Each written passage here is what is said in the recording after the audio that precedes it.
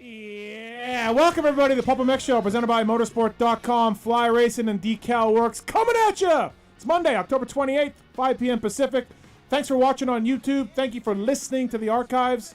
And for people who do both, what's wrong with you? 702-586-7857 if you want to talk to myself or either one of my very special guests in studio tonight here on the PulpMX Show. We got the Vancouver World Supercross. It kicked off this weekend. I was there. And lots to talk about when it comes to that race. Eli Tomac, Shane McElrath, your big winners. We have the X-Brand Goggle Tear-Off segment. We have the Motorsport.com Tweet at Tits segment. We got the Race Tech Rant all coming up tonight. But I want to thank our sponsors, our partners. You can get the codes on PulpMXShow.com to save, which is a great thing. Motorsport.com, Fly Racing, Decal Works, X-Brand Goggles, Michelin, Renthal, Race Tech, Checkerz, Firepower, Maxima, OGO Power Sports, Pro Filter, FMF, Guts Racing, Renegade Race Fuels, Atlas Neck Brace, MotorcycleIndustryJobs.com, WUSA, Get Data, Works Connection. We're going to give away a Pro Launch starting device tonight from the WC guys to either a caller or an archive listener. Weisco Piston, MTX Braking, Luxon Clamps, Ethica, Troll Training, Rocky Ridge Trucks, Factory Chassis Parts, all on board with us tonight, as are you. 702-586-7857. Let's talk some Vancouver.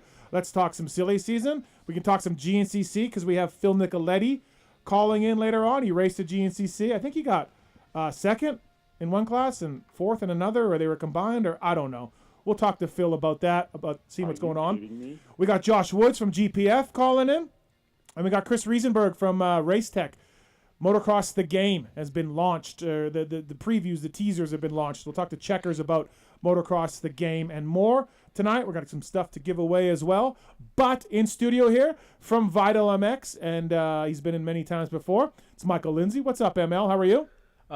Confused. I left to my house 3 hours earlier than I did for the last show, and I somehow got here only 10 minutes earlier. Mm-hmm. I set the record last time by showing up the moment the show started. I made it 8 minutes this time. No, that well, good to have you here. I got some questions about Dark, and I got questions about Lewis, and Please. I got a lot of stuff. I question both of them every day. So, but in studio here, he's a Motocross the Nations champion, Supercross champion, Motocross champion. Mm-hmm. He's even a World Supercross champion. That's true. From a long time ago. You know him for years and years calling the Supercross and Motocross action, of course. He was back this weekend with Ralph Shaheen in the booth for the World Supercross. And, he's one of the greatest all time. Jeff Emig, what's up, Fro? How are you? Thanks for coming in. Good to be to have here, man. It's Thanks. a short drive out. The maps on my iPhone said it was going to be about 3 hours and 15 minutes out here, but the cruise was set at 95. So it was fantastic. I was going to have you on the phone tonight, and then I was lining it up, and you're like, I'll just come in studio. I'm like, it's a quick drive. I didn't realize the winds were going to be like 1,000-mile-an-hour wind gusts out here. At least yours is like the smaller Sprinter. If you got the big one, you're just like every which way. It's the Metris, but it's a mid-size. Everybody teases me. They say, "Oh, you drive a minivan." It's like, excuse me, it's a mid-size. It's a mid-size. I went through that with my Ridgeline. The dirt bike fits excellent. I can say I've seen you at the track with it. I love it. Yeah, actually, everybody gives me shit about it. Saw you at Glen Helen a couple weeks ago. We parked next to each other, so you're still out riding. Loretta's guy. Going for that again. You got your ODI stuff. You got Wee Big. You got goggles. Oh, yeah. Got a lot going on, Fro. I do have a lot of irons in the fire. Yeah.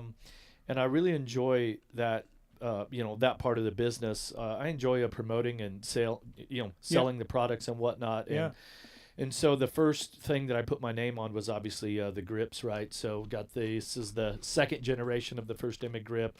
And then, of course, the Emig Pro, which is like the best-selling grip. That there is. So got some to give away. I'll talk about that in a little bit. I want to talk to you a little bit about your career too. I got some stuff. Obviously, you've done so much on the track and off the track. And we'll talk some World Supercross, absolutely, because that kicked off this weekend in Vancouver. And 702-586-PULP if you got a question.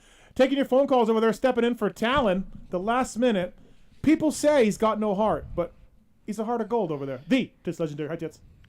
Talon is welcome, and so is Courtney. Okay, thank you. So can people text in too, or is that just no. just a landline? Yeah, just a landline. Okay. Yeah, all right. Yeah. We just do that. We should get a cell phone, and do that. You can Oh, tweet can us you at- imagine the text messages that would come in though? I don't want to. Yeah, you don't want to know. No, I don't want to see him. Working the cameras over there, holding things in.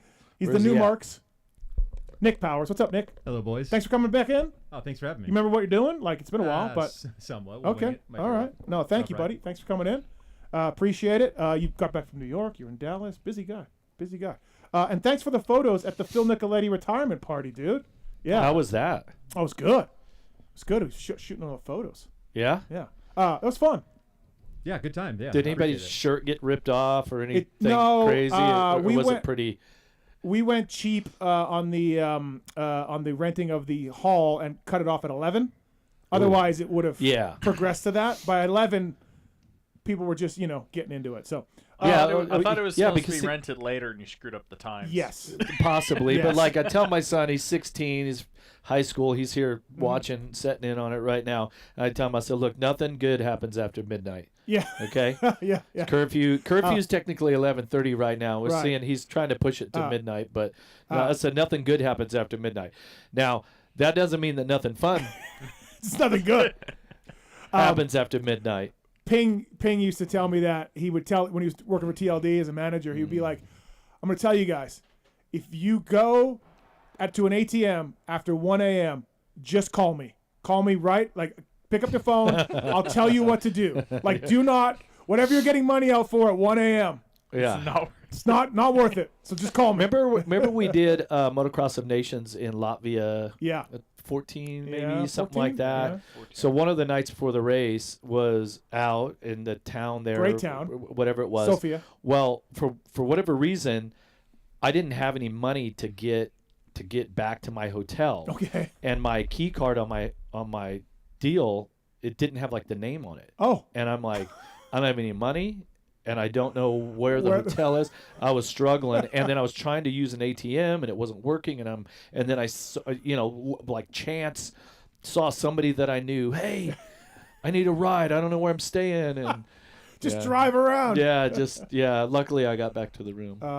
The big winner though tonight is really Pookie Mathis, who has always been Team Fro. Yeah. Before back then she was Team AC.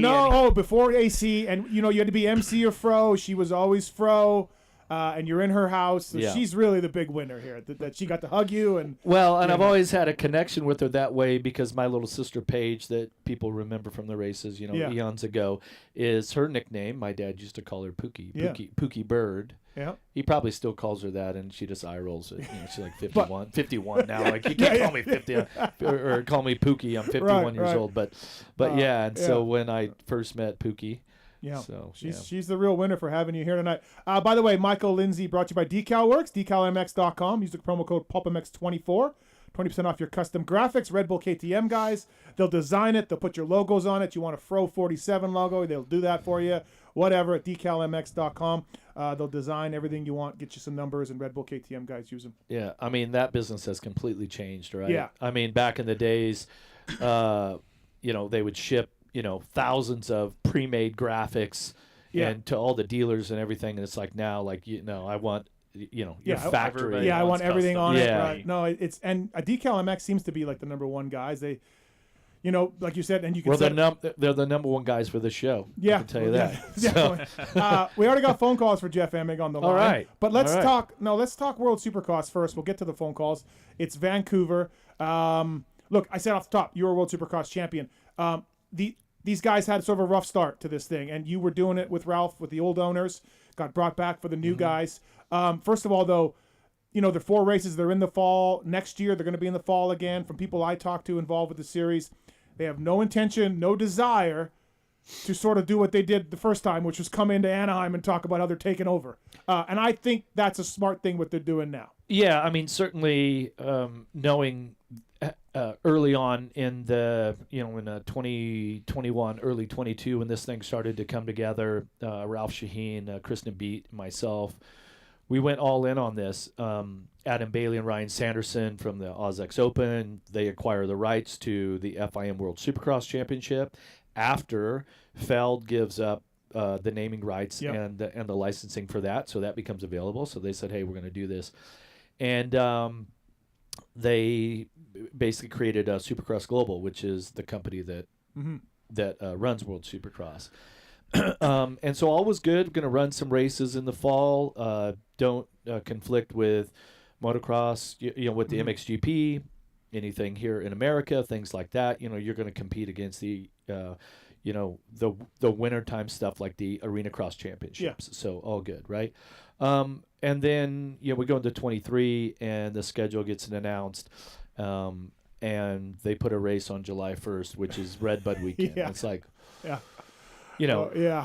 which is, knowing that was a big conflict of interest. And then but before that, it seems like between Feld and MX Sports is they did some really good business and maneuvering with their championships and created the SMX title, right? In response to World Supercross coming in. Some people say it was they've been working on stuff before, but whatever. The timing was, it got pushed forward. They came up with, $6 million more dollars to add to the purse here for the American Championship, and so that's great. It's all great for the American series and riders and all that stuff. So, but now at midway through the year last year, after the first round, ownership with Supercross Global changed hands, and then leadership changed hands after the season last year. So Tom Burrell and new leadership with Supercross Global. A lot of newness for this round that we just had last week in Vancouver. Whole new TV, producer, director, things like that on our end. Some new people on the operations side, and they realized that the first 2 years got off to a bit of a rocky start, whether it's with the riders, with the team owners who have an equity stake in it, and with the fans. And so, also for Ralph and I, because we left the championship after one round last year. That's kind of water under the bridge. Well, they wanted to renegotiate some contracts. Yeah, they wanted to renegotiate, and you were knowing that I left the championship tells you which direction the contract they wanted to go. Went, right. But we're back again, and we couldn't be happier because if I'm not going to get hired to do any of the broadcasts here in America, right? So those positions are not available for me. So what's the next thing available? Do some Arena Cross, different things that come up, and then World Supercross. And so Ralph and I love working together. I mean, we literally text each other all day, we constantly spending our days together, communicating, talking about NFL, racing, sports, whatever, a little politics, maybe, just a little. And then we love, doing what we do. Yeah. And so the three of us, with Ralph and Kristen B and myself, we get on great, and hopefully that shows on the broadcast. That being said, why I came back again is because I really do believe that Supercross needs to have an element that takes it globally. Yeah.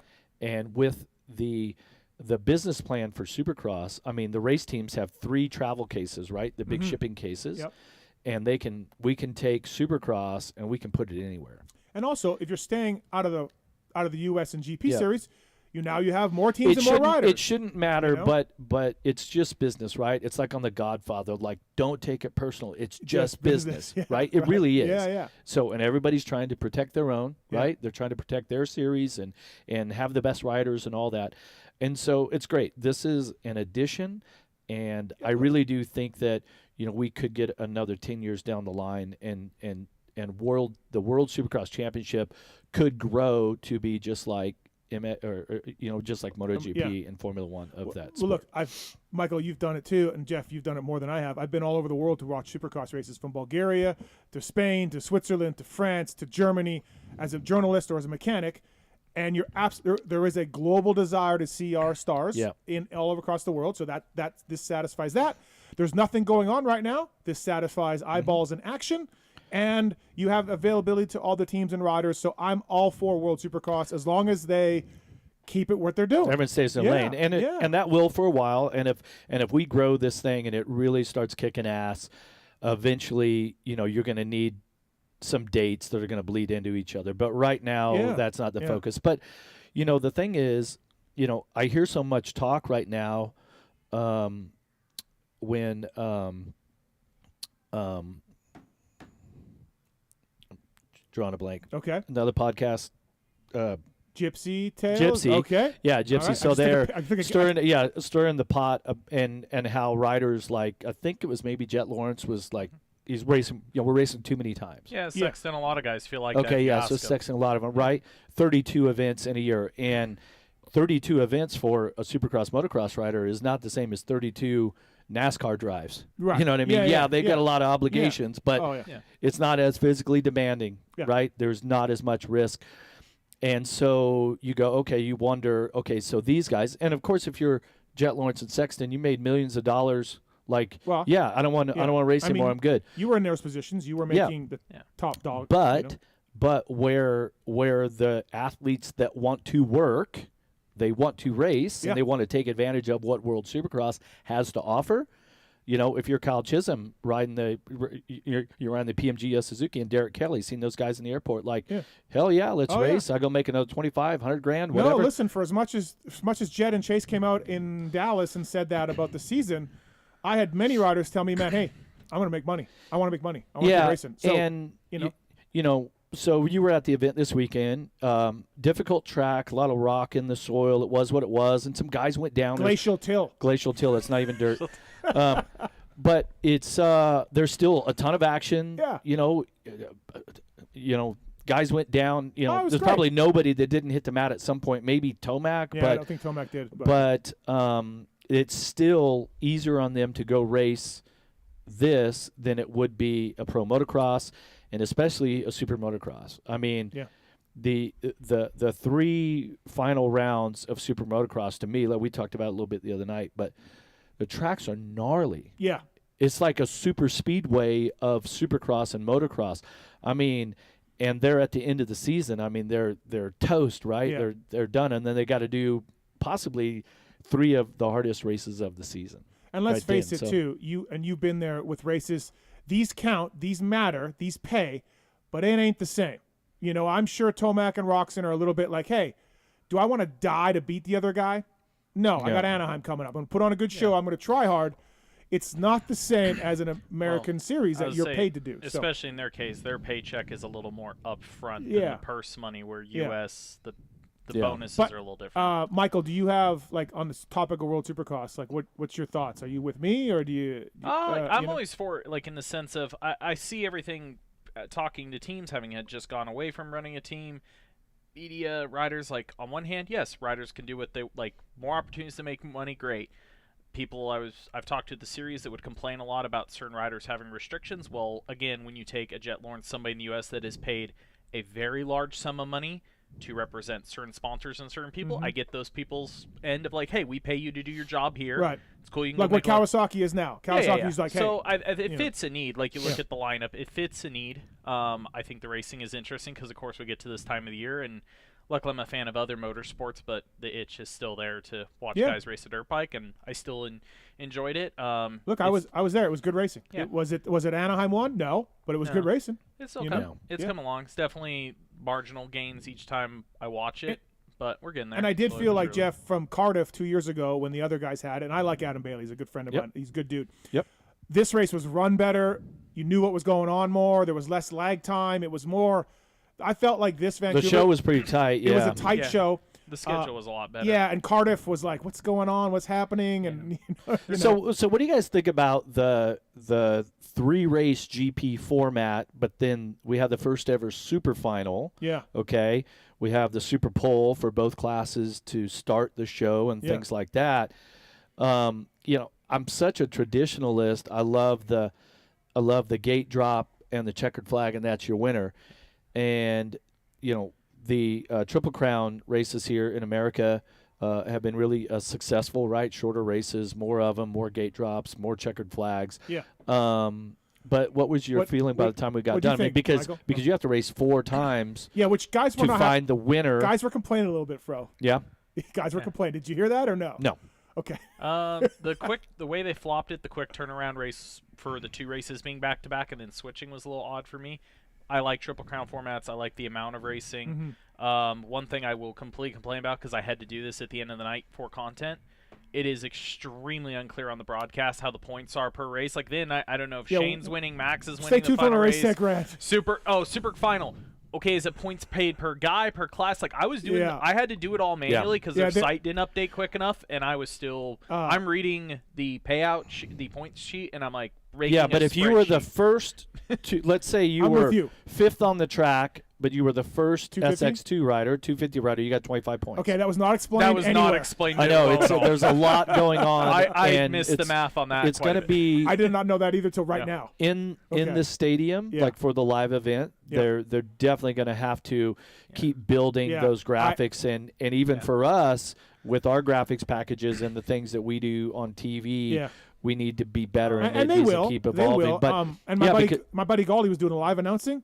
He was texting me, "Hey, what's going on?" Like, I'm like, I don't know, man. Yeah, it's hard with the super final to set. Like the super final as a racing entity is fun to watch, but then I'm also watching, going, I don't know. Okay, the Eli and Kenny battle is extremely obvious. Beyond that, I'm like, I'll wait till they tell me after the race. And the interesting thing that I think from the racer's perspective is that if you're the best guy, you get 5 points by winning the Super Pole, and it goes 3, 2, 1, 0 in the 4 that ride the Super Pole.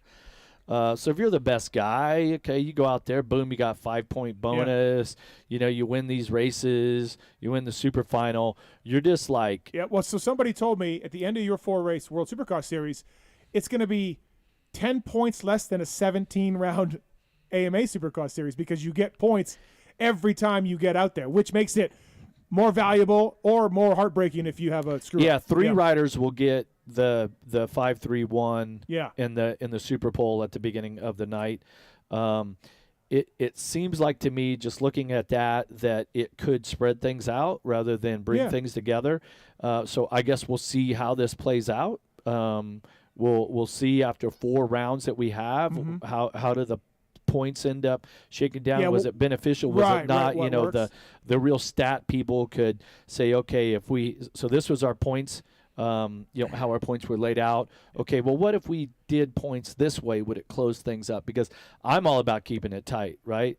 Like that would be the best way to do it. But then if you're the guy that wins, you're like, oh, well, I go out and win, and I have little benefit for that. There's no incentive for this and that. So there's incentive built into it.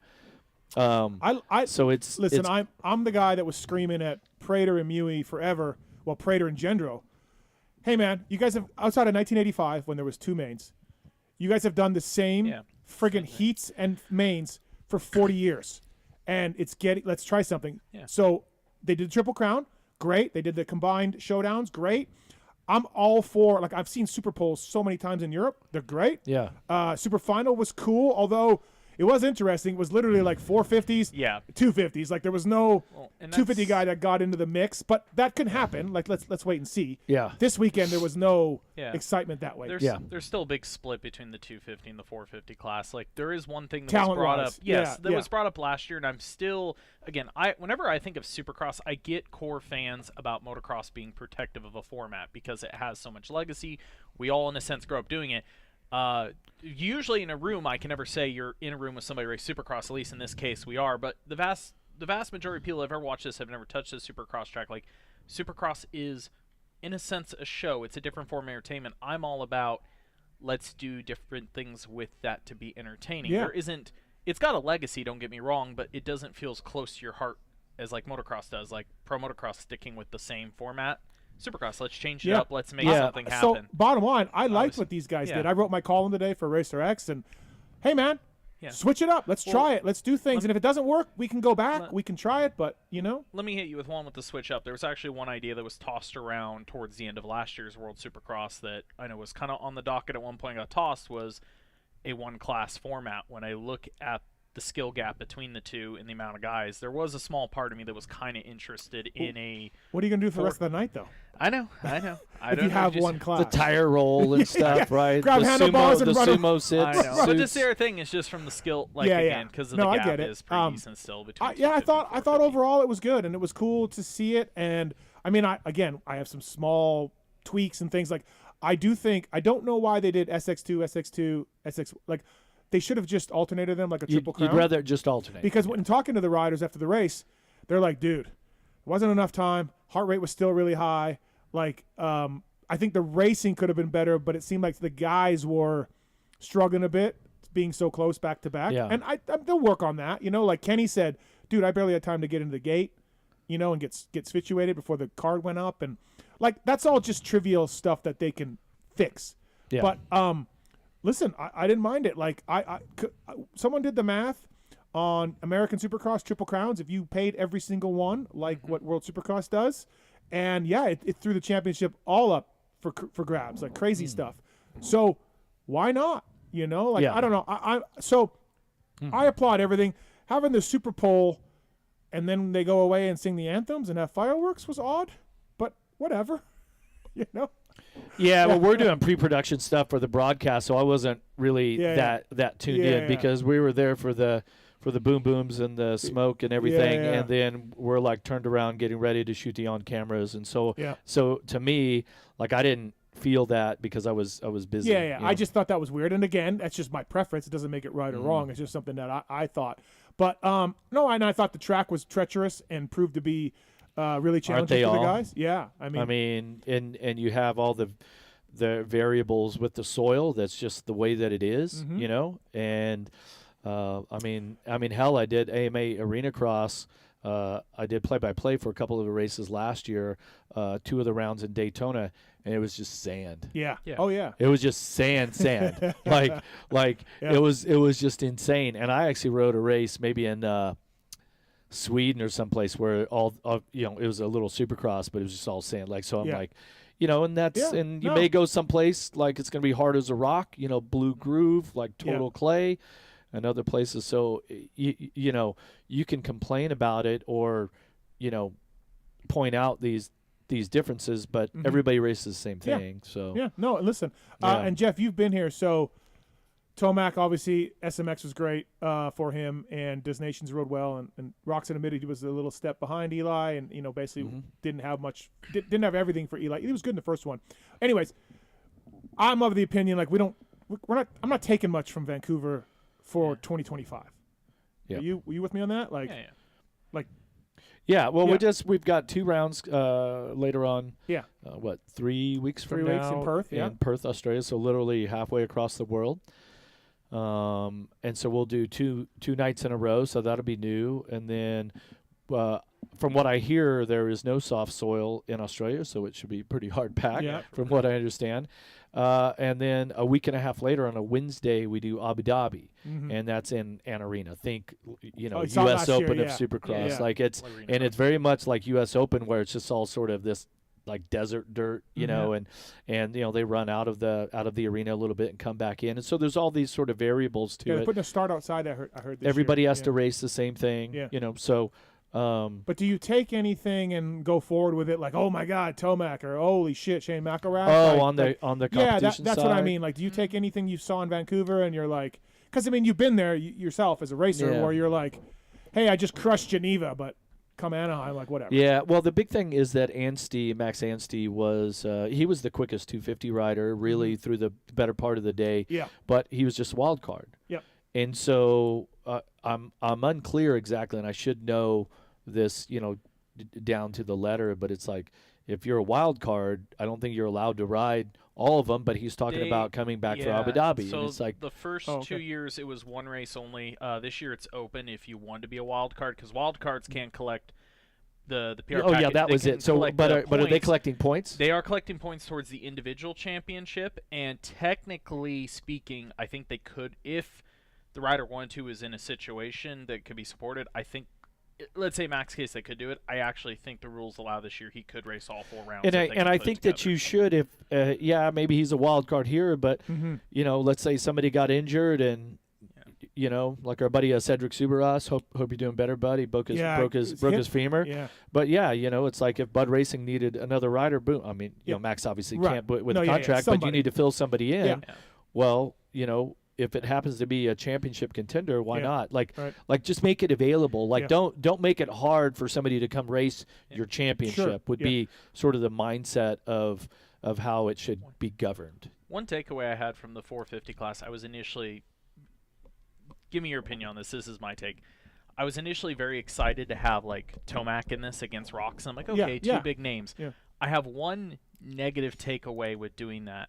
when you have Kenny just by yourself, one of the absolute top tier guys, and he's racing Savatgy, Nichols, Freeze. Mm-hmm. Kenny doesn't have to be his best self to beat them. There's a certain aspect of not to say mail it in. You still got to be on your game. Yep.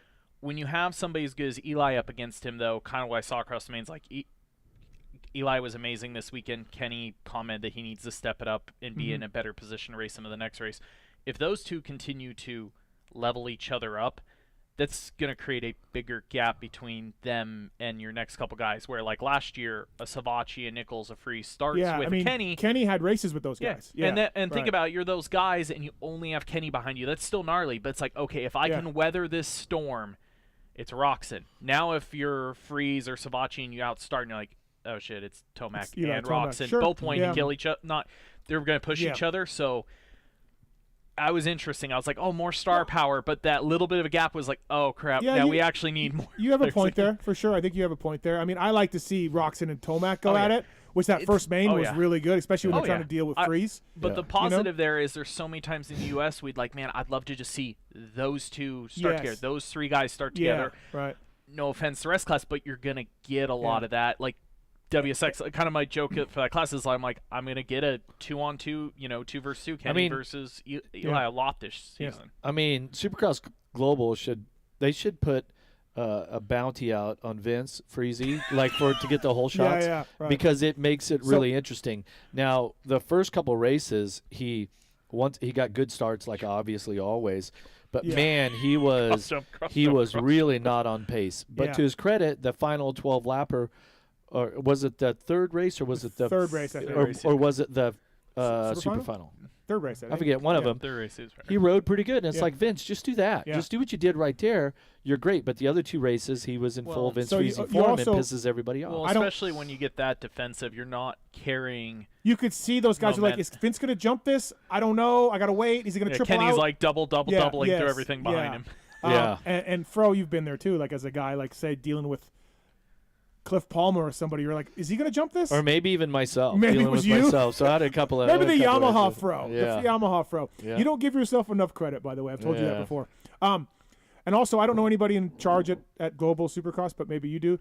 The guys could hear the air in the gate drop, and Chiz was yarding starts because he could hear the psh. Yeah, Chisholm had one where I was just whoa, and what happened I think it was Vince's first one. He was out 5. And then Eli never admitted it, but I'm pretty sure Eli did. He lined up next. So everybody just lined up next to the board? Well, no, but get this. You could get to Dino was next. I text Dino. I go, what happened to your starts, dude? Didn't you hear the air? And he goes, yeah, it fucked me up. It's made me jump. Oh my God. No, Dean. Everyone was using that. Chiz, Freeze, the Eli. So let's get a little. Supercross ran into the same problem, and they had to get a little insulated box. I was getting, or you have a trick where you have a second thing make the a release valve make the noise before it drops. See how many guys hit the gate. That would be prime Fro thing that you would think. That's about some Michael Essie shit right there. He would have been straight on it. He would have he'd have been hanging off the side of the bike waiting for it to go. Yeah, so you can just fix that maybe for round two because it definitely helped things. 702-586-7857. Jeff Emig, Supercross champion, motocross champion, brought to you by the folks at Wiseco. Pulp24 is the code to save with Wiseco. Teamed up with the Honda HRC guys. They make cast and forged pistons, 2-stroke, 4-stroke. Pulp24 at Wiseco.com, bringing you Jeff Emig here how much are we saving on that? I think it's 20%. Yeah, it's not bad. Oh, 20%? Yeah, I think so. Not bad. But the code's something 24. Yeah. 2024. Oh, okay, gotcha. 20% is good discount. Let's get some phone calls for actually ML and Jeff and everything. Carl's on 3. Carl, what's up? You got a question for Jeff Emig? What is up, my friends? Yeah, it's not really a question. It's more of just a nut swing a little bit. But I'm from Wyandotte County. Oh, nice, where I grew up. And so I just wanted to give a shout real quick and say, I remember being a kid. I'm 40 now, but I remember being a kid watching you, rooting for you because you were the closest thing to a hometown anybody around here's ever seen. So nice. Where'd you grow up? What street? What area? So I grew up in Raytown on the Missouri side. Oh, gotcha. Yep. But yeah, lived in Whitecoat for a long time. Thankfully, I don't anymore. I'm a Johnson County guy now. But, just huge shout-out. I ran anytime I raced anything, anytime I personalized anything, it was always number 47. And I really wanted to know, where did that originate for you? How early did you start running it? Because I didn't see, much amateur stuff, except, retrospectives and motocross action or whatever. Yeah, that's an interesting question. I appreciate your comment. What's your name again? Carl. My name is Carl. Thanks for calling in, Carl. I'm actually working on a book right now, and with Troy Verbdog's working on it with me, and so we actually, that was one of his questions, and I'm like, I don't remember. I think that it was one of my assigned numbers at Loretta's one year, and then I stuck with it. I think that's what the deal was. Well, wasn't you were because 747? We used to have pro, different numbers right? every year there. Yeah, you were 747 your first year pro. Yeah, 747. Yeah. So, but somewhere there, when I was still on 80s, because they called them 80s then, they weren't 85s. I think that's when I went to number 47. Yeah, there's a photo of you 47 answered. Yeah, I don't really remember where it came from, but it seemed to stick, and it is a cool number. It is a cool number. Seems to work. Carl, you got a bike? I don't anymore. Okay. I kind of had my grail for a bit was the 05 CRF 450R, and I ooh, my condolences. Well, it was an That was a incredible rough bike. chassis. It's too much for me, but it was a little goated for me from the Kevin Windham MXDN of that year, and it held a special spot in my heart as far as four-stroke stuff. So, Steve, real quick, I'm the guy who said, "Hey, big guy," when I got around you to go take a picture of JT at the live show in Indy, and I meant to come back and say it was in jest. No, I know. I look like a dick. And, no, it was funny. No, I get that. I got that a few times. Don't worry about it. Big guy. It was one of my rants. I know. I probably wasn't the only one, but I fully regret it now because I found out that JT is a trumper. So, Emig, Fro, don't tell me how you vote because it'll fucking ruin it. I guarantee it. So that's all I want. Have a good night, guys. And Thanks, I really Carl. appreciate it. From Kansas City. Thanks, man. Appreciate it. Thank Carl. you. Jason's on too. Jason, you want to talk to Jeff Emig? Yeah, kind of the same as the last guy there, but I grew up and Jeff was my guy. I don't know if he'd remember. I'm sure he gets it a lot, but every year they would come to Kenworthy's Pro National, and he would come to a local shop in Cincinnati, and my dad worked there, and he would always bring me into the semi, and you hooked me up with a jersey. Was that for Tom and Coco? Yeah, Tom and Coco. Oh, yeah. Oh, he does remember. Yeah, super fun couple. I just seen Coco and Tom not that long ago. Yeah. Yeah, I have pictures of you holding me like at the Montgomery Inn when we would go out to dinner and stuff. Oh, the Montgomery Inn. That's right, dude. Food was epic. What was the dish that's there? Like, what is it famous for? You ever? No, I just love the fact that Steve was like, "There's no clue." There's no chance Jeff remembers. And Jeff knows the restaurant, the names, everything. Now he's naming dinner entrees. Man of the people. Trust me. Man like of the people. Like I said, I'm working on this book, and there's so much shit that I don't remember. Yeah. And it's weird that, when I was married, I couldn't remember to pick up cat food on the way home. Yeah. From picking Jagger up at school, but I remember going to the Montgomery Inn or signing autographs at Tom and Coco's or riding some lap at Kenworthy's that was 35 years ago. Yeah. I literally can visualize the same thing. So my real question is, I've tried to get a hold of you on Instagram, but I got a #1 jersey from '98 at Daytona, orange and black shift jersey, and my dad was a huge fan too, and he and I'm not trying to get sympathy, but he has passed away a few years ago. And he was a huge Miller High Life drinker. And I keep saying I have to get one of your number 47 Miller High Life jerseys so I can add it to my collection. And I just figured this was my best shot to make that happen. So yeah. Well, just hit me up. Hit me up on Instagram, send me a DM or whatever. Right. Do you want now, me to get his email? I can. Put him on hold. If you want to do that too. Yeah. All right. We'll put you on hold, Jason, and I'll get your email and I'll give it to Jeff. Cool. I appreciate it, guys. Have a good show. Thanks for calling. Thank you, man. Appreciate it. Stay on hold. All right.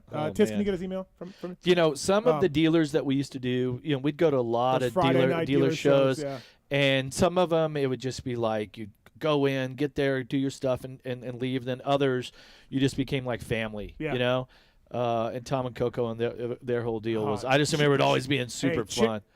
Jagger's listening, but chicks going down and probably sliding numbers at some point, Yeah, I don't know All right, anything. We'll just move on from that. All right. That's totally a thing that COVID killed those. The whole Yeah, dealer they did. thing. That I guess they ended. want to bring them back, but Feld's like trying to say, hey, can we do it at the stadium? Like something like that. Yeah, but see, when I first started 88, 89, I started riding my first pro races. 90, I was factory Cowie. So I had Jeff Ward, Johnny O'Mara, Jeff Matasevich, and then I was low on the totem pole. Right. And by then, Wardy had already been doing this his whole life, right? Yeah. And sort of the thing was, these dealer shows, if we drove ourselves, we'd get there 15 minutes late. They'd want to leave 15 minutes early and just get the hell out of there, right? And I'm like stoked that somebody's coming up and saying something nice to me. your And I was like, autograph? you want me? I got Jeff Ward, Johnny O'Mara over here, and then Chicken, who was just Chicken was. mental. Hey, look, Chicken showed up. Yeah, He made right. it. And so I'm like, hey, do you want my autograph? And they're like, no, I'm just waiting for Wardy. And then the Bradshaw. I went to Yamaha's teammates with Dubach and Bradshaw. Very much a similar attitude, like we got to go do this. Let's get out of here. And then once Bradshaw left the team, and all of a sudden I was the top dog. I'm kind of like, man, let's go. And there's still 150 people in line. I know we're only supposed to be here till 8 p.m. and we all want to eat dinner and go to bed, but dude, you got 150 people in line. Yeah. Like, you can't let this go. And Rhino's like, come on, man, let's get the fuck out of here. And I put it this way, right? And I tell my friends and stuff. I said, imagine, you get done with work and on a Friday, so let's say you're working a 9 to 5, Monday through Friday, and you're going to go someplace every Friday. You're going to sit there, and 300, 400, 500 people are going to come through the line, want to take a picture with you and say something nice to you. Yeah. Right? Yeah. Man, love you, Steve. Man, you're the best, dude. Best show ever. Boo, dude, love you, right? Like, who wouldn't want that? You're like, I want to get, there's 150 people that want to come say something nice to you. Yeah. No. And just get a picture with you. And you're like, I was that kid. I was, I couldn't speak. I couldn't get a word out. But I was that kid. So I'm like, hey. And that's one thing, too, that once I got comfortable with that situation is that I could always identify the kid that was a little bit shy, kind of hiding behind mom or dad or whatever. Say, hey, yo, what's your name? Get over here, little Billy, And try to make it as easy for that person who's shy about it, because I can empathize. I've been in that position.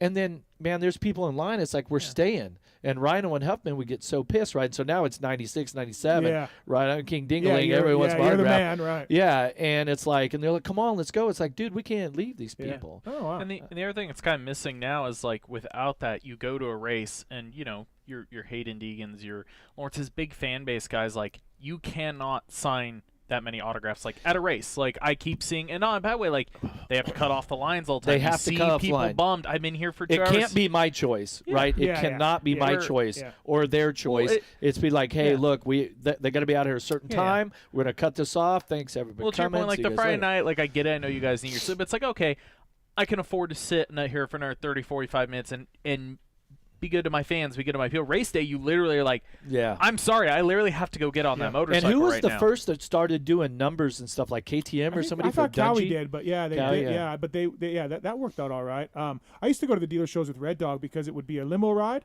to the dealer, and then I would get free dinner. So I was like, oh, sweet, man, I'll go with you. I'll just hang out. Like, it was fun, those days. We actually got a question on Twitter from Shroom Daddy. Ask Emig if he remembers Carlsbad crash nailing the bridge structure. Oh, yeah. I still got a scar right there. Yeah. There it is. Yeah, right there. See this? Broken elbow. Was that on TNT? I think that was on a TNT race. Yeah. So here, the significance to that was that I was a Team Green rider. I was going to be amateur in 89, okay? But I wanted to ride some Supercross. You 125 riders had what was called a Pro-Am license, where the 250 riders were an expert license, right?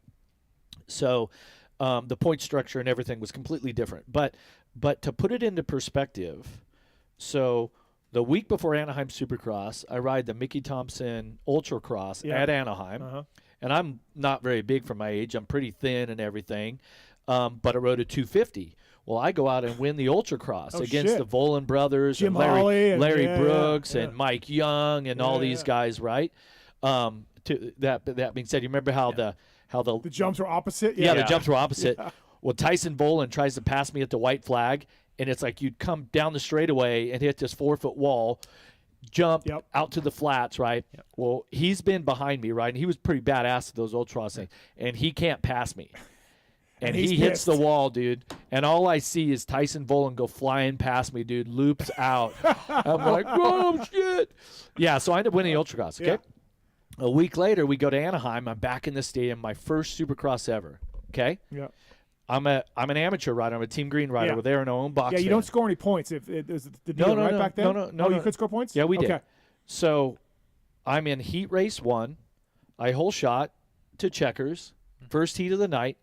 Go up on the podium. This is like this thing at like the the mound area. Yeah. Larry Myers goes to interview me, and I get stuck on a word I can't even speak. Right? Yeah, He's like, "What's wrong with this guy? You okay?" You're stuttering, right? Yeah, I'm stuttering. And then main event, I hole shot the main event and lead 11 of 15 laps. Oh. Chicken passes 89? me. 89. Chicken passes me, and I was like, fuck this, I want to pass him back. And I like missed my rear brake, went over a berm, crashed, whatever. I got up. I don't know what I finished, 8th, 13th, whatever, something like that. That's irrelevant. Well, overnight, we drive down to Carlsbad to go ride a Golden State Series race. It's happened all the time back to then. make some money. Yeah, right. So in 2024, that kid that has that speed and has that talent, he's not going to the event on his own. He surely is not getting 4 hours sleep and going and riding a money race the next day. No. Right? Yeah. Well, I win the first race, second moto, me and DeHoop, it was Craig DeHoop and I, we were going at it all day, and then I clip him. I ended up hitting a bridge and broke my elbow, and I was kind of in denial. I went to Seattle Supercross the next weekend. We drove up there, and I'm like, no, my elbow will be all right, because I didn't want to tell my dad that my elbow was actually that sore. And then eventually, like Friday, I had to go to a hospital. Like, it's not getting better. Yeah. And then I had to have surgery on it. I have pins, wire. Yeah. So, yeah, that's the point of that is that that kid doesn't go do that now. None of those. Every one of those kids has been on a team for 3 years before you even ever get there. Absolutely. Alex is on one for Michael Lindsay. What's up, Alex? What's your question from ML? Hey guys, I had a question about the Star Racing Yamaha bikes. I don't know if you really have got a chance to get close to them, but I noticed their airbox covers. It looks like they have a screw that holds in the airbox cover. I have a 2024 Yamaha Bike of the Year, but my airbox comes unclipped sometimes. I was wondering if you knew anything about the Star Racing airbox clips. It's pretty common amongst any of the race teams. Like, there's a lot of plastic on the bike, whether it's side panels, airbox lid, that they'll do their own like wood screws or different things into to hold it. Are you talking about up at I think at the very front you're talking about, instead of doing a nose-in clip, they actually the front of it nose clips in. I think they drill it for a bolt there, just because if you hit it hard enough. I actually had one the other day slip back if you don't install it quite right. That front piece can bow. They also have a different cover that Deegan's been running lately that's from the GP team, but yeah, they'll it's really common amongst teams. There's either they have a custom underpiece or they're just straight up drilling and tapping it themselves. But yeah, like side panels, factory Honda guys have a different side panel right now that bolts in a different place, because put it under the pressure and load those guys do, stuff likes to pop out. All right, there you go, Alex. Yeah, I appreciate it. All right, thanks, man. Appreciate it. Your Tech Minute brought to you by Michael Lindsay. I do want to give an archive listener a chance to win some ODI lock-on grips, the Emig ones. So let's do this. Let's do number 47 email. 47? Because, that won't be. It's another number, Fro, besides 47. Higher. Give me a number. Number 3. No, higher. Higher? Yeah, higher than 47. 3 would be lower. Jesus, man. I know. You didn't know so number 8, is 8 enough? We'll go, I was number 1, 2, 3. What's a 3-digit 6? race? Well, he was 747. That's a little high. Okay, so I went 747. Yeah, then I went to 36, 18. You know what? 666. 247? No, fuck it. 247? 147. Email 147 into contest@pulpmxshow.com. Gets you a pair of the Emig ODI lock-on grips that Jeff personally helped develop. And email contest@pulpmxshow.com. We'll give one pair away. We'll give another pair away to a caller, 702-586-7857. Jeff Emig in studio here, brought to you by Wiseco. Also, Jeff Emig winning championships with the Checkerz. Back in the day, a Checkerz world leader in accessory dirt bike plastics at a Checkerz USA. Go to their website. They got a bike builder. You can insert your bike, your model. You can pick your color and look at how your bike's going to run at Checkerz. And I still run at Checkerz to this There day. we go. At Checkerz USA. Yeah. Official Brian plastic. takes care of me. Get to take my Mun Racing Huskies and make them all white. Just white and yellow. So gold, when I was Your a kid, setup, everybody your asked setup me, looks good. everybody asked me about the gold rims and hubs. Yeah. Is when I was little, all my bicycles were like blue frame and gold, all the gold anodized brakes, right? The gooseneck, like your levers, everything, the wheels, everything was blue and gold. And I find that I still gravitate towards that. I had black and gold a couple years ago, but then I went back to the blue and gold with the Nice. Husky. So let's talk a little bit about. I do have some questions about your career. We got some X Brown Goggle Tear Out questions for you, but Weebig, ODI, SAG scale. We touched on this earlier. Things that you're busy with, things that you're promoting.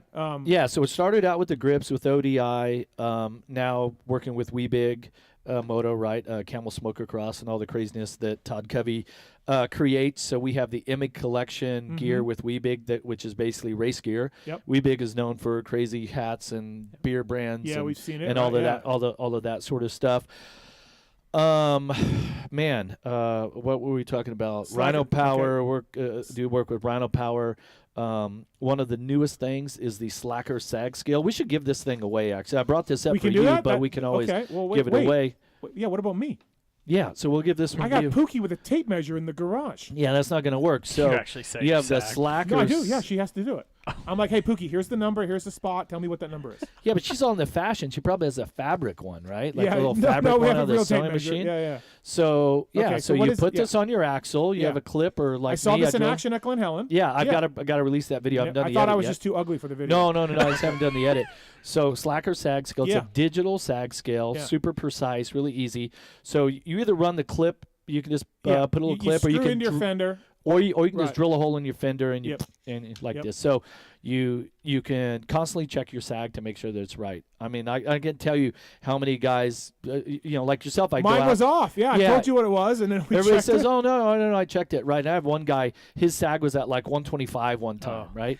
Yeah. And so this is the remote. Yeah, so no Pookie because I put this. I put it on my. Put this on the bars. Bar. You have this here. Yeah. It's Bluetooth. Okay, so you can check your SAG yourself. You like hold yourself against the truck or something or whatever, and get your balance right. Then you can check your SAG.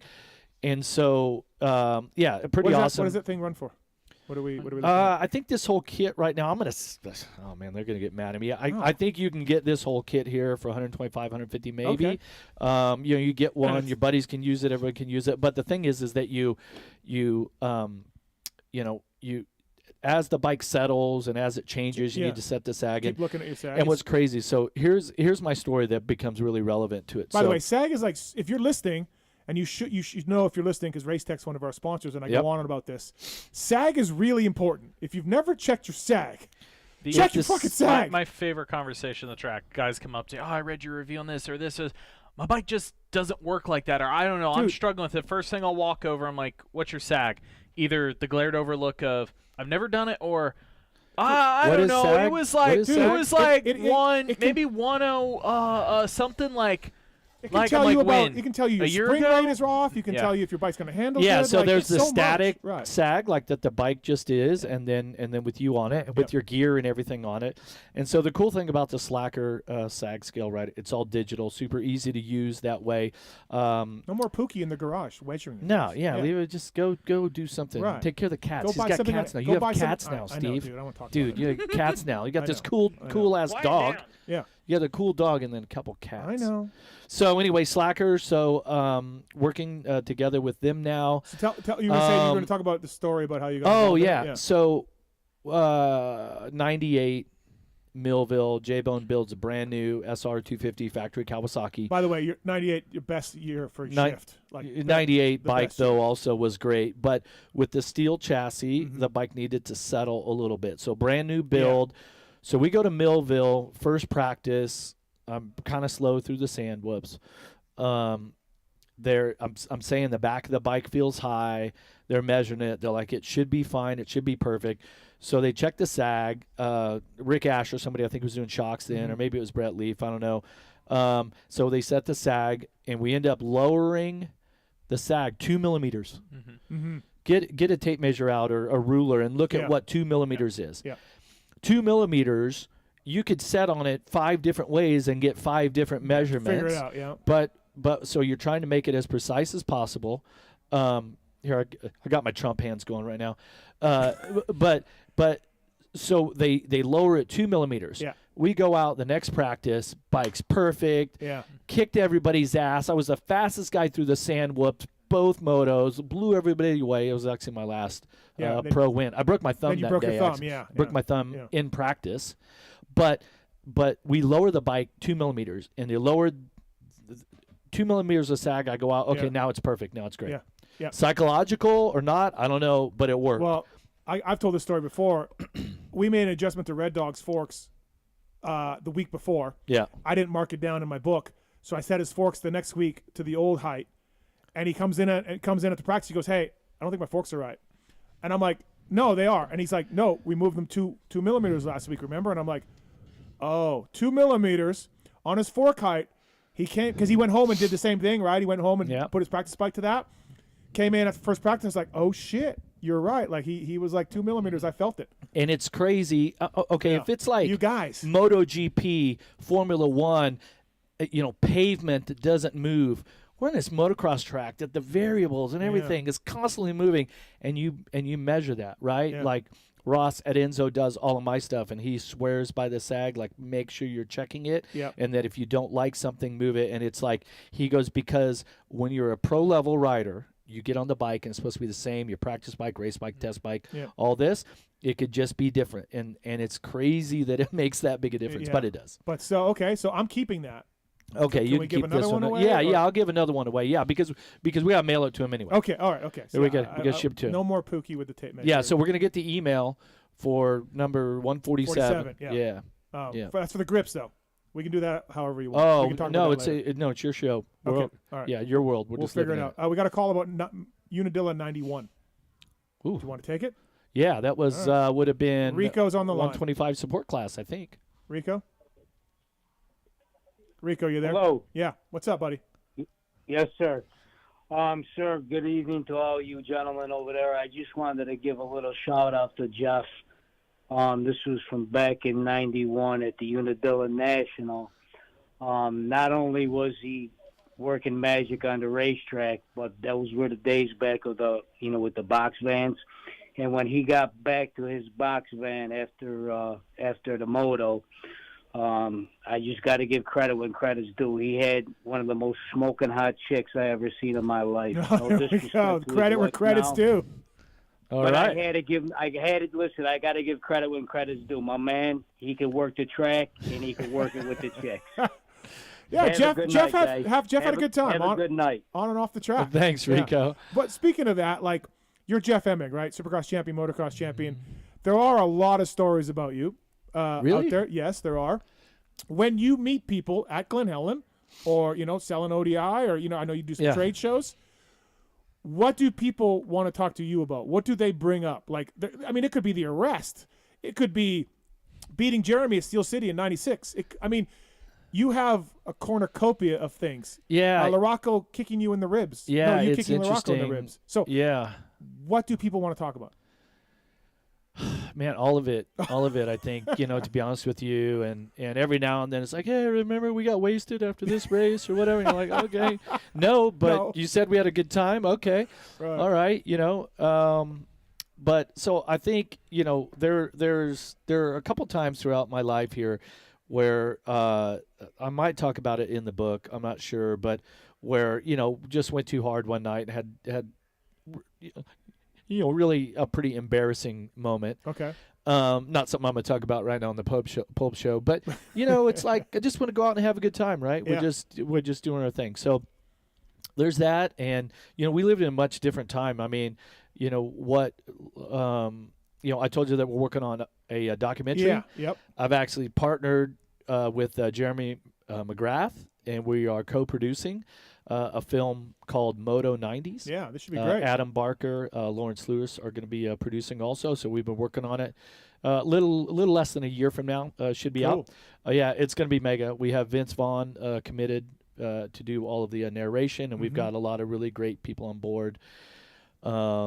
as investors, or as strategic partners, things like that. Yeah. So it's going to be basically, Jeremy and I, where we came together in our rivalry on and off the track, and then like the subplots or everything that was motocross in the 90s. Yeah, that was going on. And what I always say is the 90s of motocross was like the 60s in rock and roll. It just Sure. can't be duplicated, Yeah. right? Yeah. It just was a time period. Now we have these things around, like, all these guys these days, they're like, oh, I wish I lived in the 90s. And it's like, yeah, but you made $8 million this year. Like there's a, there's a little trade-off. Yeah. I mean, I heard Adam talking about how much money his Cowie contract and all that was, and I'm like, son of a bitch. Yeah. Well, you were probably over $1 million in your heyday. Yeah, but it wasn't like. Yeah, I mean there were I guess $1 million. You had to win to get that too. Yeah, though, right? you had to. Yeah, you had to dominate. Yeah, Right. I mean the most I ever made was like $2.2 million a year. Yeah. What was your base? What was your highest base you ever made? 400. Oh, really? Huh? Oh, wow. Yeah. Okay, so like Red Dog was like 750. Yeah. VTV See, I did in the year 2000 when I retired, when I broke my leg and back and wrist before that, and everything went from you were basically $250,000, $250,000 bonuses. Yeah. Everything went to $1 million. Yep. Right? Who's going to step up and beat Jeremy again? And then Ricky started. So then they start throwing money at anybody that was like the challenger, right? Yep. And unfortunately, in that time period, man, with McGrath and then Carmichael and then Reed and then Stewart, it's like it was slim pickings to win a race was extremely difficult. My theory on that is that's why we got Nathan Ramsey and John Dowd and everybody else going to 125s. Yeah. The OEMs are like, we can't beat McGrath. So fuck it. Let's get a 125 East Carmichael. title. We can't, right. Let's get a. So at least we can go to Japan and be like, look, we won. Something. I had that conversation with somebody the other day. You look at like, okay, the next generation. You look at what Jet and Chase are doing right now, and kind of as it starts to shift with Eli going out. If you're a team or an OEM, where does your investment eventually go? Like the guys that have been hanging in 250 class, it just keeps getting better because there's only about. The amount of dudes that can win you a title is kind of thinning back out a little bit as certain guys are leaving. But the difference is right now, and I'll really give a nod to the guys that are out there, to go back to the 22nd place rider in a 450 main event, that guy's doing a shit ton of training and work. Whereas you might, back in our day, the guy in 10th. Right. I mean, when Jeff Glass, I see the surf kid over here. Right. I promise you, Jeff Glass was making main events, but he was not training at the level of what the guys do now. No, that's a good point. And I hope you're doing well, Jeff. Haven't seen you in a while. Right. But, no, you're right. But you know what I mean? Yeah. Like even that was the Swink and those 90s. guys. That's the 90s. Yeah. They, there was a loose time. Yeah, it definitely was. And I mean, there was a time period. I got really serious when I went to Cowie at the end of 95. Mm-hmm. I hired a good buddy of mine, Eric Hilton. He came to live with me. I said, I used to live with Eric in Huntington. I need you to hold me accountable. Which is like the rooster in the hen house, right? Let's be honest. But I said, I'm on the straight and narrow. We're gonna train our ass off. So work my ass off. Yeah.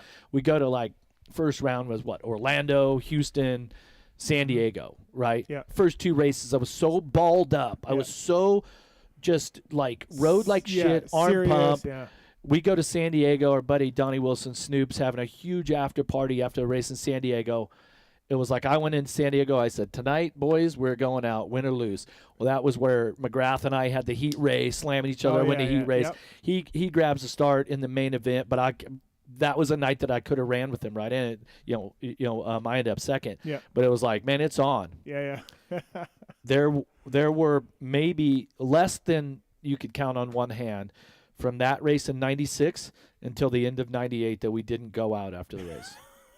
One hand? You got one hand? It got That's serious. not Troy, Ohio in 97, the super hot race. Yeah. Can't do it, man. Like, you're so dehydrated. Eyes are sunk back in your head. Like, we had food afterwards. Like, I can't go out. I hate to break the streak here. It was 8,000 degrees, guys. Yeah. I'm gonna sit in this one. Yeah. I mean, there was a couple like that, but it was basically and yeah, I mean, it was a different time. You've got these guys now. They, Ricky started this era of the, these are professional athletes. And, I talk about it a lot in what we're doing with this Moto 90s thing is, yes, I was a motorcycle racer where Ricky was a motorcycle racer that was a professional athlete. I was a motorcycle racer, but I wanted more of the rock star lifestyle. Yeah. You know what I mean? But- like the lifestyle. I don't want to be an actual rock star, but I wanted that. Yeah. And in the 90s, you could do that Um, to a certain extent, right? Did you so going on that a little bit, which I do want to talk about your career, so this segues nicely. So you win everything in 97. You're the best rider in the world. Did you go too far, or did you stay the same and then the riding dropped off? Or like did you go like shit, like I'm the best guy in the world. Let's go even harder during the week and stuff. No, there were a couple of races, but I mean I started out like I was fast enough to win the first race. Tortelli passed him on the last lap. I thought he was a lapper. But like Seattle, you go from first to ninth 14th, or whatever. Yeah, whole shot terrible, to 14th right. and never fell. But so you didn't really change. But I was good, and then in like 2 weeks I got spun out mentally. Okay, so it wasn't an off-track thing. No. That stuff. No, right. I lost my confidence because it comes and goes so quickly. Yeah. But my problem was, looking back on it now, is that after I had won, there was a full calendar year where in 96 I won 250s, 250 motocross, motocross of nations, King of Bearsea, supercross, motocross. We didn't win nations that in 97, but that was all of my goals in one. Mm-hmm. And I look back on it. You already had a 125 title too, Yeah, but I look back on it and I'm like, I didn't reset my goals. I was like, okay, I did this. Okay, now I'm here. And it wasn't until everything was taken away from me at the end of 99 when Bruce Sernstrom and Factory Cowie, when they fire me, that it was like, whoa, I need to reset. What am I doing? What am I doing with my life? And like, where do I want to go with this? And so I made a 3-year commitment to myself then. I'm going to race for 3 more years, and these are going to be the best 3 years of my career.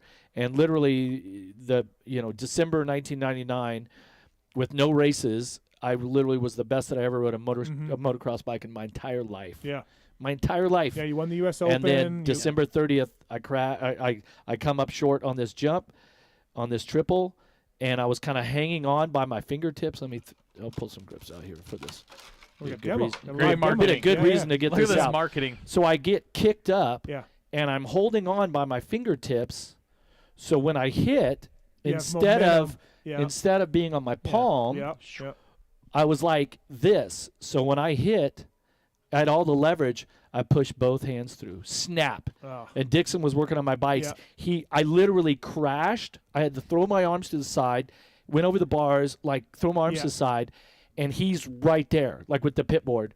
And my hands, like the top of my wrist were flat, and like this part of my palm was like over here. Oh, damn. And your tendons are all like this, and it was like, oh shit. Yeah. And it was like, you realize like, whoa, no, I don't have to worry about any sprains. These are broke. Yeah.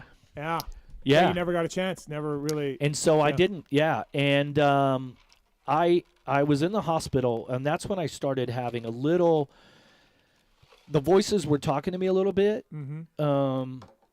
And I remember telling Pete Fox, hey, get ready, I'm going to come to work at Fox. And he's like, what? And then I went to First Supercross, and that, I had my own race team and everything at the time, and I loved that idea of being a race team owner and all that. Money was easy. Edge was, $100,000 check here, $50,000 check here. Like, it's easy. I got cast up to here, and I left the First Supercross and watching it, and it's like, I'm supposed to be out there. Yeah. Like, I was going to whoop McGrath's ass tonight. Ricky, Wyndham, whoever's there, I was teed up. Like, I was good enough to win that on a production bike. Mm-hmm.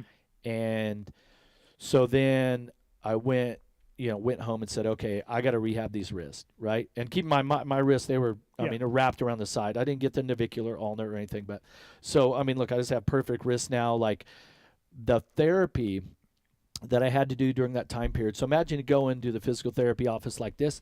And he said, okay, we're going to take ice bags and put on your wrist, wrap them so it's super tight, and then we sat there for 30 minutes. So you're just sitting there like, you're literally just sitting there for 10 minutes until they go numb, and they're like, oh, okay, now they're numb. Yeah.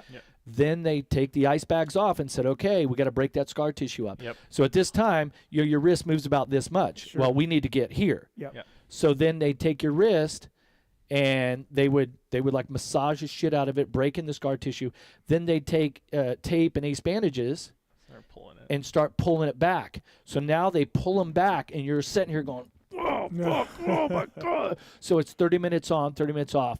And the worst was when they go, okay, we're going to do this. We're going to go this way. So then they tape them, both of them. So I'm sitting here just, I mean, you're literally just mentally trying to get through it. Yeah. It hurt.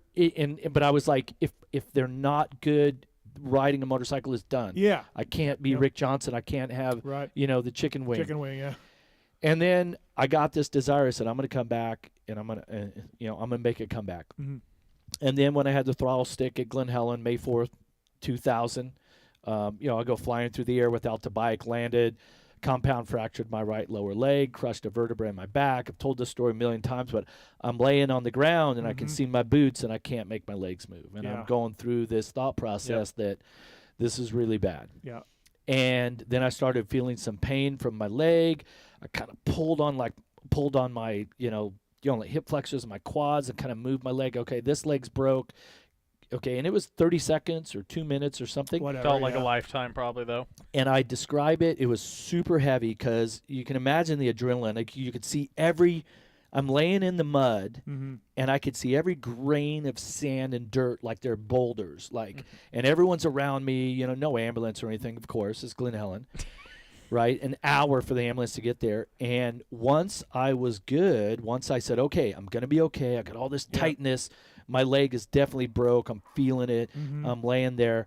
And I had this moment where, remember in like the movie Ghost with Demi Moore and Patrick Swayze, it was like this thing where like, oh, this spirit leaves. I call it my racing spirit. I'm getting goosebumps just thinking about it. Look at it right there. Oh, your hair's standing up on it, literally. That's when I said, I don't want to have to do this anymore like this.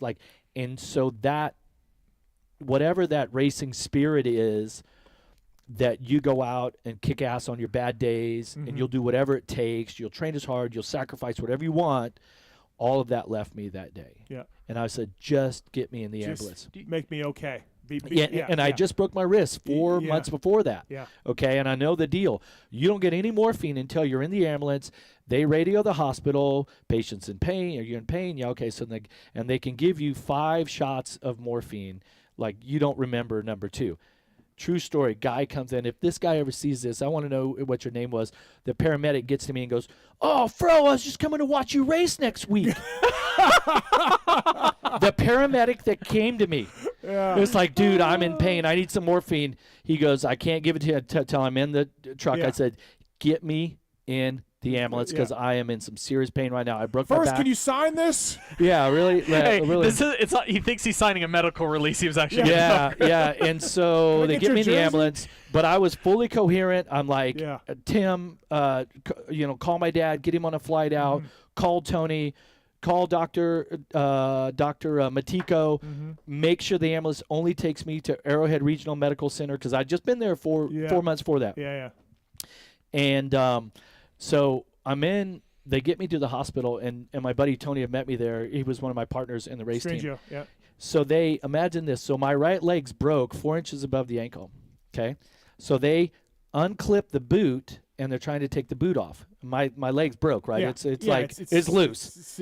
They didn't unclip it and take the strap out. The strap, fold the boot open. They just undid the thing and was trying to pull it open. And Tony said, I woke up for just a second, like came to, like, oh my. And Tony's there, and I'm like, tell him to cut the boot off, doing one of those. Yeah. And he goes, okay, you guys got to cut it all off. His leg's broke, it got cut off. And he told me this story. He said they take my boot off, and because it compounded, he goes, all this blood came out, and he goes, he falls against it. He falls against the thing. He goes, dude, I lost it. He goes, I barely stayed conscious. This is your buddy. It's your buddy that you brought. Yeah. And then that was it. And then it was over. That was it. Yeah. But that being said, pretty fortunate now. Yeah. Extremely fortunate. Yeah. Guys, friends and stuff. Good friends of mine haven't been so fortunate. Yeah. And there's not a day goes by that I don't realize that. And I remember, a couple weeks later, I just got a new house, and I had all of my audio video systems set up, but I didn't have any furniture. Right? Okay. I think maybe Yeah. I had a couch or something. Right. And they put the hospital bed downstairs because there was a bathroom downstairs, right? I couldn't get up and down the stairs. Right. But I didn't have any window coverings on the windows. And I'm laying in the hospital bed at night. You know, my whole life is just like completely upended. And I still remember it because the moon was coming through, and I get a call on the cell phone. It's David Bailey. Oh, yeah. And you know, we probably talked for 2 hours that night. And I wasn't super close with David, but obviously, you know, he's David Bailey. And he says, you know, you have an opportunity right now for this to be your bridge out, and nobody's going to fault you for it. Yeah. And if that's and if you know, we all have to, you know, we all need to stop sometime. Yeah. You know. Yeah. And so this was 2000, and I remember him saying, like, asking him about it and his injury and these sort of things, and like, well, would you ever ride again? He's like, if I could walk today, I'd ride tomorrow. Yeah. Right. Yeah. And so that never was lost on me. The you value were always of going that. to ride a dirt bike. Yeah. And you know, keep in mind, you know, David and Doug Henry, these guys have had the ability to get back on the bikes with the adaptive bikes and all that sort of stuff. Yep. Obviously, it's pretty tough for David with his health and the you know, how long ago. Yeah, I think he had some issues. His injury right? was, yeah. Tried to ride again. But that being said, we share this passion for it, and you know, even though my pro career was taken away, the fact that I can still ride a motorcycle, I still really enjoy it. It's getting harder, you know, each year, especially. You know, the fucking Mike Brown rides like he does. So you know, everywhere I go, it seems like I'm lining up next to him. Yeah. But I keep it in perspective, and I really enjoy what I do. Sometimes I want to ride. Great, I'll go ride. Yeah. But if I went out to Glen Helen today and it was windy like this, I'm not going. Yeah. Back in the days, I had to. Yeah. I know the wind's going 50 mile an hour. Yeah. But now I don't. Now I don't have to. Did you have? I'm curious around that time. If this was common for somebody your caliber too, did you have like a career-ending insurance kind of thing for that? Permanent total disability, yeah. Okay. Yeah. Okay, we're getting you out of here at 6:30, so we got to rush a little bit. Jeff Emig here, brought to you by the folks at Weisco, of course. So we have a gentleman. He wants the SAG scale on the phone. Okay. But I don't always trivia? like the sob story. So I'm gonna let you decide. All right, Jeff. Like, okay. Whether Mike, what's up? What's your sob story here to get this? You know, the SAG scale. SAG scale. Slacker. Well, too cheap to buy a metric tape measure.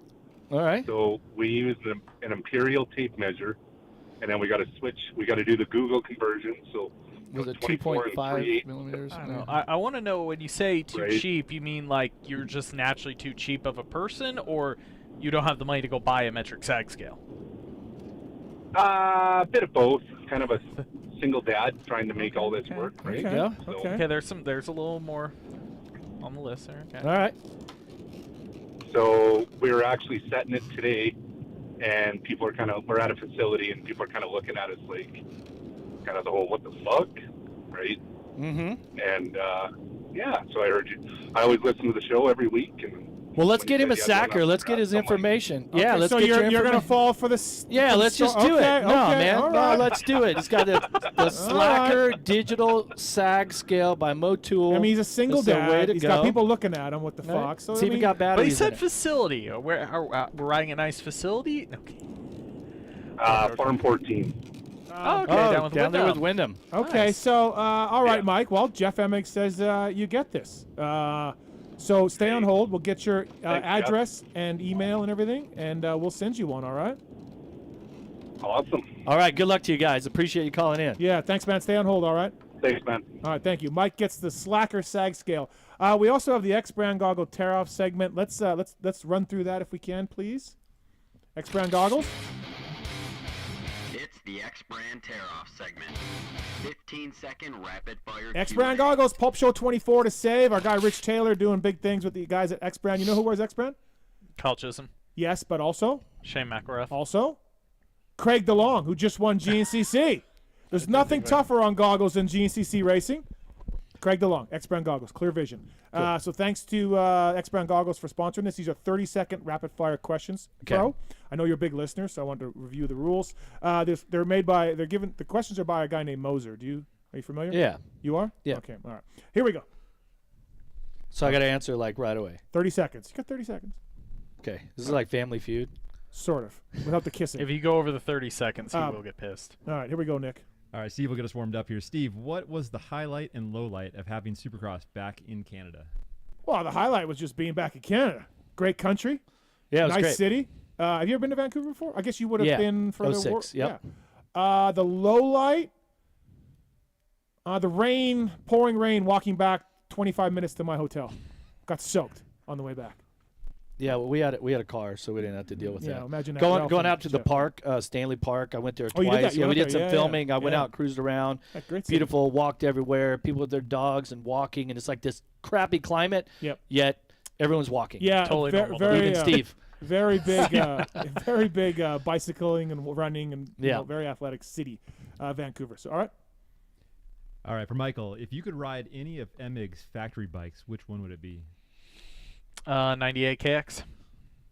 Not I've me. got one. Not me. No. I've got one, actually. I went to Millville as a child in forever, and the 91 YZ125 sounded so sick. Now we know the story. Which year? 91 or 92? Was it 91? Which one was it? Am I wrong? Well, which I one won was the championship in 92 with the Monojet.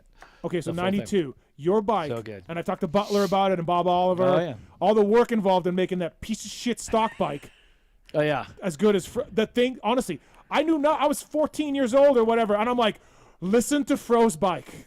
Yeah, well, sounded I sick. mean, the 90, 91, 92 production bike was like the biggest pile of shit ever put on the showroom floor. Yeah. But we still had to make it win. And so when I joined Yamaha at the end of 90, Bob Oliver, engine guy, he's literally up with Bud Asklin, who was Bill's Pipes. Kenny Roberts, engine builder on the GP side of things. So they had the 500cc, Grand Prix bikes. Yep. So basically they said, okay, what are we doing with one of those cylinders is a 125.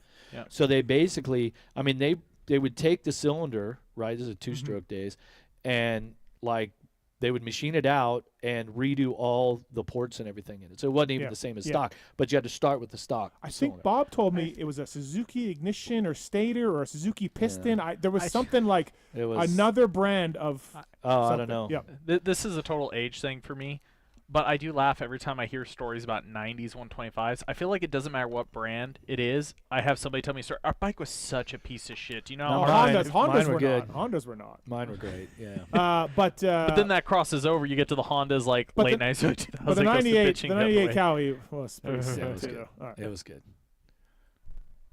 All right, for Jeff, with the current fan base, what do you get recognized the most for? Racing career, Fresno Smooth, announcing, or something else? Fresno Smooth. Fresno Smooth. not a race goes by that somebody doesn't go Fresno Smooth. Yeah, man, you know, you don't they make quote Low Dog like mad. J Bones quotes, you Right. know, going to Fresno and like all this, or hey, start every day with a fat bowl and Emigos. you know all the Emigos and Emigos. the interesting thing is that I mean 10% of the people that I see at a Supercross will call me Jeff. Everyone calls me Fro. Yeah. And it's interesting because I grew up in an era where all my favorite riders, all my heroes, they had, their nicknames on the back of their pants or had their butt logos. They weren't logos then. They were like sewed on letters. Bomber, And when I was a kid, all I like making it was having a nickname. Yeah. Yeah. And then, you don't choose your nickname chooses you. And it just became Fro and Fro Daddy. Now we just got ET3 and Everybody's their initials. CS4. Yeah. Well, Yeah. Like, Yeah. honestly, Hurling's the bullet is one of the only ones that well, clicks with me. Denny Stevenson first called me Jeff Rowe. So what we need to do is we just need to get Denny Stevenson going somewhere, and he'll just be the official guy that makes the nicknames for everyone, right? So. All right. All right, for Steve, where else in Canada would you like to see Supercross? Go back to Toronto. Toronto's great. Montreal back in the day was epic. Montreal had 65,000 people there, but that dome's falling apart. Yeah. So the dome is scary. But so let's go back to Toronto Toronto. would get a turnout. Toronto at the end was good. Yeah. The attendance Yeah, was, a good city to go to. I thought Vancouver was good this weekend. Like Yeah, it I was wasn't great. expecting much because the last time we were there, and I thought it was fun. Yeah, I mean, I think we had 18,000 fans, something something like like that, that. yeah. So, yeah, I mean, we're a little bit late in the, like with, the planning of this. Everything's new, but everybody seems to be really, really happy Winnipeg, with the maybe? turnout. Winnipeg. I don't even know where Winnipeg's at. It's in the center, right? Yeah. Cold. Nobody there. Pretty much. Nobody wants to go. All right, Michael, you are a suspension nerd. So what's your favorite fork and shock setup that you've ever ridden?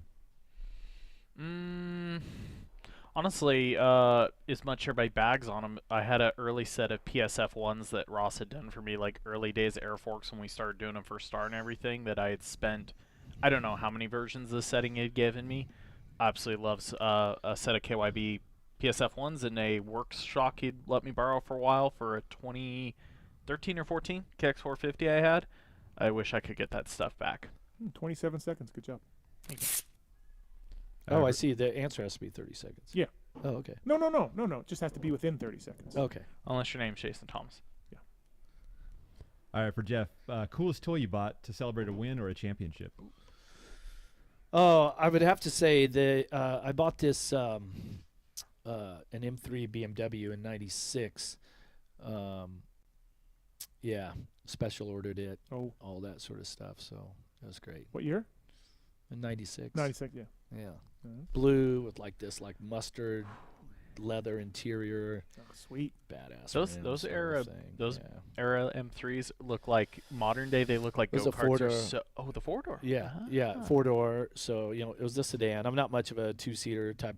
I did buy a Corvette in like '91. I don't know why I thought I needed that. Luckily, that was like the dumbest purchase of my life. I probably paid $15,000 more for it than I should have. Something like that. But yeah, the M3 was great. I love that car. Hey, so here's a great story about the M3. Can I go longer than 30 seconds? Sure, you're Jeff Emig. So at the time, my license had been suspended. Okay. So I have a badass F-250. Yeah. I have the M3, and I have this full-blown modded Jeep. Because I didn't have a license, my insurance was like $20,000 a year. Oh my God. Yeah. Yeah. My buddy Steve actually was. I got to be friends with him because I helped put his kids through college and stuff. But he owned the company, and that's where I could get insurance. So we go. It was my birthday that year. Denny, Chad Pedersen, I'm gonna say Dean Wilson, and somebody else. There was 5. Maybe Dana Wiggins or somebody. Dean Wilson. Not Dean Wilson. Dean Gibson. Dean Sorry. Gibson. Got it. Okay. Yeah, Dean Wilson was 2. Yeah, I'm like, we had him in the stroller. Dean Gibson. Got it. Yeah. So it's a Sunday night for my birthday. We're in San Bernardino, like Riverside, San Bernardino. We're in out Cahoots? We're in Cahoots? No, or no, I don't remember where we're at, but we were at a club, and it's like nothing's happening, and we're all like 25-year-old guys, like we're ready to make this night happen, and nothing's happening. I go in the men's room. I got my cell phone going. I call America West Airlines. Do you have a flight to Vegas? They said, yes, we have a flight. Let's say that the flight was at like 11:50. Okay. It's 11:15. You gotta get to Ontario. This is old. So we got to go now. So we get in the M3. Denny's driving. You buy 5 tickets? I buy 5 tickets, of course. Yeah, I know tickets. So we drive across the 60 from the 215 to the 15. I tell Denny to shut off the lights and pin it. So the car would do like 155. Yeah. So we're doing 155 in a fast lane with the lights off, pull up to the airport. So we get out. Denny goes to park it. I get out, go to the counter. There was no TSA or anything back in the days. Hey, no, we're all here. We're all here. Hold the plane, right? So midnight, we fly into here. We land in Vegas at 12:30 in the morning. Yeah. Stayed all night. Went to the Hard Rock. Did everything that we needed to do that night, and then we flew home the next day. So. Damn. Yeah, it was like it was $600 or something. You're like, yeah, whatever. Yeah, let's go to Vegas. Who cares? Yeah, it was like it just had a $250,000 championship bonus paid. You're like, whatever. Yeah. All right. Yeah, we had a good time with it. All right, for Steve, where would you rate the Emig and Albrecht super team among the other greats? Well, I mean, they're up there. It was awesome because Jeff started the trend of, hey, if you get the guy's buddy and they get along, they can win.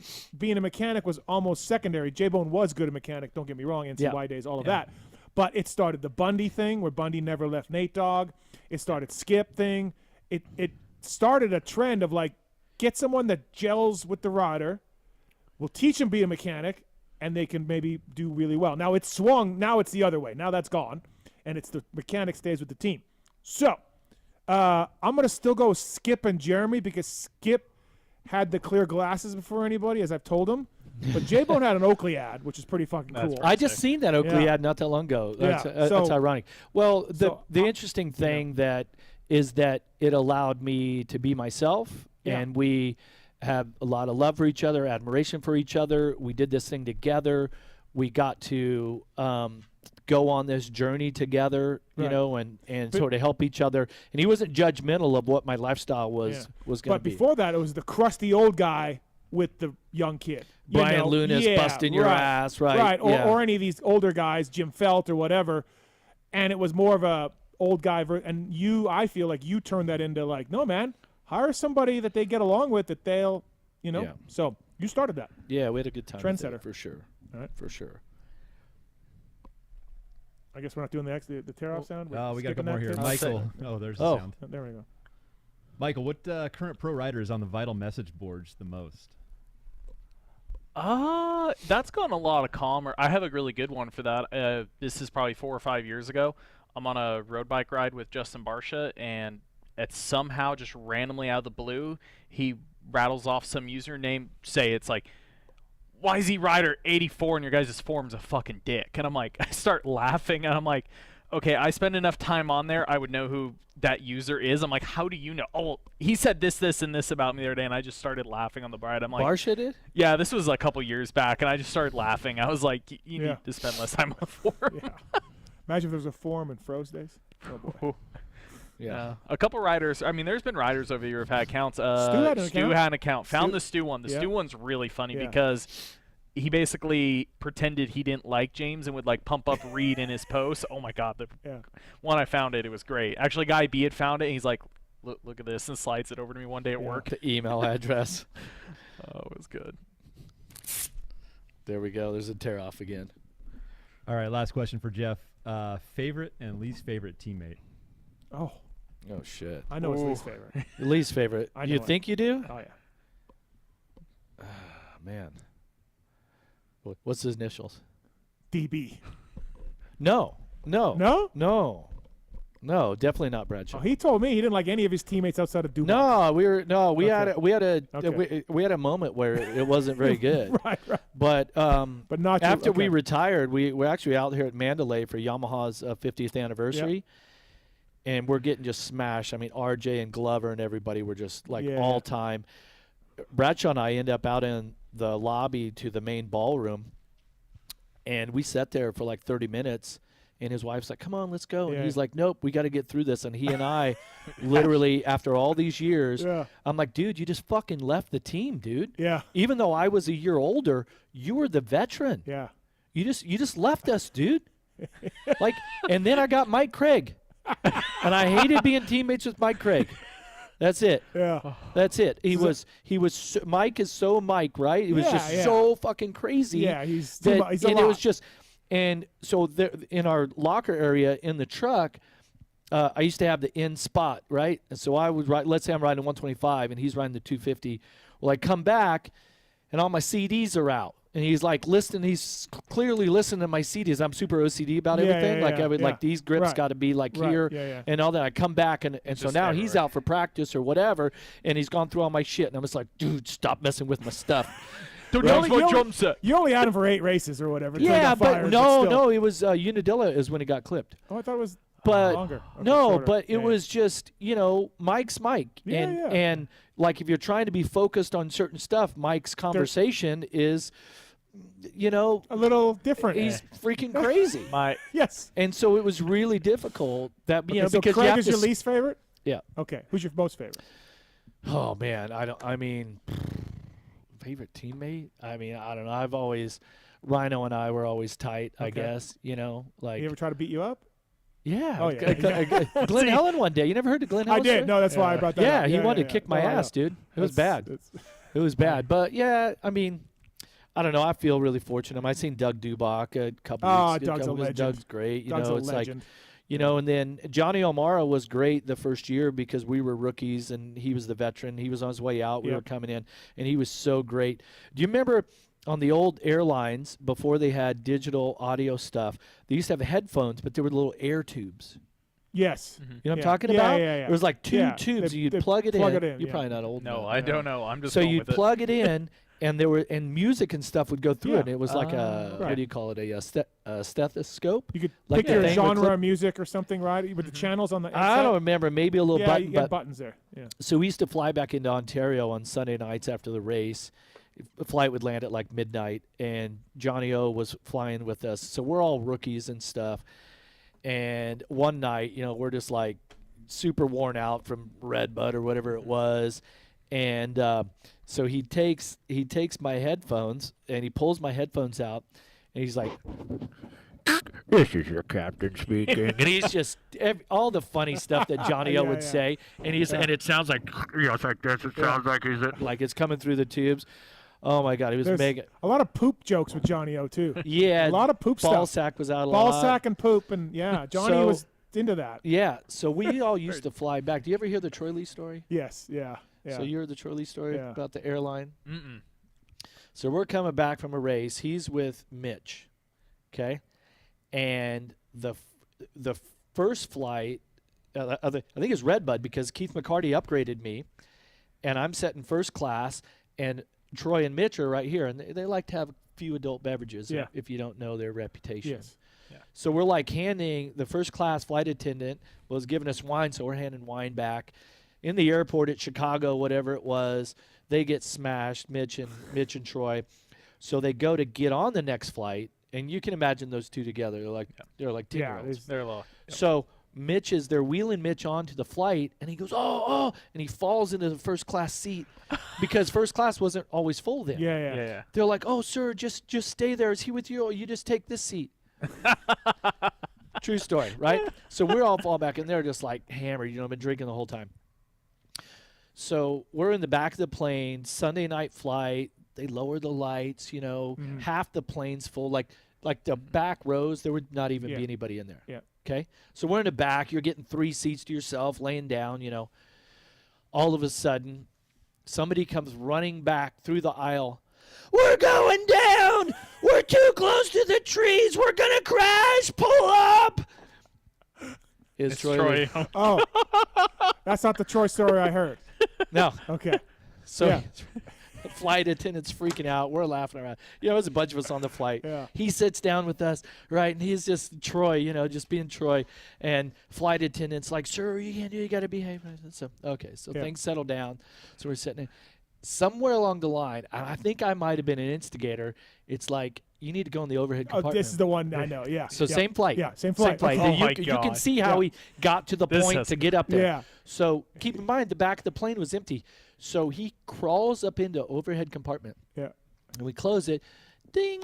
Excuse me, ma'am, can you get you had towels or not towels, blankets and pillows and stuff. Excuse me, could you get blankets? I think there's some in that. And it's like I'm sitting at the aisle, and she opens the thing, and he's like, "Whoa!" And she flies back. "Oh my God, there's a man in there!" And then she gets pissed, like, "Get down from there right now, right now!" And I remember it like it was yesterday. She's all, "That's it, I'm going to get the pilot." And he's all, no, let him drive. He's got to drive. True story.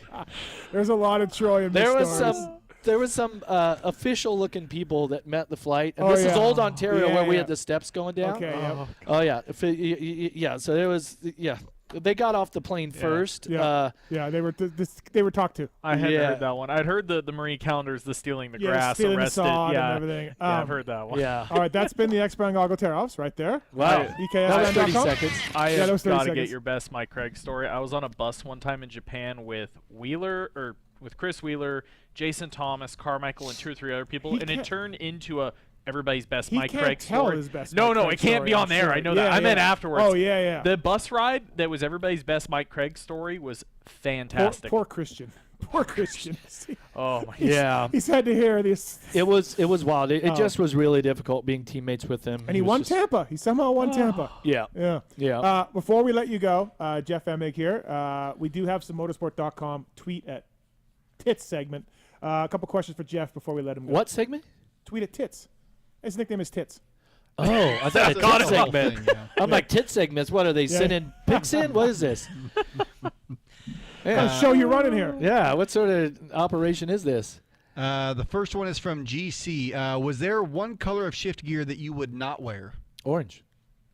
Yeah, it was terrible. Yep. Yeah.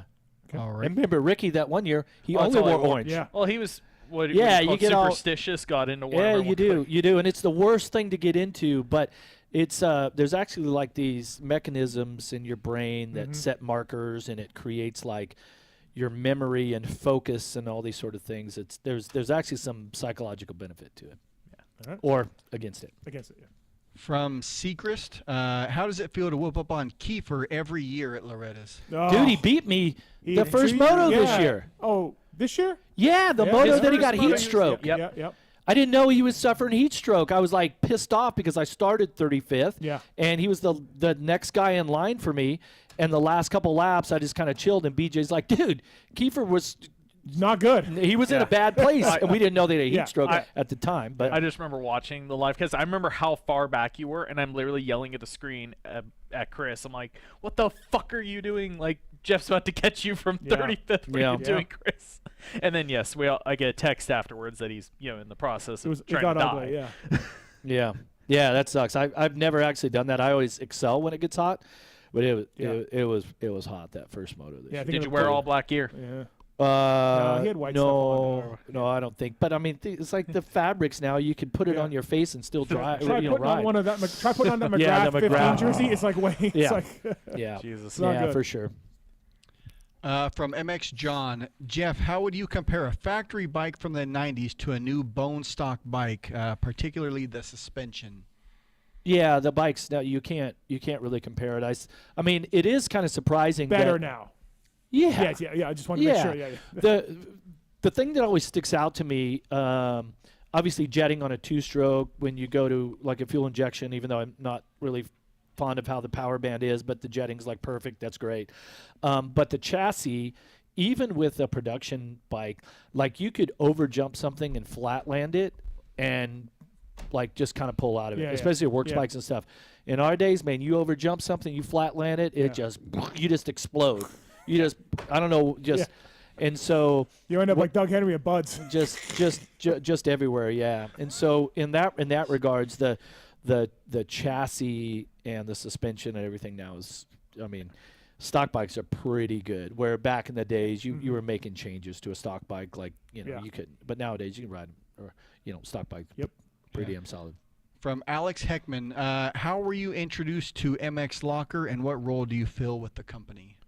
MX Locker. So I'm a partner with MX Locker, but it was a random thing at Daytona a couple of years ago. I'm just there watching. There with my girlfriend Jessica, kind of whining and dining her for one of our first trips we had taken. Well, we had taken a couple trips, but with Davey Coombs, we go into Hilton Beatty's bus, right in where the RV area is. I meet these people. Hey, you should meet this guy Ryan. This is Dad, because they're all South African. Ryan Amoy's dad is South African, and he knows Hilton and everybody and all that. And one thing led to another, so I meet Ryan. Say hello. We drink some beers or whatever, and then I go watch the race. And then he gets my number. He calls me, says, "Hey, we've got this online marketplace. Would you be willing to take a look at it? What there was?" Light bulb kind of went off. Hey, this is an endemic sort of eBay type space. And so we did a deal, came on board, and really I'm the senior member of the staff because Ryan and everybody else are like 30 or younger. Yeah. And so I've been able to bring some experience and some networking and obviously marketing and advertising, things like that, to the company. And so we just keep the tech guys just keep building it out. And it was just sort of MX, dirt bike focused. Now we've opened up new categories for off-road, adventure, street, mountain bike, cycling, all of that. So, cool. So it's going well. Yeah. Kicking ass. Good. Absolutely kicking ass, and especially this time of year around Christmas, people are selling a lot of stuff, want to buy new stuff like MX Locker is. It is the marketplace of power sports. Let's just put it that way. So it's got the hat on right my there. hat's on. Yeah. No, Santos, you've probably done stuff with a few times. He does a bunch of testing for. He's a really good friend of mine. Yeah. Luke Santos from Factory MX Vacations is he's a seller on MX Locker and a partner that we work with on a lot of different stuff. So it's great. It's great. It's definitely, I had a neighbor who just got a bike, and I said, I'm going to get you some gear and stuff, but you got to get a helmet. I can get you goggles, gear, grips, right? I get you some Rhino power, I get you a sag scale, or you can bring your bike over. But everything else, he said, I don't really know if I have money to spend on this. I said, just go to MX Locker. You're going to find a lot of stuff, a lot of different price range, anything you need. So cool. Yeah. Last one is from Sir For Real. Do you think that Jet Lawrence is going to be the best rider to swing a leg over a dirt bike? Well, I don't know. I mean, he's certainly on a good pace. And I kind of laughed at the 72 thing when he said that before the season. I was like, hey, settle down. I'm not so sure. Well, I think it's going to be difficult because, you're going to have Kitchen and Deegan, and Sexton is still there. Tomac is still going to win a couple more. And so only time will tell. But I don't think that it doesn't seem like that you're going to get that individual, like the McGrath dominance, the Carmichael dominance like that. I think that there will always be more competition for Jet than what Mike and Kodrowski and LaRocco, guys like Timmy. we were for Jeremy. Right. So I don't think that it's going to be as easy. And I say that as being the guy that was second and third sometimes, but I don't think it's going to be as easy for him because I already talked about where I think the level of commitment through the top 10 is really so it's no, I know, but he's incredible. Don't get me wrong. Yeah, the margin of error is shrunk nowadays. Facilities, training, everything's so and if he gets down the road a couple more years and he's got tens of millions in the bank, and who knows? Like he's 27, like Dunge or Villapoto, and he just says, "I'm." Yeah, I'm the good. commitment level to do what they do, you get tired of that quickly. Yeah. Right. Wyndham was like he rode on a lot of talent. He rode till he was 36 years old. Yeah. Right. Yeah, he trained, but he didn't have like that full commitment to where it's like your body's he done. Didn't give his heart and soul to win. Like what you kind of have. It was different. Yeah, that's what you have to do. But he's certainly incredible against one of the most talented fields I've ever seen. Yeah. And I do wish that I had the opportunity to be the analyst on those shows and actually call those races. You know, so it definitely he makes it look easy when it's not easy, and he's a lot like Wyndham. Just has an incredible riding style. He's really to me a cross between like Tomac and Jeremy.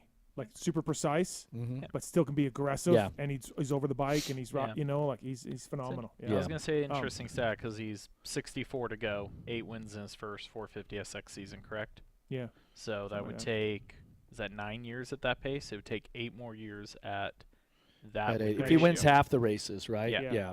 And if you've got this SMX championship at the end, and he's already saying like. He was tired, they're getting tired. You make a great point about the money. Like, if you're 27 and you have 60 wins, and I mean, he's making $10 million bucks or maybe more. I mean, I don't know. He's probably around 6 or 8 right now. I bet $8 million a year. So dude, I think that's a lot of 10 with all the bonuses. That's a lot of cheddar in my book. Yeah. You know what I mean? Hey, thank you for coming up, Jeff. Hold on, I got a tech thing I want to talk about. Being a team owner, technical guy. Okay. You're being a former mechanic. Factory. So this is a new colorway for the Emig Pro. We don't even sell this. Okay. I just picked this up to bring it up here specifically. I'm going to leave it with you so that you have it. I think these ones here. Okay. So earlier this year, I'm trying to do a deal with Dean Wilson to run the Emig Pro grip. He's on ODI with his teams. Yep. And Michael knows all about that. So this is the 2.0. So this is like a medium soft, right? But the Emig Pro is soft, okay? One of the best-selling grips in the world. Well, Dean says, I like to run the white because it's softer. Yeah. Everyone wants to run the white because it's softer. Huh? It's like, dude, these are the same tube. These aren't the right colorways for where I'm going with this. Yeah. So I'm at ODI today with Johnny Jump. Everybody knows Johnny Jump. I said, dude, this is bullshit. Everybody wants to run these white because it's soft. Well, this is black, and this is soft. Yeah. This is yellow. This is soft. And everybody says, the soft feels just a little bit soft. It feels a little softer, yeah. So, is that true? Do you think, or is that all mental? I don't notice a difference. Okay, yeah. like I like to run all different colors. Yeah. But when you're at that level of a pro rider, it's Sure. like it's Right. there. So, but Dean runs a no waffle ODI lock on grip, right? So lock on's got the it's got the polypropylene tube in the left side, throttle tube on the right or whatever. So I said, what's the deal? Like, let's talk about this. And Johnny says, well, I forget the term he used. You remember, Jagger? So the material that comes in, there is white material and there's black material, and it's like raw material. So these two colors don't have any additive in it. Yeah. This is black, but it's made black. So and that's it comes in these little beads, Right. and they put these beads in a big hopper, and it comes down and melts it, and it pressurized injects The base colors materials. are white and black. The base colors are Yeah. white and black. So what I'm understanding just today, and I've been in the grip business for a long time now, is that the white and black, if it's soft, these should be the same compound, Yep. even the black. Yeah. So I gotta let Dean know this, and still gonna try to get a deal done with What do it. they call it? Is it the durometer? Is that the term? Yeah, the durometer would be the the hardness or Yeah. softness. So but the yellow or the other colors have a little bit of extra color additive that it Changes it a little technically bit. it Right. changes it a little Right. bit. But it's like, dude, you take the durometer, because I actually have one at home, and it's like, no, Pro riders, dude. such pain in the asses. You were Such pain in the asses. Were you at- ever one of those? you were one. I mean, I had my picky things, Yeah, for yeah. sure. But if you notice how the Emig Pro, this is their left side. So see how the ribs right here are kind of Yeah. angled, Yep. and on this one the ribs are angled. Yep. So let's take the old school. So this is the Emig 2.0 with sort of standard waffle. It's about a third waffle. Well, I have that angled. See how that line's angled? Yep. Because when it's straight, I'd have to cut off the corner of the waffle for the because it thumb. would hit my thumb right Yeah, here. yeah. Dude, I'm having this conversation with Roger DeCoster like 5-6 years ago, and Roger says, I used to do the same thing. And I was like, what? And their grips were like Yeah, yeah, plastic. right. Yeah, they were terrible. They were made out of like car Yeah. tire material, right? And he did the same thing, and I'm like, man, I'm really onto something. you're like, You know, oh, check it Roger out. and I, Right, we're like, yeah. So that being said, it's like, maybe it is a tad bit softer, but we have like 9, 10, 11 colorways. And so, Dean, you need to try it, buddy. I made this just for you. He's on his way to Australia as we speak, complaining about the air. Hey, great to see you and Ralph back together for World Supercross in Vancouver. Yeah, I'm glad Ralph, that's Kristen, going well. us, yep. Yeah. Thanks for coming in. Thank you, man. Appreciate It's it. been great. Good I time. appreciate the invite up. Good to see you. You're gonna leave the slacker tool here. Do not take that. That's going to be yours. Yes, we that's can mine. leave We'll all leave the these grips. grips, okay. Do not sell these because I don't know if we're actually going to sell these things. The white ones. So you may want Okay. to just keep these Okay, bad boys all right right. here. How we do this, yeah. You may want to just keep All right. these here So- as part of your thing here. Okay, we can do that. I know you ride. I'll probably see these on your bike sometime, but. I got the World Vets coming this weekend. Oh right. Vets, Everybody GH. wants me to come out and ride. Are you and going? I mean, I'm gonna come watch you and Jamie race. I'm not okay. racing. You're not racing them? No. Okay, all right. I want the entertainment value is watching you two race. Dude, I hope it's so windy and blown out. It's just GH. terrible. I mean, it's GH. I mean, Glen Helen in the fall is gnarly, but I mean, it's crazy. Like everybody I talk to, like Kurt Nickel, like he has bike rental and all that sort of stuff. Champion MX, He's like he has 25 bikes, I think. Yeah, something all like of them are rented for a solid week. He says if I had 50, I could have rented all 50. Yeah, it's a big race. Yeah. And so I haven't been riding near enough to want to go do that because then you get there and all of a sudden it's like you're Jeff Emig. Nobody cares about me. I won there in '97. I don't you're have to good. win this year. You're We're good. Thank you for the time tonight, Jeff. I really appreciate it. Good to see you. My pleasure. Thanks, everybody. Good luck with the World Supercross thing the rest of the season. Man, let's keep in touch. And the documentary. Are we going to see you in Perth? No. Okay. I'd like to go to Abu Dhabi though. Yeah, that'd be that'd kind be of cool. cool. Did you go last year? No. Lewis did. Lewis did. That's it. Yeah. No, I'd like to go for sure. It'd be fun to do it. But yeah, thanks for coming in. Appreciate it. Stay in touch. Good luck with everything. And thanks for coming in. All right, thanks everybody. Jeff Appreciate Emig, everybody, Supercross, Motocross champ. Coming in the studio, and we're coming up with our next guest right away. Here, this gentleman was in the woods in Indiana this weekend on a Husqvarna. So he goes from, riding motocross, and we're saying bye to Jeff. Riding motocross to doing GNCC, and it's brought to you by the folks at Renthal. Renthal bars, whether it's twin wall bars, fat bar, 7/8 bar, they still got that as well. Thanks to the folks at Renthal. Renthal.com. Jeff Emig leaving us right now. What a legend. Legend. Could have stayed longer, telling more stories. You need to get him back up here soon. Renthal bringing you our first guest of the night on the phone. It's our favorite guy, Phil Nicoletti. What's up, Philip? How are you, buddy? What's up, fellas? We had to put you on hold for Jeff Emig for a little bit, so just, I don't blame you. I would have liked to talk to Fro, Thanks for coming in. Thanks for calling in, I should say. GNCC, buddy. I got a lot of questions. I want to know why I got a video of Jamie crossing the finish line before you. He's quite proud of it. Oh, listen. I got a whole spiel from him today. You beat Marvin RV, right? Yeah. Yep. So that's nice. RV was supposed. RV was supposed to ride a 250F, and then he decided, or somebody decided for him to ride a 125. But I think it was a bit of a cop out. So when he got his head kicked in, that he could use that as an excuse to I was on a fucking 125, man. I don't know what you want me to tell you, But Marv was the one I was really worried about, and that's actually the one I really wanted to beat, so it was even though it's funny because we went there, it's it's fall for fucking shits and giggles, you know what I mean? But I don't know what it is, but when you get down there on the line, I don't care what it is or whatever, fucking when the gate drops, the bullshit stops. Yeah, exactly. The light switch flips, and it's just you go into fucking race mode, You've never done one before, right? You never done anything like this?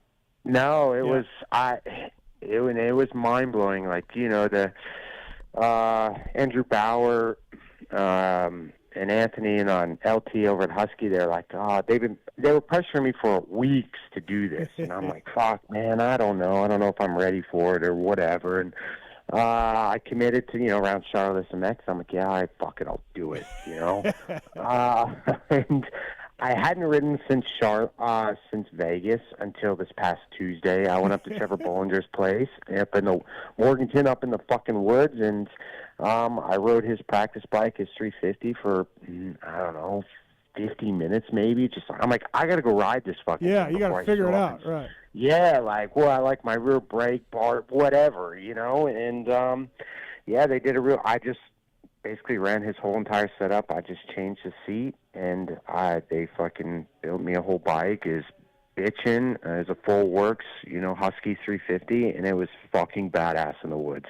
I had so much fun riding. Oh, did you? Yeah. So at the end, I was going to ask you. So you had fun though, it wasn't fuck my life thing. You had fun? Yeah. No. It started off as fuck my life a little bit, but I don't know. I was eighth, and Marv was in third or whatever, and I ended up tucking the front and going down the first 3 minutes of the race. Oh. As soon as we went into the woods, I fucking tucked the front, and I'm like, if this is how the next 2 hours is gonna go, I'm in for a rude awakening, dude.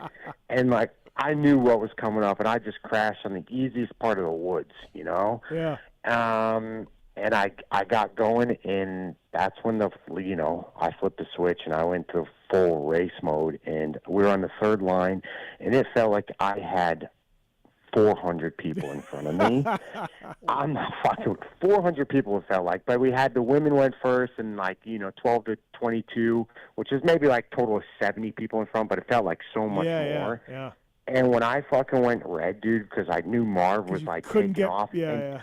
I clipped anything and everything that was in my fucking way. Women, children, fucking. I didn't care. Get out of the way. Get out of the way. And I had that 350 at 15,000 RPM, just screaming at people to get the fuck out of the way. How many laps? It was 4 laps. Four laps. It was about 30 minutes a lap. Okay. So, I did it 2 years ago, and I actually started on the industry row, which was row 12. But what he's saying, even with you guys being on the front row, that's fine. Because the way they let off that morning race, I think I might be exaggerating here. I think it's 18 rows or something ridiculous, hundreds and hundreds of people on track once. By the time his row comes around, they have barely let the last row go. So you're instantly in the lap 2. You're right back into traffic. Yeah. It's insane. So you're always in traffic. Did you get Marv, or did you see when you got Marv? Yeah, or did you... I didn't know where I passed Marv because, like I said, it's like just picture fire ants and you just fucked up their nest, right? And they're just people scattered, dude. You know? So somewhere along the line in the woods, I fucking passed Marv. And I didn't see him the rest of the time, which I'm glad. But I come around and they said, like, I had, like, I don't know, plus 20 or something on Marv on the board. Oh, so they were marking you for Marv. Marv was the... When did Marv eat shit? Because he ate it some... a lap and a half in, he, I don't know, clipped a tree or something and smashed his knee. But Marv... So this is how we all ended up on the third row. We were supposed to do so like I said, this all started off as fucking fun, right? Yeah. We're supposed to do industry, and then like me, RV, you know, Bradshaw, we're all having a good time, drinking some Coors Lights, this and that, talking shit. Well, Saturday night, Darkside texts me, "Hey, Marv switched to Sportsman because it's on the third row," and I'm like, motherfucker, dude. I'm like, he's trying to run away. So I text RV, I was like, "Hey, dude, Marv's switching to Sportsman. We should go on the third row so we don't have to deal with all the people and we can all race together." And I'm like, typical Marv, sneaky Frenchman trying to fucking get away, you know?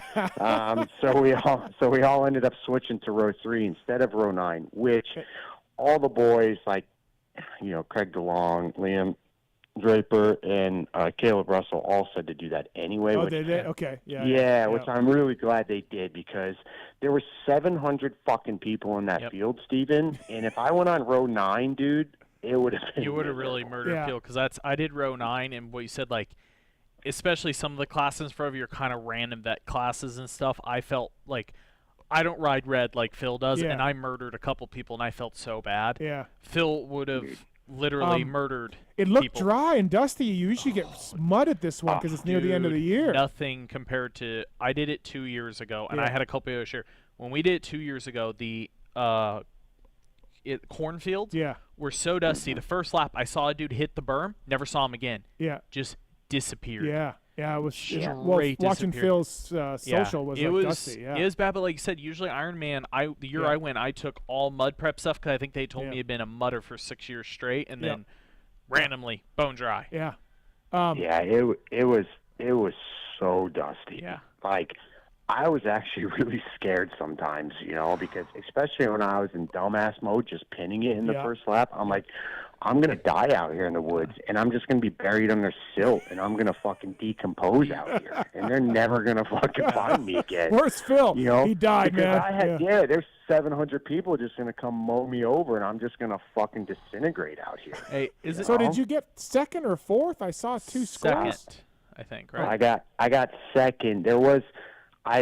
So when on the first lap, I came all the way up. I guess I got into first, and I led the first lap. But again, I don't know because there's fucking people. But there's a guy on his. I was just messaging him on Lundrum, someone on a Honda. He was actually really good, and I let him. Well, I didn't let him by. He passed me, but like he told me along for the next lap, which was about 30 minutes, and if it wasn't for him, I would have been pinballing for the next. So he showed you some. He showed you some stuff. Yeah. He showed me some stuff, and like he was like super smooth, like butter, and kind of just hopping stuff. And he must have done that a few times, and like he had a couple of little sneaky cheater lines and stuff like that because like those lines stay there, I guess, through the years. So like these guys memorize a 12-mile track, you know, and it's just an art, you know what I mean? And from the first lap to the fourth lap, by flow and how I piece the track together, like or whatever trails, like it was substantially different. And like I got done with the first lap, and I saw the board where Marv was, and I'm like, oh, thank God, because like.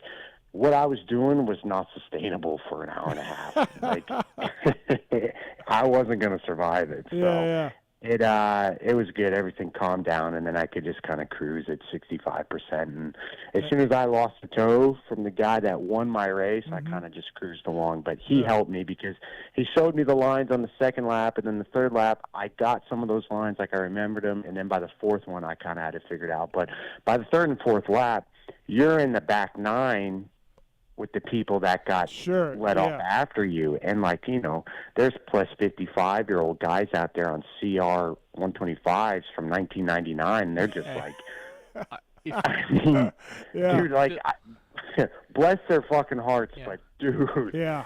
There's no way, man. Yeah. No way I would go out there and ride those trails on some of the bikes that these guys had.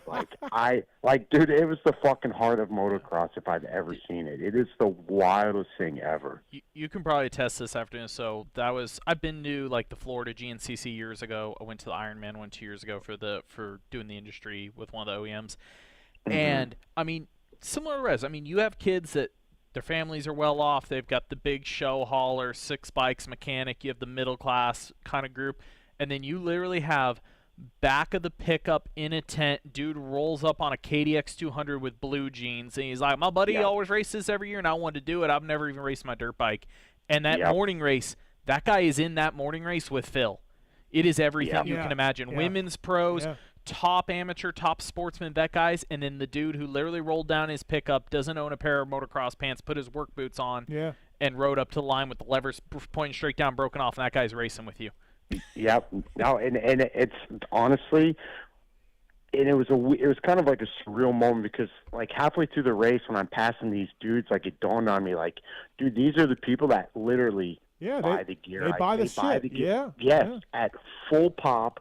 Buy the tear-offs, buy the helmets, buy the boots. Like, that's what it's about. You know what I mean? At motocross and supercross, like, you know, you get this fucking delusion of, like, you know, we're up on this whatever bullshit pedestal, you know what I mean? But, like, at the GNCC this weekend, like, that just proved, like, those people pay my bills, you know, and Mars and RVs, like, dude, it was wild to actually see that. And like, they didn't give a fuck if they had a Fox jersey on or an FXR pair of pants. Like, they were just out there to ride. No, so absolutely. It was sick. And the amount of people, I have never seen so many people. Yeah, it's a big one. It's a big one. So like the Nationals, you have no idea.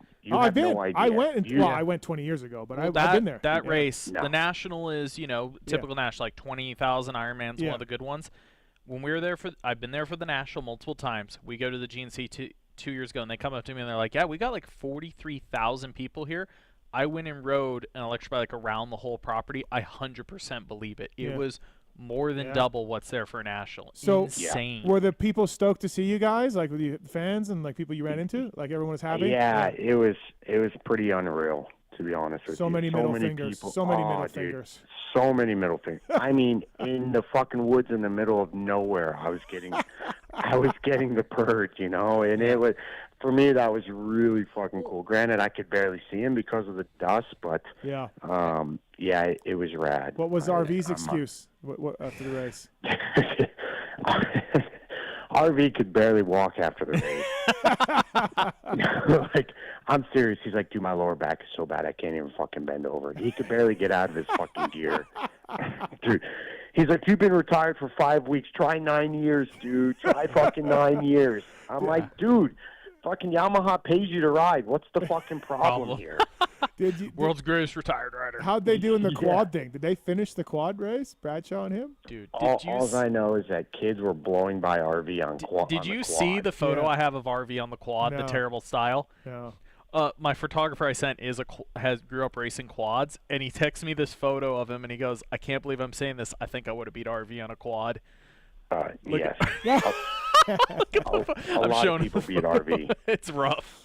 Oh man, no, that sounds like fun. Slow. Yeah, and Marv, you and RV, Bradshaw, and Dark. Yeah. I mean, yeah. You know, it was. I'm really grateful I went and did it, and like I said, I had a full factory, you know, 350 Husky, and like I didn't have to do nothing. It was just like, you know, I was a pro, you know. Yeah, that's awesome. Those guys did it, and DeLong won too. That was cool. Yeah, and to be honest with you, Craig treated me so good. He took me on the e-bike ride. We did the whole track. He fucking, he showed me all little cheater lines. Not that I fucking remembered them because I was fucking lost out there.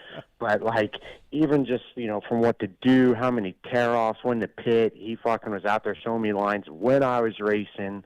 Fucking handed me a Coke when I was fucking coming around for a pit stop. Like, oh, that's awesome. Even when, and like we were up there for the line, like, because I wanted to kind of get like a decent start. So I'm like, I need to find top dead center, but I was so nervous I didn't know if I was going to find it. So like, I had him get on my bike and set it for me, put it in gear, and find top dead center for me.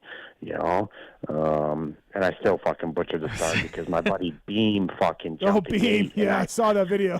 fucking Beam guy. So I looked over to see what the fuck was going on, and then the dude whipped the flag up. So I kind of like double tapped I fucked it up, double tapped my button, and I screwed myself. But Beam, it was fucking Beam, yeah, fucking Beam, yeah, wearing his bright yellow highlighter jersey. He looked like a fucking track sweeper, but it was.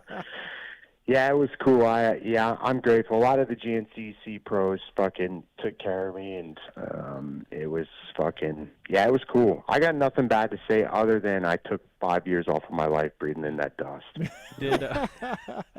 Got the cancer. Question: would you go back and do the 3-hour race on Sunday now? I would do the 3 hour, but obviously I need to practice a little bit. I need to ride a familiar bike, with some decent amount of time on it. But yeah, I would go do it for sure. Would I wanted to do it like a job, like belong in those boys? Fuck no. But I mean, like, so example I use is when I went 2 years ago, my buddy Jeff Walker went with me, and he rode it on a moto bike, almost died multiple times, and was like over it. And then this year he hit me up, and he's like, I'm going to do it. Are you going? I'm like, well, I'm not going, but I got a better one for you. I'm like, Yamaha and KTM invited media. Yeah. I'm like, Dark's going for Yamaha. I'm too busy. Go take the KTM 350, the stock XC bike. He did. I think he got 4th. I think he was 2 spots behind Phil. He did and was like, dude, actual off-road bike. Yeah. This is amazing fun. He's Set like, up, dead set. I want to go do the 3-hour one next year instead. Like suspension, nice. Like Phil said, stepping into a GNCC team factory bike. Yeah. Set up exactly how you want it. Well, I said, Gotta be good. Jeff Tony did like a hair scramble a couple weeks ago, get on a motorbike. He goes, every rock and tree route you see, you bounce sideways off of. He's like, off-road bike, definitely a lot better.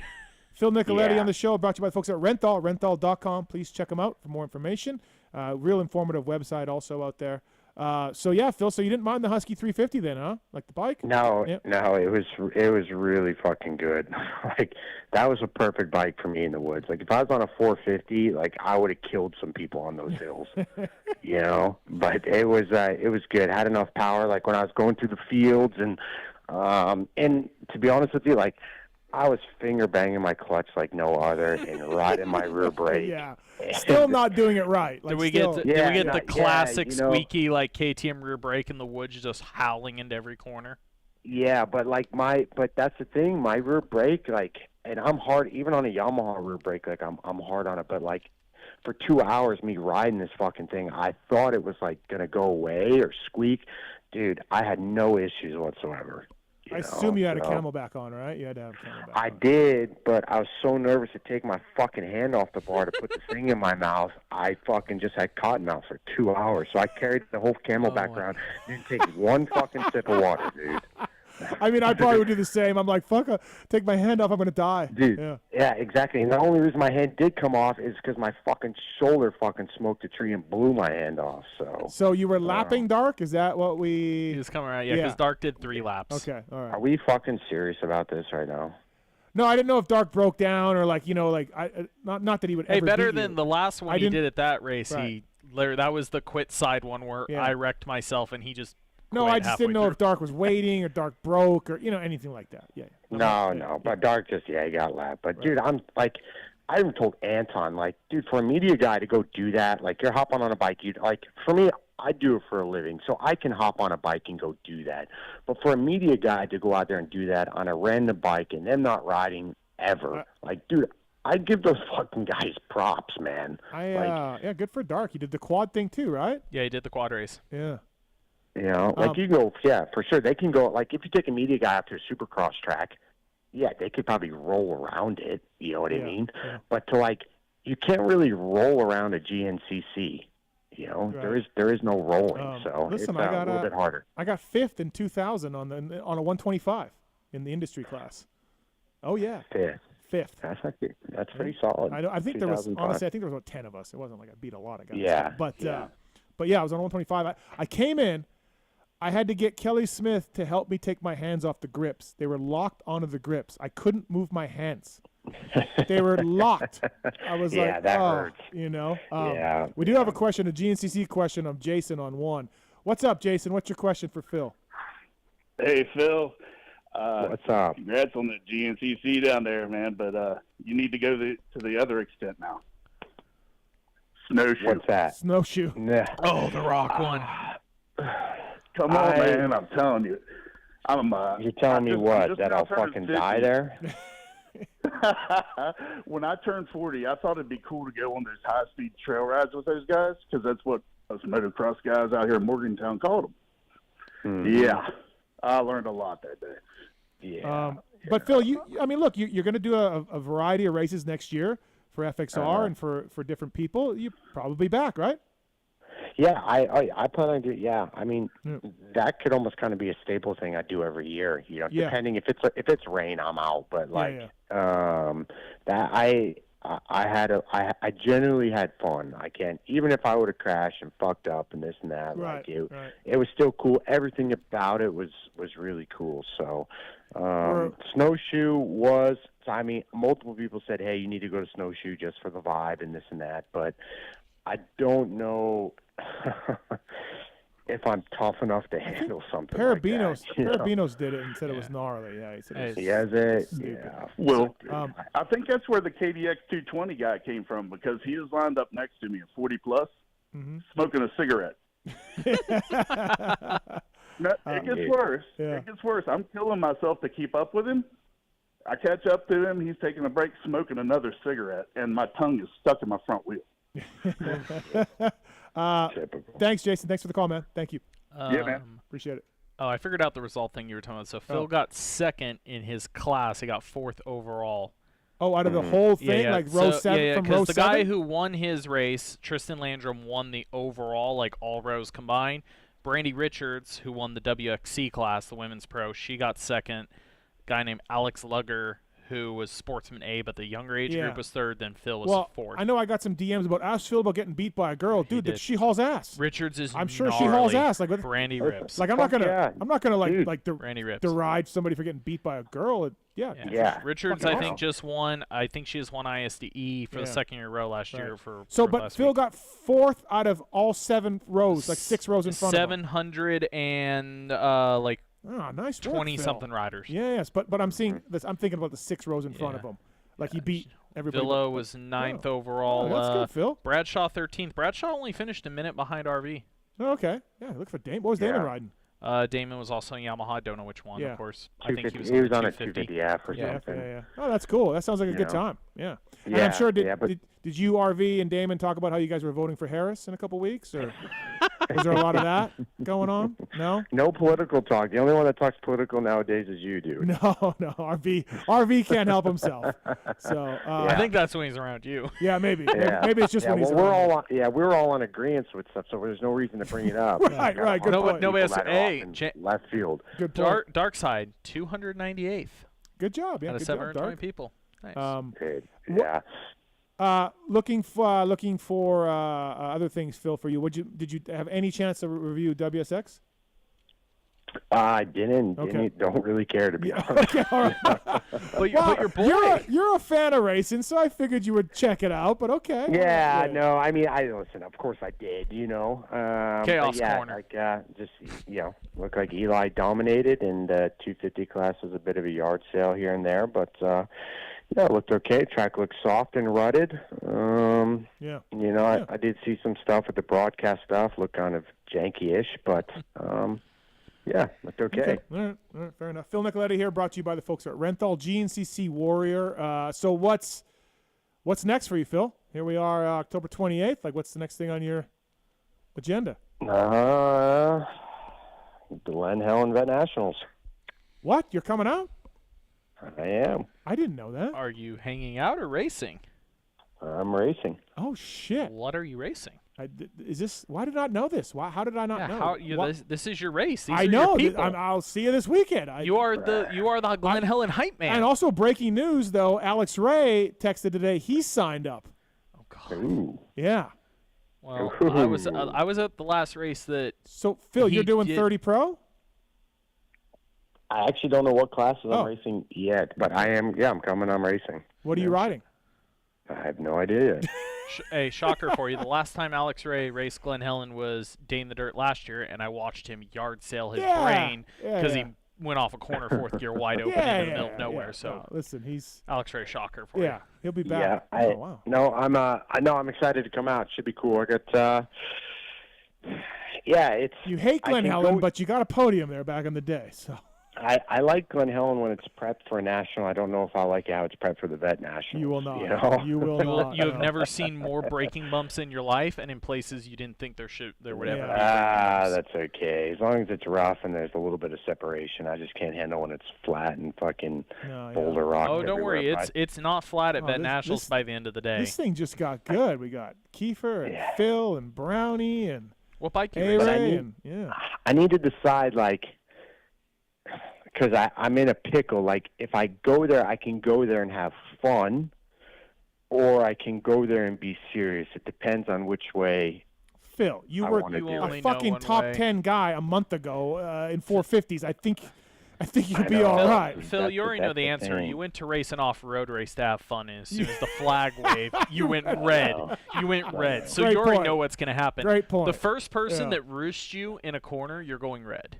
I know. I fucking killed. I literally was killing people that were between the age of 12 and 22, and women out there. Phil would like to women apologize. and children. Phil murdered women and children. So on the record, on the Pulp Show tonight, you would like to apologize to anyone. I do. I do. Hey. For the first lap of the GNCC, whoever I hit or smashed or revved at or fucking cursed at, I'm sorry.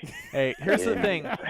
Phil does not discriminate. Men, women, children, vet riders, they were all red in his eyes. Oh, that's awesome. No, man, it looked like fun. Yeah, I saw some of the Instagram stuff you posted with fans loving it. They thought it was cool. So it was cool. I'd like to make that a yearly thing for sure. So check it off the bucket list. And I definitely learned a lot, even just about myself and whatever. It's weird how you figure things out as you go, you know. Yeah. But it was, dude, I've never ridden something more square edge in my entire life. So it would be good prep for Glen. It'd be good prep for Glen Helen. Yeah, no, absolutely. You know, so it was cool. Awesome, man. Well, hey, thanks for the time. Apologize for keeping you late. Good job at the GNCC, and we'll see you at the Helen, buddy. Yeah. We'll be there. Michael, you're coming? I'll be hanging out. I'm going to go watch the classic Dark versus Steve battle. Okay. Yeah. Steve, is there a way you and I can race in our class or no? No. I don't want you racing with me. You'll take me out like RV. Didn't you take down RV last year? Or almost No, in the at the Verb race, he was hitting the shit out of me with his in every corner. Oh, I thought it was that's last year. There was a video of you like him running into the back of you in a corner or something. No, that was at the Verb thing. Okay. The Yamaha race. Are you going to ride Friday, Phil? Let's practice Friday. Yeah, I come in Thursday because I have to stay out the following week for some testing and stuff. But is that happening? What? The testing and stuff? What testing and stuff? What you I just gotta said. come do some testing and stuff. Yeah, I know, but it's okay. Yeah, but what testing and stuff are you talking about? The testing and stuff you're trying to line up. No, I had this stuff planned up for a while. This is way before anything. Okay. Yeah, Okay. No, don't worry about it. But Michael, I need. The only thing that I'm lacking is a good 144 for the weekend. I only got stock 125s. I'm sorry. I have 125s, but nothing good.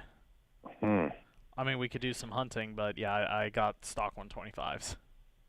Yeah, I need a good 144 for that plus Pasha 32 thing? stroke race. Yeah. That's the only thing. I got my other bikes dialed. I just need a sick. Someone's got to have a good one I can ride on. Yeah, hit us up. DM Phil if you got DM something. Phil if you got a bike. He'll get something that doesn't run. Yeah, I That's gotta know. be all right. I'll be on a fucking 99 CR 125 out there. Fuck. Yeah. All right. No. All right. Should be good. I'm looking forward to this Yeah, weekend. no, I didn't know you were going. Thanks for calling in. I appreciate it. And good job in GNCC. We will see you this weekend, buddy. All right. Thanks, Phil. See ya. All right. See ya. Phil Nicoletti brought to you by the folks at Renthal, renthal.com. All right, commercial break. We're running a bit late. We pushed Woodrow. We pushed Checkerz back a little bit. We're going to go to commercial. And also, before commercial, MTX brakes. Thank you to the folks at MTX. PulpMX code to save with great mountain bike brakes as well. Red compound, gold compound, available in power sports dealers everywhere. And, yeah, man, great company. Road bike stuff as well. Code PulpMX, mtxbraking.com. All right, commercial break. Michael Lindsay from Vital MX. I'm Steve Mathis. We'll be right back after this.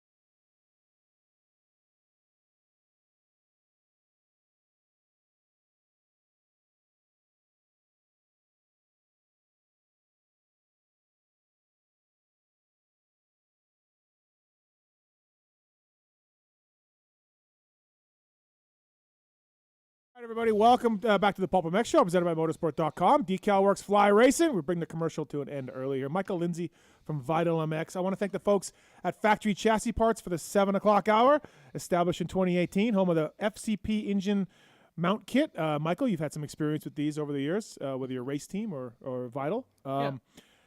Phoenix Honda, FNH Admex GP team, Rock River Yamaha, Mad Parts Cowie using the FCP mounts. I've also got the races in my bike, which the races are really good. I tried those on both Yamaha and a Cowie. Yeah, they work well. Again, this is stuff that I did as a factory guy for years, and they weren't available to buy, and now they are. PulpMX-chassis at factorychassisparts.com. Josh Wood's coming up here right away. And also, thanks to that guy at Michelin. What's his name? He's from North Carolina. Randy something. Anyways, I think he works with Michelin. MichelinMan.com/motorcycle to learn more about the complete offering of the motorcycle tires. The Starcross 6s are great. And I mounted a new front one up for the World Vets this weekend. Who knew Phil was going? Sand, mud, medium soft, medium hard, hard versions. And mountain bike tires are great, too. They took their DH tires and they took their E-Wild tires and they combined them to make a brand new E-Wild tire for the mountain bikes. And it's fantastic. Great sidewall, great traction and all of that. Michelin makes dirt bike tires and street bike tires and mountain bike tires and all of that. So thanks to the folks at Michelin for coming on board the show. And, yeah, man, good times. All right.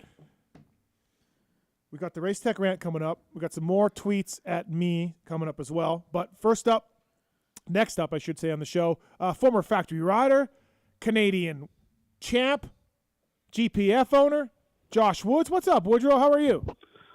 Not much, man. Doing good. Yourself? I'm good, man. Thank you for the time tonight. Sorry to push you back a little bit, but blame Phil and Fro. So.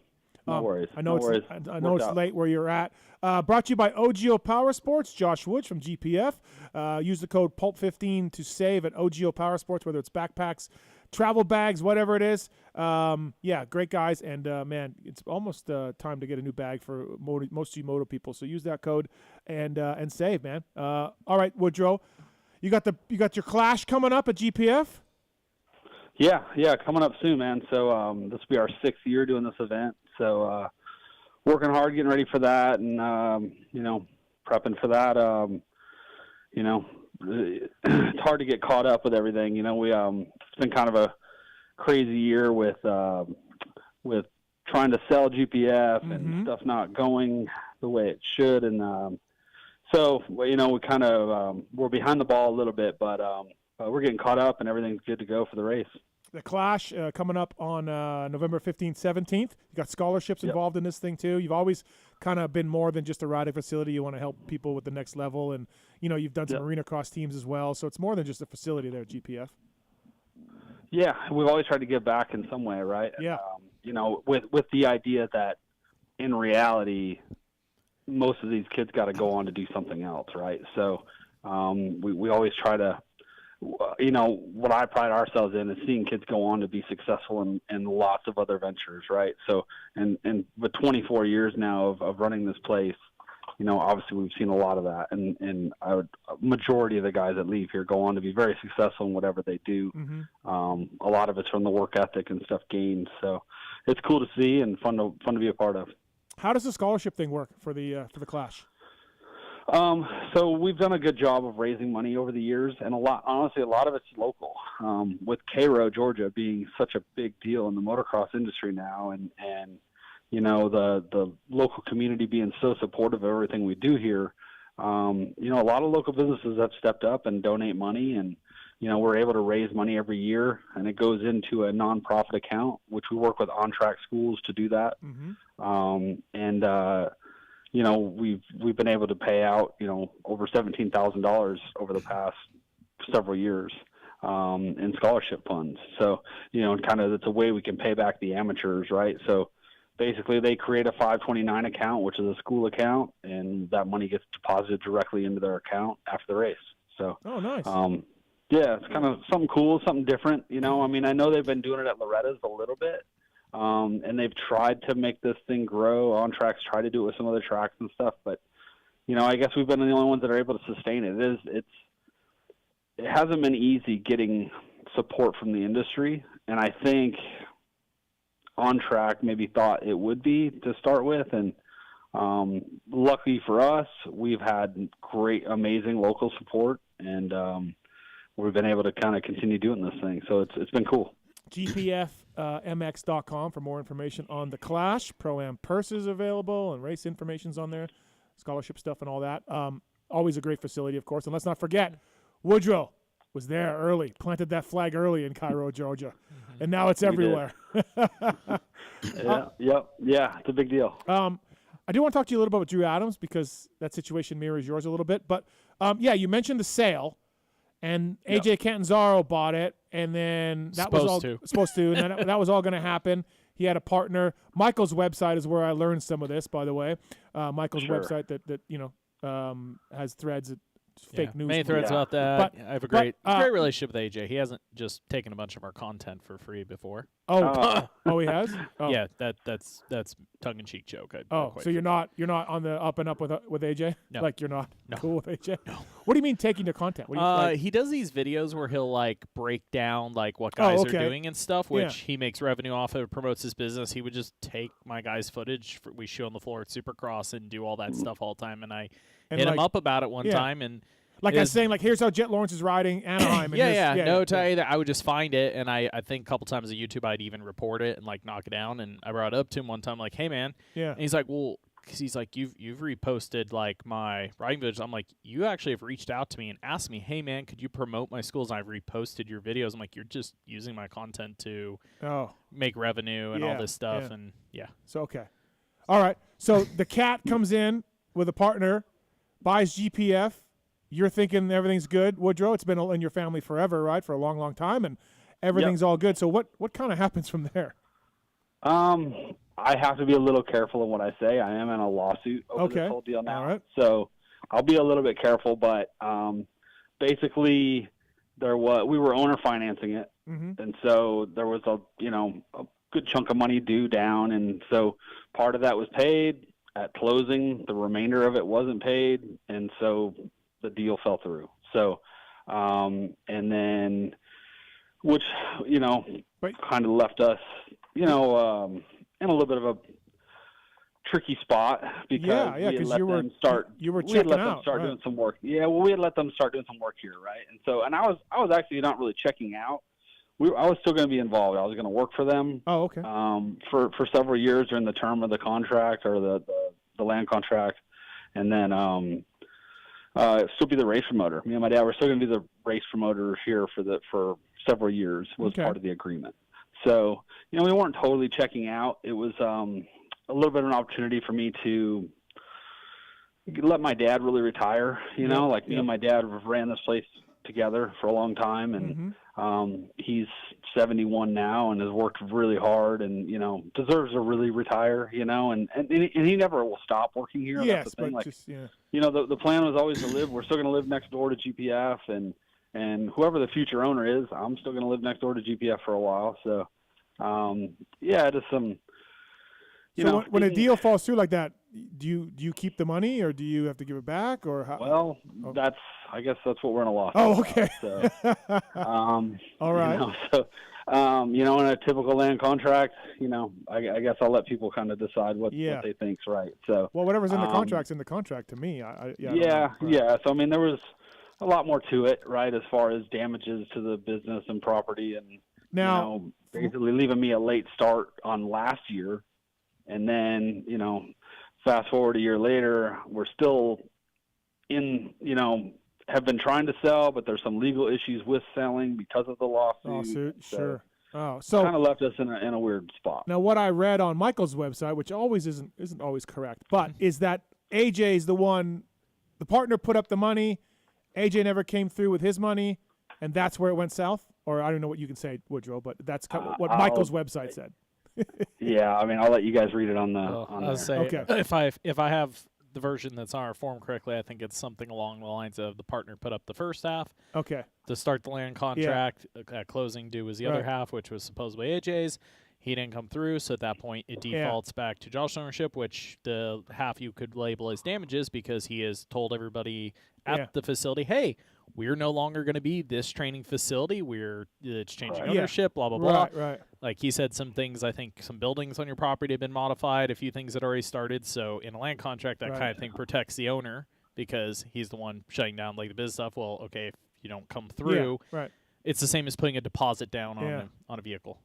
Or something like walking away. So the partner's going after AJ, but you're involved, I would guess, Woodrow, or I don't even know. Okay. No, the partner's actually going after me. Oh, so, okay. Which is kind of crazy, but that's weird to me. I don't understand at all, but okay. I did find it hilarious. I read on AJ's Instagram one time that he decided to walk away from it. It wasn't the right decision. Yeah, and I'm just like, yeah, man. No, you didn't. This is also about the same time that the Lawrences and Myrtle parted ways with doing everything with him as well. I like AJ. I got no problem with AJ, but I did find that hilarious because, you're not going to start construction on things and then just decide it wasn't right for you. There's a reason why. So. Well, Myrtle may have called me a few times after that to kind of get the rundown of what happened. Right. I kind of filled him in. I don't mind AJ. Like I said, it's too bad things went south. I don't. Well, I mean, me and AJ had a good relationship. Yeah. I mean, AJ raced when AJ was 17 years old. I took him across the country to race arena cross. I was say he rode for your GPF Babbitt's team, right? I mean, years ago, back in 2010, right? I kind of got his career started in a way, right, as his pro career. Sure. So I mean. I was his guardian during that whole trip, when we went across the country. So, I mean, I had a soft spot for him. I wanted to see him succeed, and we did everything we could to make that happen. And I mean, we tried our best to make the deal happen. At no point did I pull the plug on anything. So it just unfortunate it happened the way that it did. It was kind of a surprise to everybody. We weren't really prepared for it. And, do you see an end of this soon, or is this dragging out? This thing's just dragging out. We're getting closer. Okay. I mean, we're going through the process now, so it took a while to kind of get to here. So I mean, it's going to drag out for a little bit still, but but I do think we're now in a legal position where we can sell, because that was kind of a holdup. Because there was what they call Liz pendens on my property because of a lawsuit. So we found a workaround with that. So so it's kind of been I've learned a lot about legal stuff here. You're like, listen, man, I just want to build tracks and have a facility, and now I gotta. That was the plan, right? I and that was kind of my role, was I was going to just kind of take a step back from the training side and have a little more time with my kids and, just take care of the facility. And I love building the tracks and being a part of it still and helping out wherever I can and maybe being a race promoter. That kind of got a little mixed up, but it's unfortunate. Well, I wish you the best, Woodrow. I've known you for a long time. No, it'll work out. I hope it works. I mean, everything will work out for the best. So I'm not totally bummed out about it. Right. Like it's, I could be in a worse position. So I'm still in a good spot. I have a big asset here, and and I've been able to keep the business going, and we've kind of rebounded a little bit, and so we're doing good. GPFMX.com, the Clash this weekend, or not this weekend, sorry, November 15th, 17th. Check it out. Enter, pre-enter, race infos, everything's on the website, GPFMX.com. Brought to you by OGO Power Sports, Josh Woods. Pulp15, the code to save with OGO. Josh, I wanted to ask you specifically, because we saw the Canadian Series this year. They had Tiger Wood up there, and of course Drew Adams as well. They got a really, and then at Walton, I think the Janik kid was there. They got a really. Yeah, I brought Janik up there. Oh, okay, yeah. So they got a real boost in the arm, a shot in the arm for these kids coming up and racing. And I know Kevin Tyler's talking to Yamaha people, and Cowie's still trying to do something. And I don't know, but the race team's up there, and they're kind of appealing to the Ryan Holidays and the Daniel Blairs and saying, hey, 25-minute motos against men, all the pros that come against for pro racing motocross as opposed to the amateur stuff, and it helped the series. And Woodrow, that was you back in the day, yourself and Nick Way. Correct. Top Team Green kids went up to Canada and raced. Nick never did the whole series, but whatever. But you had to that had to make you see you kind of full circle for you to see Adams up there, and you're bringing Janik. Like, it is a good place for these kids to learn. I think it's a great spot, a landing spot for these guys. I think some of the teams and stuff went away from over the years up there, so they kind of limited the opportunities, and then some of the team were kind of heavy, wanted to have Canadian only riders. So But yeah, last year was kind of a cool breakthrough with that, right? I think a lot of guys kind of are starting to see the value in it again. You know, and let's be honest, like the system here in the U.S. is so backed up right now, right? With all these 30-plus-year-old 450, and no offense, they all deserve these rides, right? But the system's completely backed up with 30-plus-year-olds riding 450 class, 250 class, where there's no rides for these guys to move up, and now there's a whole list of A riders, including Drew Adams, who don't really have a path for next year. Now I know Drew has something, right, and he could easily go to a lesser team if he really wanted to, but beyond him, none of those guys got rides this year. You know? So it's kind of crazy. Even backed up the amateur scale, one of the kids you were talking, Tyler, is I'm trying to get Avery Long up there for next summer because, like, right now, his team, NSA, folded up here in the States. Like, that kid outside Drew was the most winning kid in amateurs last year, and he doesn't even have an amateur spot. Him and Olaf are out, right? Yeah, and I think Olaf figured out something this week. I'll leave him to announce that, but I like. What do you get? I can't say it, literally. I can't say it on the show. Oh Sorry. Well, fine. Ask you. It's something else. But I'm still trying to find something for Avery. Like all these kids, like he's was saying, it's really backed up. Kids that are, you know, I ask other pros or guys, I'm like, what do you think of these kids? And you know, guys are currently racing like that kid deserves a spot somewhere. Like these guys deserve a chance, and it's really backed Canadian up. things are great. Yeah. Stepping stone landing spot, right? Yeah. I mean, the money's not amazing, but they're early. They don't need to make a bunch of money. It's better than paying to ride here. Yes. Well, that's how I explain it to all those guys, right? So it's funny because all those guys live here, right? So Olaf's been riding here. He lives in Tallahassee. Avery Long's living in one of my cabins here on the property. I train Christian Janik. So all these guys, like I've been trying to help with pathways, and obviously I've been talking with Kevin Tyler recently too about the Yamaha guys, and you know Christian's been in contact with the Cowie team up there. So do you think Ryan Holiday, Donnie Luce, and these guys? I mean, is there incentive for them to do it, or do they just go like, yeah, go ahead? I don't. Like that's what I think these Canadian teams are looking for.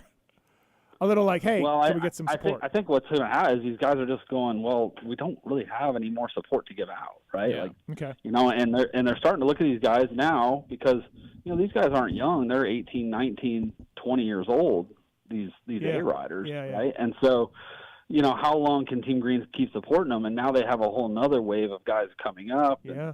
And, you know, we just seen they signed, you know, Vincent Way. And so, you know, they got to make room for these younger guys.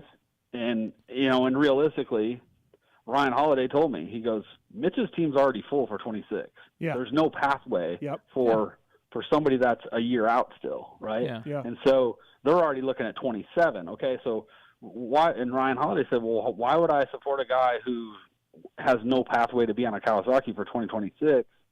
You know, why would Kawasaki spend money on them for another year? You know, unless they're just really that generous, right? Yeah. But, or they got to be next level talent, like a next level. I think that problem begins even further back when you look at it's not even an immediate year. Like some of the kids they've had the last 2 years, they're really. I mean, any kid, if you truly kill it, there should be an opportunity to take a Drew. Even Drew's is surprisingly a tight situation for him killing. But like, look at the years that team. On paper, you would think Team Green to PC to Cowie has one of the best pathway looks, but look how few times it works out. And you look at the investment made in the kids.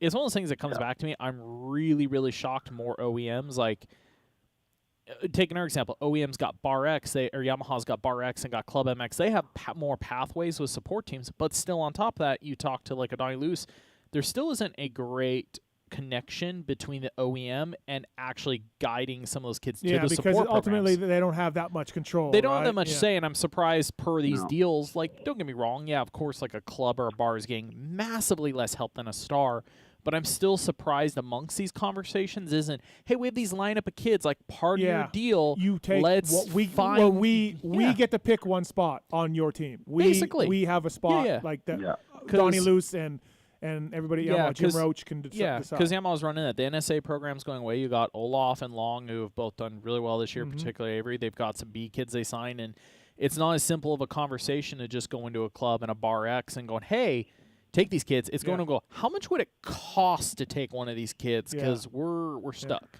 Let me ask you this further on amateur stuff, and I'm not an amateur expert, by the way. In case you guys are You love wondering. amateur stuff. Oh, He loves I love you're it. so deep in this, Steve. With Star going to sign Davies and the Ironman winner, Aussie Manier kid. and Wood from Team Green. Yeah, what does it say for and Dudney from Team Green. What does it say for Avery and Joe or Liam? Sorry, Joe. Yeah. Liam. What does it say for Avery and Liam that Star's like, we're just going to take kids from other OEMs? Like, wouldn't there be more coordination between Star and Donnie and Yamaha and be like, these are our guys? Yeah, and that's or is it just they Star talk being frustrate. Star? It's Star being Star, but it's also like, no, I'm not trying to throw anybody on the bus here, but like in Donnie Roach's case, like how whose these case?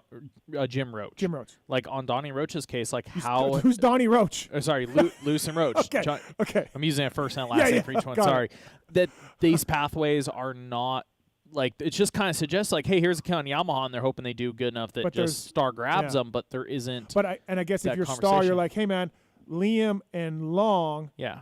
Never won like Dudney, Davies. Yeah, and, it all depends on timing. Like an Okay. argument I can make for Long's case Well, is they signed. they're looking at age. They are. Right? Like for those guys, they're looking at Yeah. age. Those guys are 2 years younger, which is a huge Oh, difference okay. right So now. sure. Because fast forward 2 years from now, there's 7 or 8 guys that are going to Yeah. retire in the next 2 years.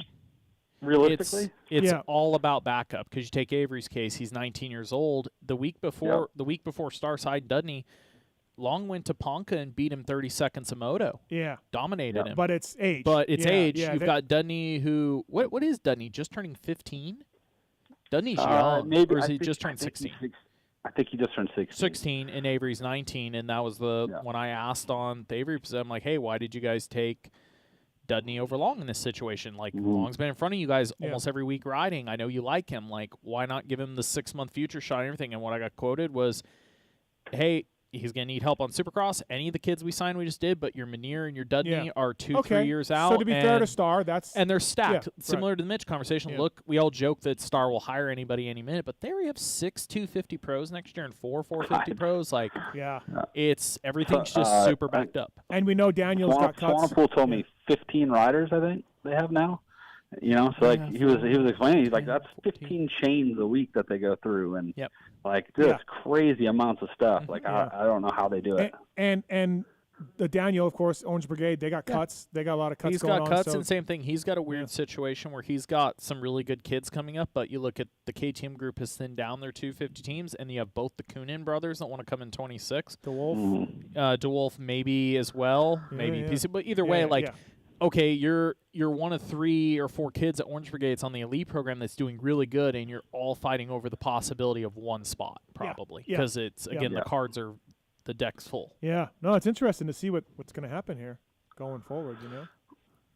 Yeah. Yeah. It'll be these guys are gonna have to fight for these rides, man, or find different pathways. Like right? the Canadian thing or whatever. Well, like going to Canada. Some of these kids like that need the spot. Like I look at the lineup in a World Supercross, particularly in the 250 class, and no offense to some of the names there, if I was one of these kids age 2, I would have been on a World Supercross team 6 months ago. Like, hey, take these kids. Like, this is a great talent. Are they ready for that? No offense. Like, it can't be worse off than a couple of the back markers in the 250 SX. Yeah, but if you show your cards early and you're not that good, teams are like, okay, I'm out. And I've got to time it like right. it's tough for these kids because I have this car so long. Like you take a Drew, you take an Avery, you take some of these kids. Yes, there is probably opportunities to go pro with. I'm not even going to say the team's names to throw our best, but there's a couple very low-level teams you could put one of these kids in. They'd more than love to have them. But I'm always like, you can not waste, but it's like just stay futures for another year. Don't burn yourself going somewhere with no guidance, no support, no nothing. Like, just wait it out another year. There's a lot of contracts ending next year. We're very close to move a lot. Like, dumb question. Who in 250s moved up this year to 450s? RJ's moving up outdoors. That's it. Nobody want to talk. Like, we didn't have a wave of move up, so that's well, gnarly. It's almost impossible to point out now, right? Yeah. So we're going to be stuck for a while. Great one. Speaking of, do you know that Tom Vial does actually? It depends how he does this year. He doesn't have to move up after this next year. He can stay. He can stay down one more year. Yeah. If he doesn't win the title this year, he could stay one more year. Yep. If you read that whole rule book, there's so many overrides, and I went over it with Pelletier. It's like, oh, yeah, because it was only his second year because he won the title. Because you have to 3 years. You're allowed 3 years in the class. So you're guaranteed 3 years unless you win twice. That overrides everything. But if you win once, you're only supposed to defend once, but unless it was in your first or second year. You get so he's like, yeah, if he wins the title, he's bumped. Right. But if he doesn't win the title, he could stay one more year. Yeah, even. yeah. No, it's interesting to see what happens. And but yeah, I did think of you, Woodrow, when I saw Drew. I watched some Canadian Nationals this year, and I mean, your career didn't stay on Team Green and become this great success on Mitch's team or anything else, but you were certainly in that spot at the time where they're like, hey, we got Josh Woods, top Team Green guy, and he's in Canada getting full motos.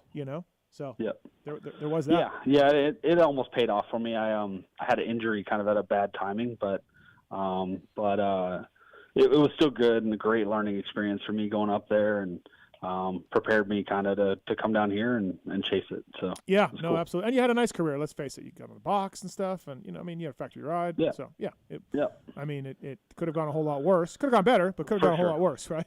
For sure. No, I don't complain about it all, man. I'm happy with what I'm doing, and I'm super thankful and lucky to still be involved in the sport and do what I do here, and have created what we have here.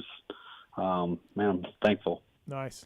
I have a question for you, Josh. Like, when I think of the Canada thing, what to you is the most valuable item of going up there? Because the one that pops up off the top of my head is purely the racing a championship week in and week out and having to pick yourself up from potentially a good or a bad result and go racing next week. Because I got this after doing it. I kind of realized this dealing with Shock and Mumford. You had Cody, who had never done anything as an amateur, had been used to everything going wrong, getting his teeth kicked in every week. And then somebody like Carson was one of the best amateurs in his time, and technically on paper had won more than he had basically lost, the way the amateur system works.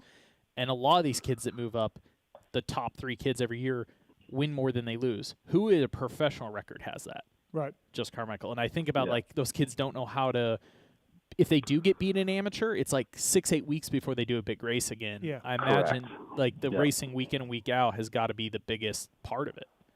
100%. Yeah. That was the biggest thing that I learned, and learning how to recover and all that. And I was young and I didn't have a lot of help, and I wish I did. Looking back, I wish I did, because I knew nothing about nutrition. And I remember how sick I was. I actually rode both classes up there. Oh, jeez. At one point, and so doing four motos, because I was second in points in the 250, and I was winning the points in the 125. So they asked me to keep riding both.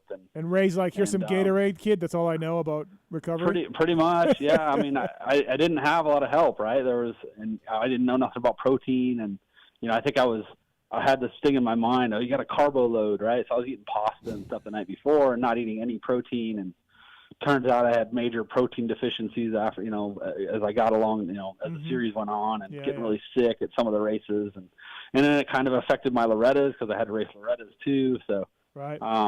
But I learned a lot, and I learned about how to recover and how to fly to the races on my own and navigate airports and hotels and, flying out of the races. Like that's a culture shock to a lot of kids, I think. You think about these combines, and the combines are great. Like that's a real good thing to do, and I like it. But most of the other amateur races, you have a rocket ship bike, you get a top 3 start, you have shorter lap times, you never deal with difficulty or being in a pack or knowing how to have racecraft at all.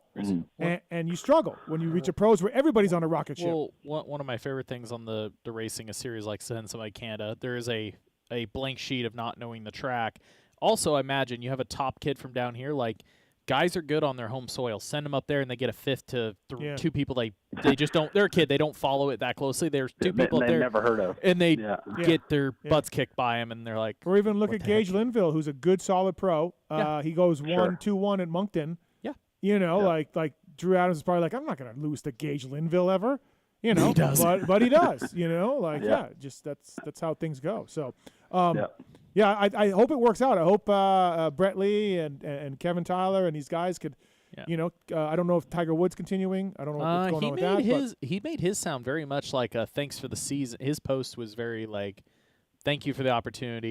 Moving on. So I don't know. Well, anyways, I hope it happens. I hope it can happen both ways. I think it's a really good thing. And Woodrow knows it better than anybody. Yeah.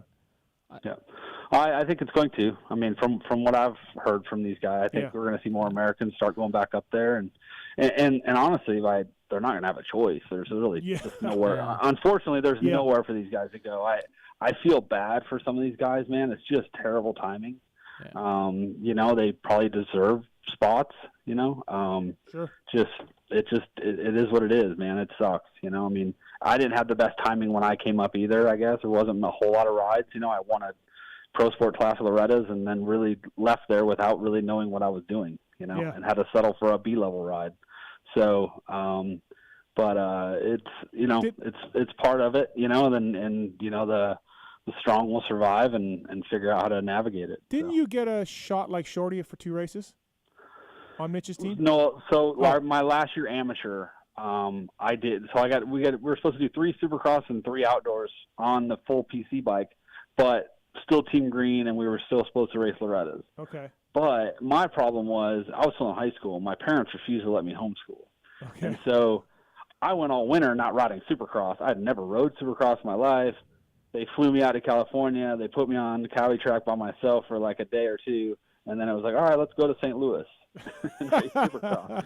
And it didn't go well. I got hurt in the daytime qualifier. I, split my elbow open. I think somebody had hit me when they took me out, or I crashed and I hit my elbow on the forks or something like that. But anyway, I made we got to do the outdoor part of it, and I did make hay of that. I got points in pretty much all my motos, and I think I did a little better than short. I got a better national number than short that year, and but it and then I won a class at Loretta's and short won a class at Loretta's, and they didn't pick either one of us. Yeah, they didn't pick either one. I remember that. It was a whole thing. Yeah, so it was like, what was that all for? But we both went on and got rides with other teams, right, and made the best of it.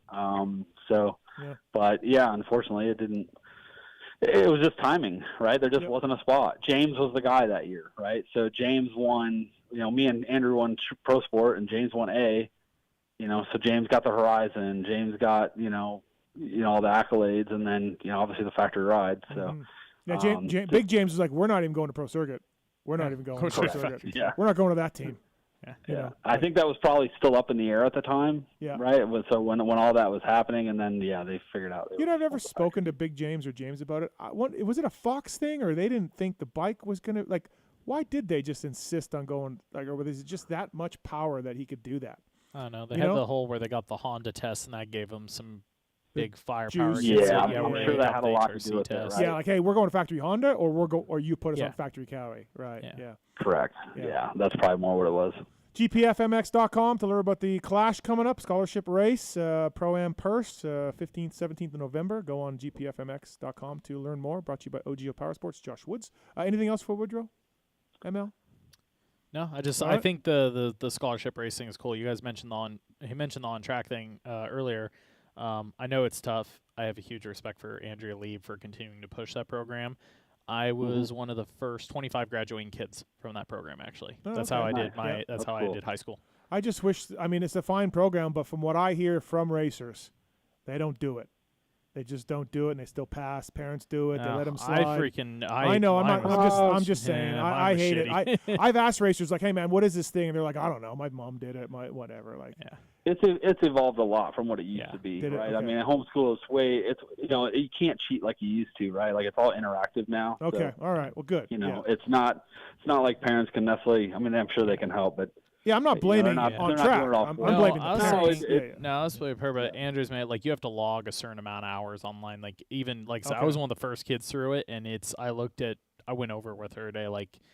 Kids kids are always gonna find maybe a little way to skirt some stuff, but you have to put in a decent amount of time. All right, that's good. Yeah. Awesome, Woodrow. Well, hey, thanks for calling in. Good luck with the lawsuit and stuff. I hope that works out, and you and Ray can kick back a little bit. That'd be great. And man, thanks for the discussion on the show. Appreciate it. As always, you got my number. Hit me up if I can help you out at all. Thank you, man. I appreciate it. No worries. Thanks, Woodrow. Thank you, guys. See you, man. Yep, thanks, man. All right, that's Josh Woods, everybody, from GPF, brought to you by OGO. Woodrow's good people. Yep. Funny on the Canada thing, one thing I was thinking about, it reminds me a bit of and I respect talking to Tyler and those guys that have tried to focus on supporting Canadian moto and hiring Canadians. Yeah. bit of a shorter span. They've been through it, but like look at Japan Nationals where they were very closed off for years. They would only, they all had the gentleman's agreement, no more hiring Americans. Yeah. One negative to that is it definitely puts a, what would you call it, like a ceiling on what the kids need to do to be successful. Yeah. I do think even if you're the Canadian team's a big factor of bringing in a couple American kids every year to push it is also, I think it actually helps develop their homegrown talent because, and also the homegrown talent, like, hey, Drew Evans is like the biggest name kid down there. And if you're one of the Canadian kids in the series, like you can learn to run with him, if, use your home advantage to build off that. Like I said, that is kind of missing when you go like, oh, we're going to do local only. I like the chance where you're giving a Canadian kid a rock. Yeah. So it needs to be a balance. Yes. Firepowerparts.com. Please check them out. Firepowerparts.com. Firepower Honda with Joey Savacci third this weekend. Dean Wilson did pretty well. Jay McElrath won at Firepower Honda. And thanks to those guys, batteries, chains made in Japan, featherweight lithium batteries, firepowerparts.com. And also I want to thank the folks at Luxon MX, Luxon Clamps. They're a big part of Vital MX too. All over $100 or more shipped free. And you can save 10% with promo code PULP2024. Luxon products are race-proven by top professionals like Phil and Fast Freddy and many others. And they use advanced engineering techniques on the clamps. These are triple clamps, by the way, to develop products that are unlike the rest, lighter and stronger with optimized stiffness. Really cool. I just got a set of these on my bike. You can change your offset. You can change your density for your handlebar mounts. There's a lot of cool things going on with Luxon MX clamps. Luxon MX, Pulp 2024 is the code to save with those guys. And our next guest brought to you by the folks at Rocky Ridge Trucks. They've got a rich history. They've been in custom vehicles since 1983. Proudly partnering with the finest OEMs, Chevy, GMC, Ford, Jeep, Nissan, Ram. Each vehicle is easily financed through the local dealership. And best of all, retains a factory warranty. Say goodbye to the hassles of do-it-yourself customization. Join the Built for the Bold family at RockyRidgeTrucks.com. Bringing you our next guest of the night. From Racetech, friend of the show, newly married, Chris Riesenberg. What's up, buddy? How are you? I'm doing well. Can I be the ninth caller since I'm being brought to you by Rocky Ridge? Yeah, you get a truck. Yeah, you get a truck. Oh, man. Are you kidding me? Thanks for calling in, buddy. I appreciate it. Racetech.com, by the way. Check them out. Tell them you listen to Pulp to save. I've been promoting the motor seminars, Checkerz. How are those going? Are they coming up? Are you full? Do you have some spots? What's happening? So we do have spots left in the engine seminar. It's a week from Saturday, so it's pretty last minute, and I can tell you that class is actually it's pretty small right now, which means you're going to get a really, really good hands-on class because there's it's not going to be split between a ton of guys, and it's really, really good. As far as Andrew takes you through all of the stuff that he's learned, and there's a lot of myths out there in the engine world and a lot of BS, and he's going to kind of tell you this is why he uses the things that he does and the tools he does for development and that side of things. And I mean, I know but a lot of people don't know because a lot of the stuff we're doing behind the scenes. But I mean, man, he's doing a lot of stuff for a lot of really high profile people. And I mean, I call him a kid because he looks like he's about 20. He does. But he is so intelligent. He's ridiculously smart. I know ML's been around him a decent bit, and he's pretty brilliant. Yeah, absolutely. And it's really cool that you guys obviously sign NDAs, but there's some heavy hitters that you guys help out in the motor department over there at Racetech. Suspension seminar sold out? Not sold out, but it's quite full. Yeah. We did really well with that, and we kind of we have a number as far as where we're happy to do it, and we're beyond that number. So that's awesome. Yeah, that's good. That's gone really well, and I mean the demand to become a Racetech service center and dealer and installer, like that whole side of the business is doing extremely well. We made kind of a conscious effort a handful of years ago to, instead of pushing everything in-house, to really work on education and making sure we're getting good installs from all of our dealers and centers out there. Yeah, and focus on education for them, because the fact is they can service a lot more people than we can and give them more customer support and be at the tracks. And that's super valuable to be able to have a relationship with your suspension person. But the problem with that was, we had the gold valve kits and, we call it a revalve in a box, right? But it's only as good as the install. And so a lot of times we were having people that get the product and they say, man, the gold valve sucks. It's like, no, the gold valve doesn't suck. It's just not installed properly. Yeah.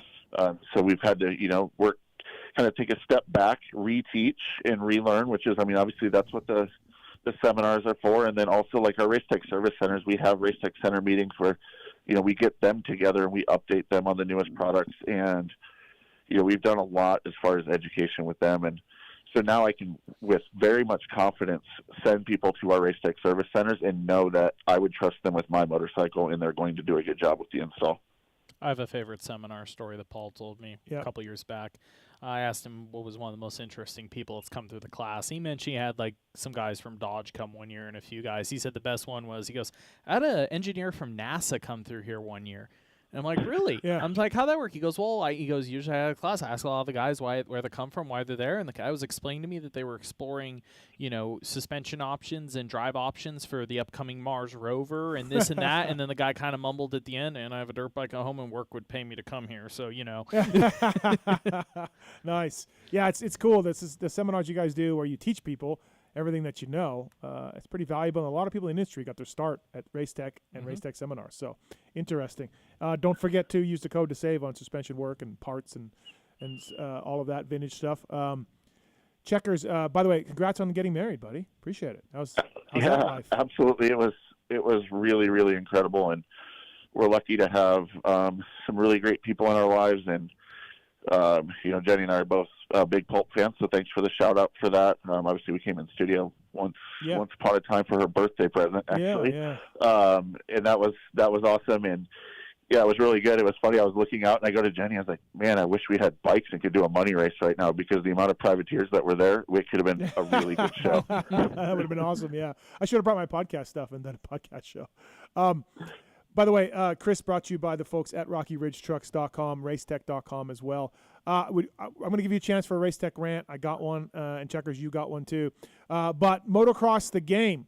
I saw this across the social platforms, of course, last week, and the logo, everything else. I've got a little bit of an insight in this. Now, I don't play the console games. I do kind of want to get into it, though. Mark's is big. He's not in tonight. Mark sent me some stuff to talk to you about, Checkerz. But this is exciting. This is you're doing a bit of a Kickstart program for this thing, and it looks pretty cool.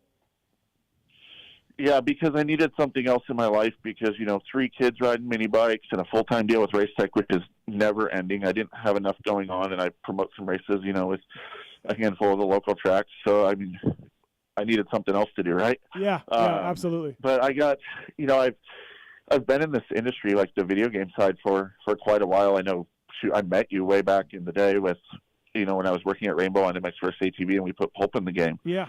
And it's really one of those things, like, I really like it, but I got out of it because we weren't building the game that I wanted to build. And I want a realistic motocross game. And while the MX vs. ATV games are cool and they're fun, that's not the game that I want to build. So there is some simulation games on PC that I've dabbled in here and there, and I mean, spent a lot of time in some of them. But they all have their drawbacks as well, because they're, you know, kind of built by one person or a small group of people, and they're not really funded, and, you know, that side of things. And so I get approached all the time about projects, and it's like, well, that thing's not going to be published, or that's not going to last, or it's not going to be what I want. And then the guys from VMX Virtual Motocross approached me, and initially I was like, I'm not interested. I have a full-time job. I don't really have extra time. And they're like, just sign the NDA so I can tell you about the project. And so I did. You know, I was like, whatever, it's just an NDA, you know, it's not a big deal. Yeah. And then they told me about the project, and I saw who was on the list of people that were working on the title. And, you know, I've been doing this for well over 20 years, and I looked at it, and it's literally an all-star MVP cast of people. And I'm like, holy crap. You have all these people working together, and they've been working on this thing for about a year. And I'm like, okay, never mind. I really want to be part of this. I need to figure out how. I can't give you a ton of time. And honestly, I was like, I don't know what value I can add when you have that cast of characters. But the one thing that I have, you know, that's super valuable is a lot of the industry contacts and experience and that side of things. And really just experience with publishing a motocross title onto a console, which, you know, they've all been involved in games, and they've modded games and that side of things, but they didn't have that part. So, it's actually a pretty big team. I know we announced some of the names, and the guys that are familiar with kind of the moto gaming side of things, especially the modding on the PC side, they'll recognize a lot of them.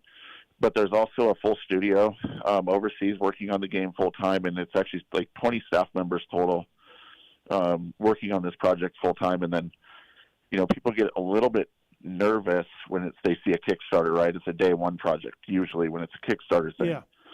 That's not the case at all with this, and the game is fully funded. So the reason for the Kickstarter is simply we want to bring in more staff so that we can add additional features and get the thing out sooner. Whether the Kickstarter funds itself or not, that doesn't change whether the game comes. The game will be coming. The features might have to be added later. Right. That's or good the to game know. might not Yeah. come quite as soon. But we have the budgets there. The company is stable enough to do it, and all of that side of things. So I mean, it was one of those things for me. Like once I saw who was involved, and then the more I learned about it, like I told them, I was like, I can commit till the end of the year. Like that's what I was originally going to do, and really I was just going to do some intros and move on. But then the team is incredible, and I like it. So it's like, okay, well, any spare time I have, which I don't have a lot of, but I've made it. I've made it work and made the time, and it's really the goal of it is it's building the game that we've all dreamed of, and we're all passionate about it because we've all done it. Mm-hmm. And it's really that hyper realistic simulation style moto game onto actual consoles and not just PC. And I could never get the corporate world to go for that. I think it's because their budgets are, they have all these investors and that sort of things. They need to sell a ridiculous amount of copies to make the business model make sense. And so they're trying to, and they want to make more, grow for their investors and that side of things, where the goal here is just to build a great video game and be happy with the core group. And that number is okay. They're using the latest engine as far as graphics. So it'll be a really, immersive, realistic, competitive experience. They specialize in esports competitions. That's what VMX, Virtual Motocross, really started with. They did an event at the EICMA show last year. I know that, I had like the 2 GP champions actually passing out the awards for it, and I think it was like a $75,000 purse or something ridiculous. Like, when I saw it, I didn't even believe it. But as with any moto game, and anyone will tell you, the core of the game really has to be the physics. So I'm stoked that we've found a guy that's really knows motocross or motorcycle physics, and he's a moto fan, and he's published titles. Yep. So to find that combination is super, super rare, right? Like working on, I can even tell you, like the NBA side, we had a really, really good physics programmer, but he didn't know moto at all and wasn't a moto fan. So then you have to have translation to try to get the feel that you want. With this, we weren't, we didn't have to go through that. So everything's based, on obviously real life data and that side of things, which obviously RaceTech's helping with that. A couple of the engineers actually on the physics side are coming over to come to suspension seminar just to learn even more about suspension. And, we can supply them with data and that side of things. And then they're doing something a little different where normally you just kind of build the physics for the bike, and they're actually putting physics on the rider, and you're actually the rider, and you control the rider side of things instead of controlling just the bike. Oh, okay. Yeah, that's different. Yeah. Yeah, and the reason that's awesome is it's going to allow people to develop more of their own riding style, and like whips, scrubs, that side of things can be super free because you're throwing, you're moving the rider around, and you just can manipulate it a lot differently. It gives you a whole nother set of things that you can do. But of course, for the casual people, it will be dumbed down a little bit too. It's not like, it'll be impossible to play or anything like that. When do you expect this thing to come out? Without, just say without Kickstarter funding or whatever, like you said, it will be coming out. Yeah, so the title actually release is set for the end of 25. Okay. Or fall of 25. Yep. But before that, there's actually a demo planned that'll be free to everyone to get. And even before that, if you fund the Kickstarter at certain levels, there are keys to get the game early and get your hands on the game early and even be part of the development of the title. Earlier on in the production. There's a lot of different levels, and they're giving away some cool rewards that are only available via the Kickstarter. And so Kickstarter.com, Motocross the Game or something, like just go search Motocross the Game on Kickstarter. probably the easiest way to get to it, without me trying to spit out the Kickstarter link, is either go to motocrossthegame.com, or you can even just go to my Instagram at Checkerz448, and it's literally linked. It's the link on my Instagram goes straight to the Kickstarter campaign, and you get, I think it's at $49 is where you actually will get a copy of the game. So you basically can just go on there and pre-order the game. Yeah. And it's supporting us to be able to fund the project, because we definitely could use it to bring on, all that money is literally just going to hire staff. So you know what it's going to and why, and it allows us to bring it to you faster. Nice. Chris Riesenberg, Checkerz on the show here. Michael, do you play the PC game at all? Do you only a little bit? I was me and Checkerz, I was talking about this. I'm a big console gamer growing up. I was never a big PC gamer outside of a little bit of World of Warcraft or something. But all my racing experience is pretty much console games. So I kind of gave up the last couple of years. I'm kind of somewhere. I'm like the MXGP games, the Supercross games. After the first one or two of each, I was kind of over it. Yeah, I'm the same way. I got the one, and I'm like, eh. Some of the developers of all this were guys from the modding community for MX Bikes, which I've played MX Bikes just very briefly on PC, and it is very, very fun in its own right with the mods these guys have built. That's the one Marks does. Marks does. I believe. Is that what Marks does? Yeah, Marks is a MX Bikes guy, yeah. So I went through their whole roadmap and what they're doing with the game, and it's pretty cool. Like I said, actually, what's funny is I get random emails for Kickstarter again, like some people have done stuff Moto, and I got the initial email for this, and I think I glanced at the email, I was like, and then Checkerz actually sent it to me the next day and was like, hey, you need to take a look at this, and I read through, and I was like, oh, this is really cool. Yeah, it should be neat. Marks is really excited. By the way, Mark sent in a question tonight, Checkerz. What annoyance in other games are users most vocal about that this game intends to address? Really, it all comes down to physics and in general, and then in sound. And so the reason that the team, they've been modding with like MX Bikes and other titles forever, and the problem is they get to a point where they do a lot with it and they make it really, really good. And I mean, I play MX Bikes right now. I think it's awesome. It's actually really good. I enjoy it. But you get to a point where the only way you can make it the next step better is you have to have the base code in the actual engine. And because that stuff is, that stuff's under lock and key, they don't want it out because, the developer does not want that out. And so then you kind of hit a roadblock. So this is really the way that, they have no restrictions, I can tell you from the MX versus ATV side, I was never able to because the corporate side would never let them build the game that even the studio wanted to build, which was this game. And that was because, again, funding and money to, make stockholders happy. Mm-hmm. So there's always just been this restriction. And so this is allowing us to focus on really just building a really good core motocross experience with a full team of people and real funding and bring it to consoles, which, so it really comes down to being able to build the physics that we want with no restrictions and have full access to do exactly that. Mm-hmm. The Unreal Engine 5 is an amazing engine. It's the most modern engine out there as far as making the game look incredible, and we literally have the best artists for moto out there. If you looked at the screenshots that Michael put actually in the Vital story, I mistaked one of the screenshots literally as a picture. I had to look at it a few times to see if it was actually a photo or, if it was in game, or in the engine. And so that's Unreal Engine. That's cool. And then really audio. So that's the audio has to be tied to the physics. And I'm a person that, I want to be fully immersed, and I can't play a game without having headphones on and actually hearing the engine of the bike and stuff. So that's something that we've been focused really hard on. And you'll be hearing a lot more about that here coming soon. Okay, cool. Yeah, sounds exciting for gamers. I'd like to get into it more. I don't have the time, but I think I would get into it. Listen, I have spent some fucking hours playing video games. Like, I have some serious hours, whether it's MLB, F1, ATV Fury, the game with Stu's Compound, whatever that was. Like, I have some man hours in video games. So it's deep in me. The video gamer is deep in me. I just have yet to rediscover it. I guess this thing called life is getting in the way, or maybe bicycling, or I don't know. But so it would be cool. Yeah.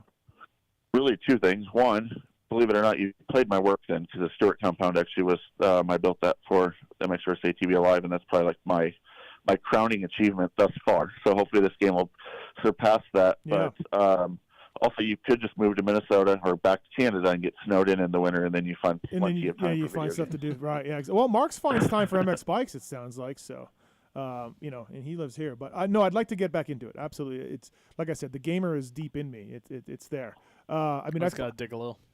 I mean, I played 462 game season in MLB one time. I was just going, dude. So I've got some time. Anyways, Chris Riesenberg brought to you by the folks at Rocky Ridge Trucks, by the way, RockyRidgeTrucks.com.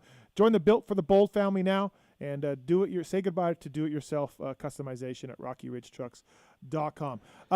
All right, Race Tech Rant time. Checkerz, you know this thing works really good because, like, we get voicemails and I got people at the races, people at live shows, they just come up to me, they go, I got a Race Tech Rant. Like, it's just synonymous now. That's it. Yeah, I hear it all the time. I mean, I hear it on the SMO shows. I hear Galdi uses it all the time, especially was until you yelled at him on his stuff. But yeah, it's definitely been successful. It's great job security. He just can't get rid of it anymore. Yeah, you can't get because like if I just say like it's the Starbucks rant, it's just not going to work. I don't know. I feel like competition. Rocky Ridge rant. We have some other R's. Oh, I mean, yeah. There we go. Got to keep this going, Checkerz. There we go. Well, I'll send you a 2025 proposal, Checkerz. I'm not happy then. No, it is funny. Like seriously, like I get people like, it's a Race Tech segment, and I just have random people just say, I got a Race Tech Rant. There's your Race Tech Rant. And I'm just like, okay, man, cool. So, but yeah, Race Tech Rant for tonight. Checkerz, you have amateur motocross? I have one. Did you hear? We kind of started on it just to warn you with the Josh Wood segment, but let's go. Yeah, let's go. Well, good. Before I get angry, which I'm honestly like the happiest person ever, so for me to get angry, I have to actually, it has to be something major. But I do want to throw out too that our rider support stuff is open. And, I really would like to get some more of the privateer guys to hit us up and let us know if they need support in that side of things. We've pushed a lot of these guys through centers, and that's awesome and whatnot. Mm-hmm. And it's allowed us really to have room to help more guys. So if you just go to the resources tab on the top of the Race Tech site, there's a rider support link. We do have a program open for anyone, whether you're racing 50s all the way up to pro stuff. But I just wanted to open that door that we do have a spot, and I mean we'd love to help those guys out and make sure you're on good competitive stuff, whether you're doing Supercross, Arena Cross, whatever it is. Let us know. Okay, sounds good. But now it's time to rant. Yes. It's really just the frustration on the amateur moto side, and they're doing all of this stuff right now with the future stuff and the combines, which I think are all really positive steps in the right direction. And even the amateur nationals, a lot of them for the A and B classes especially, they're doing these longer motos and stuff. So they're letting these kids really prove themselves. But the problem is there's nowhere for them to go. And there's money being spent on the amateur side, but the worst thing you can do is turn pro because you lose all of your support. And oh, this sounds like we were talking about. And we're in a situation right now, though, that's what message are you sending to people? Like, I will use two people, for example, that are doing everything right. Of Drew Adams is waiting for a deal. Like, how does that kid wait for a deal? He's fine. He's got a PC deal, Checkerz. He's okay. But does he have a pro PC deal? Depends if there's injuries. Nationals. It's still right for like what Drew did. It's loose. Yeah. A guaranteed path after the year he had. Like there's an issue there, which I mean, I just get frustrated. I mean, the one that really hits home to me is, and Michael knows this well because he knows him well because Michael was the first person to ever give the kid an opportunity at all when I asked him for a favor. And it's Avery Long. I mean, the kid is the nicest kid and the hardest and most focused kid I've ever met in my life. He is by far my favorite kid I've ever worked with, and he's not currently my guy, but he's always my guy. He has won. He's been fast. He's been good. And there's nothing available and nowhere to go. Like, how does that? Right. What are we teaching people? Like, because he wasn't fast on a 65 and didn't sign a pro deal early, which they have gotten better at.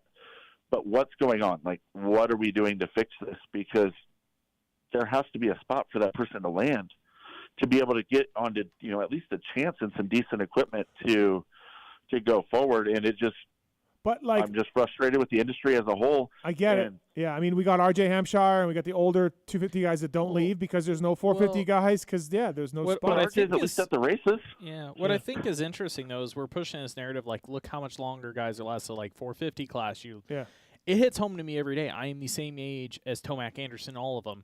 I race them when I say race them on 50s, but so like it hits home to me every year as I get older. I'm like, Jesus, these guys are hanging in there. We've got this group. Look at the age of 250s, and then when you have what Kitchen did, like basically not turn pro till he was 19, almost 20. And I've heard so many people, like whether it's agents or people behind teams, telling kids like, "Hey, look at Kitchen. Don't worry about it. Age doesn't matter." And then I've just watched a bunch of kids get signed over kids that beat him, and I asked the teams why. That kid's really young. I'm like, what happened to what happened to this conversation we all started having the last 2 years about Kitchen? The goalpost move. The goalpost moves a lot. They move all the time, depending on who you're talking to. Yeah, the goalposts are always moving. No, you're right. Checkerz, absolutely. I watched long at Loretta's, and I've seen him. He deserves a ride. I mean, his team folded. The NSA Yamaha amateur team folded.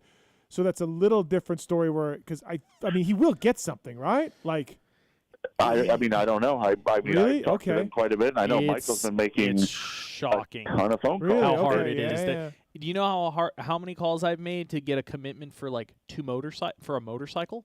No Really? parts and nothing. It's bad. Wow. Okay. It's horrendous. Yeah, and he's not the one kid. There's like 8 or 9 kids out hunting right now for spots. Right. And I talk to guys like Blair Dupree, like, yeah, I'm getting calls from like 10 kids a day who have all won stuff in the last year and are looking for a bike. Right. Yeah. Tough times. That's your race No, type, I mean, though, Checkerz. Yeah. I like it. Yeah. It's frustrating. Like, at Minios last fall, he was winning everything, and I mean, he was dominating everything. And he had an ACL. Yeah, that terrible timing for an ACL, and barely made it back for Loretta's. It wasn't 100%, but he was still really good. I mean, he was second in both pro classes. Like, it's not like he did terrible. And he's built back to where he was. And, he went to Ponca and won, I think, all but one moto there. I think he fell in one moto and didn't win there. He was great in Vegas. And, I mean, I will say it, and this is definitely not a slight to his team because they've been awesome to him, and I've watched it, and I love those guys. But the engines on some of the other guys are definitely better than what he had, because I watched him facing the crap out of that double over the gap every single lap, and still, I mean, he was second behind Davies. He was a great rider, and he deserves his spot 100%. I won't say that he doesn't, but it's like, what else does he have to do? It'd be different if the kid was an a-hole and sucked to deal with, or didn't work hard, or was out of shape. Right. But I know for a fact he's the guy that's passing dudes at the end of the moto. He's good on that side. He's easy to deal with, and that's why I'm such a proponent for him. Is like, I don't see what else you can do, And we used to live in a world where you go to Loretta's and perform, and you get a ride, and those don't exist anymore, I guess. And then, on the pro side, if you don't go pro on one of the elite factory teams, you're either riding for no money or even paying for your ride, and your equipment's probably not all that awesome in a lot of situations. And it's like you're destined to never get a chance and never get success. But yet, there's quite a bit of funding going down to the amateur side. It's like, why can't we fund these second privateer level, not privateer level, but a support team, and then you can pull guys up for something, I think Savacci kind of had that deal with KTM at one point, and maybe even Phil, that they were kind of like on a secondary KTM team, and then they got pulled up to the factory when injuries happened. Yeah, Phil had that with it was the Alessi deal or whatever. Yeah, that was kind of backdoor because he lost out. But yeah, Joey's was Orange Brigade, and they do it. I say this, I wonder with the amateur programs why they can't do it more low key, because like Joey, and I'm trying to think, I think Alexander Fry might have been in the same position. They did. Yeah. Yeah, I think they did. No, not Dakota. Okay. Actually, Dakota Alex is on this list. I think he was part of it. They did Orange Brigade basically like, hey, here's factory engines, but it's like the B spec. Here's good stuff, and we're going to run you out of a fun mover. And if you do good, like they still ran them through a full outdoors that way. Like Team Green, as much money as they spend, like, again, the pathway, like what Cowie proposes with their marketing, like they're so heavy with the Team Green marketing, like even the ad they have right now with A and like Be Next or whatever. Like, look at our pathway. How many A-class Team Green kids have just been dumped year after year with no attempt to move them to A? Like, okay, You guys have these pickups with little fifth wheel trailers. Run one of those. It doesn't have to be out of a semi. Give them decent equipment. Give them guidance. Kind of being below PC team, get to ride with the guys here or there. Like give them guidance. Especially when you think of like, yeah, Reynolds did a sort of year, but you think of somebody who's been with an amateur program. If you've been with an OEM since you're on 85s, and if they have supported you well, bikes, parts, bonuses, like hundreds of thousands of dollars have gone to some kids, and then just poof. Like what's up with that invest? Like, okay, I know.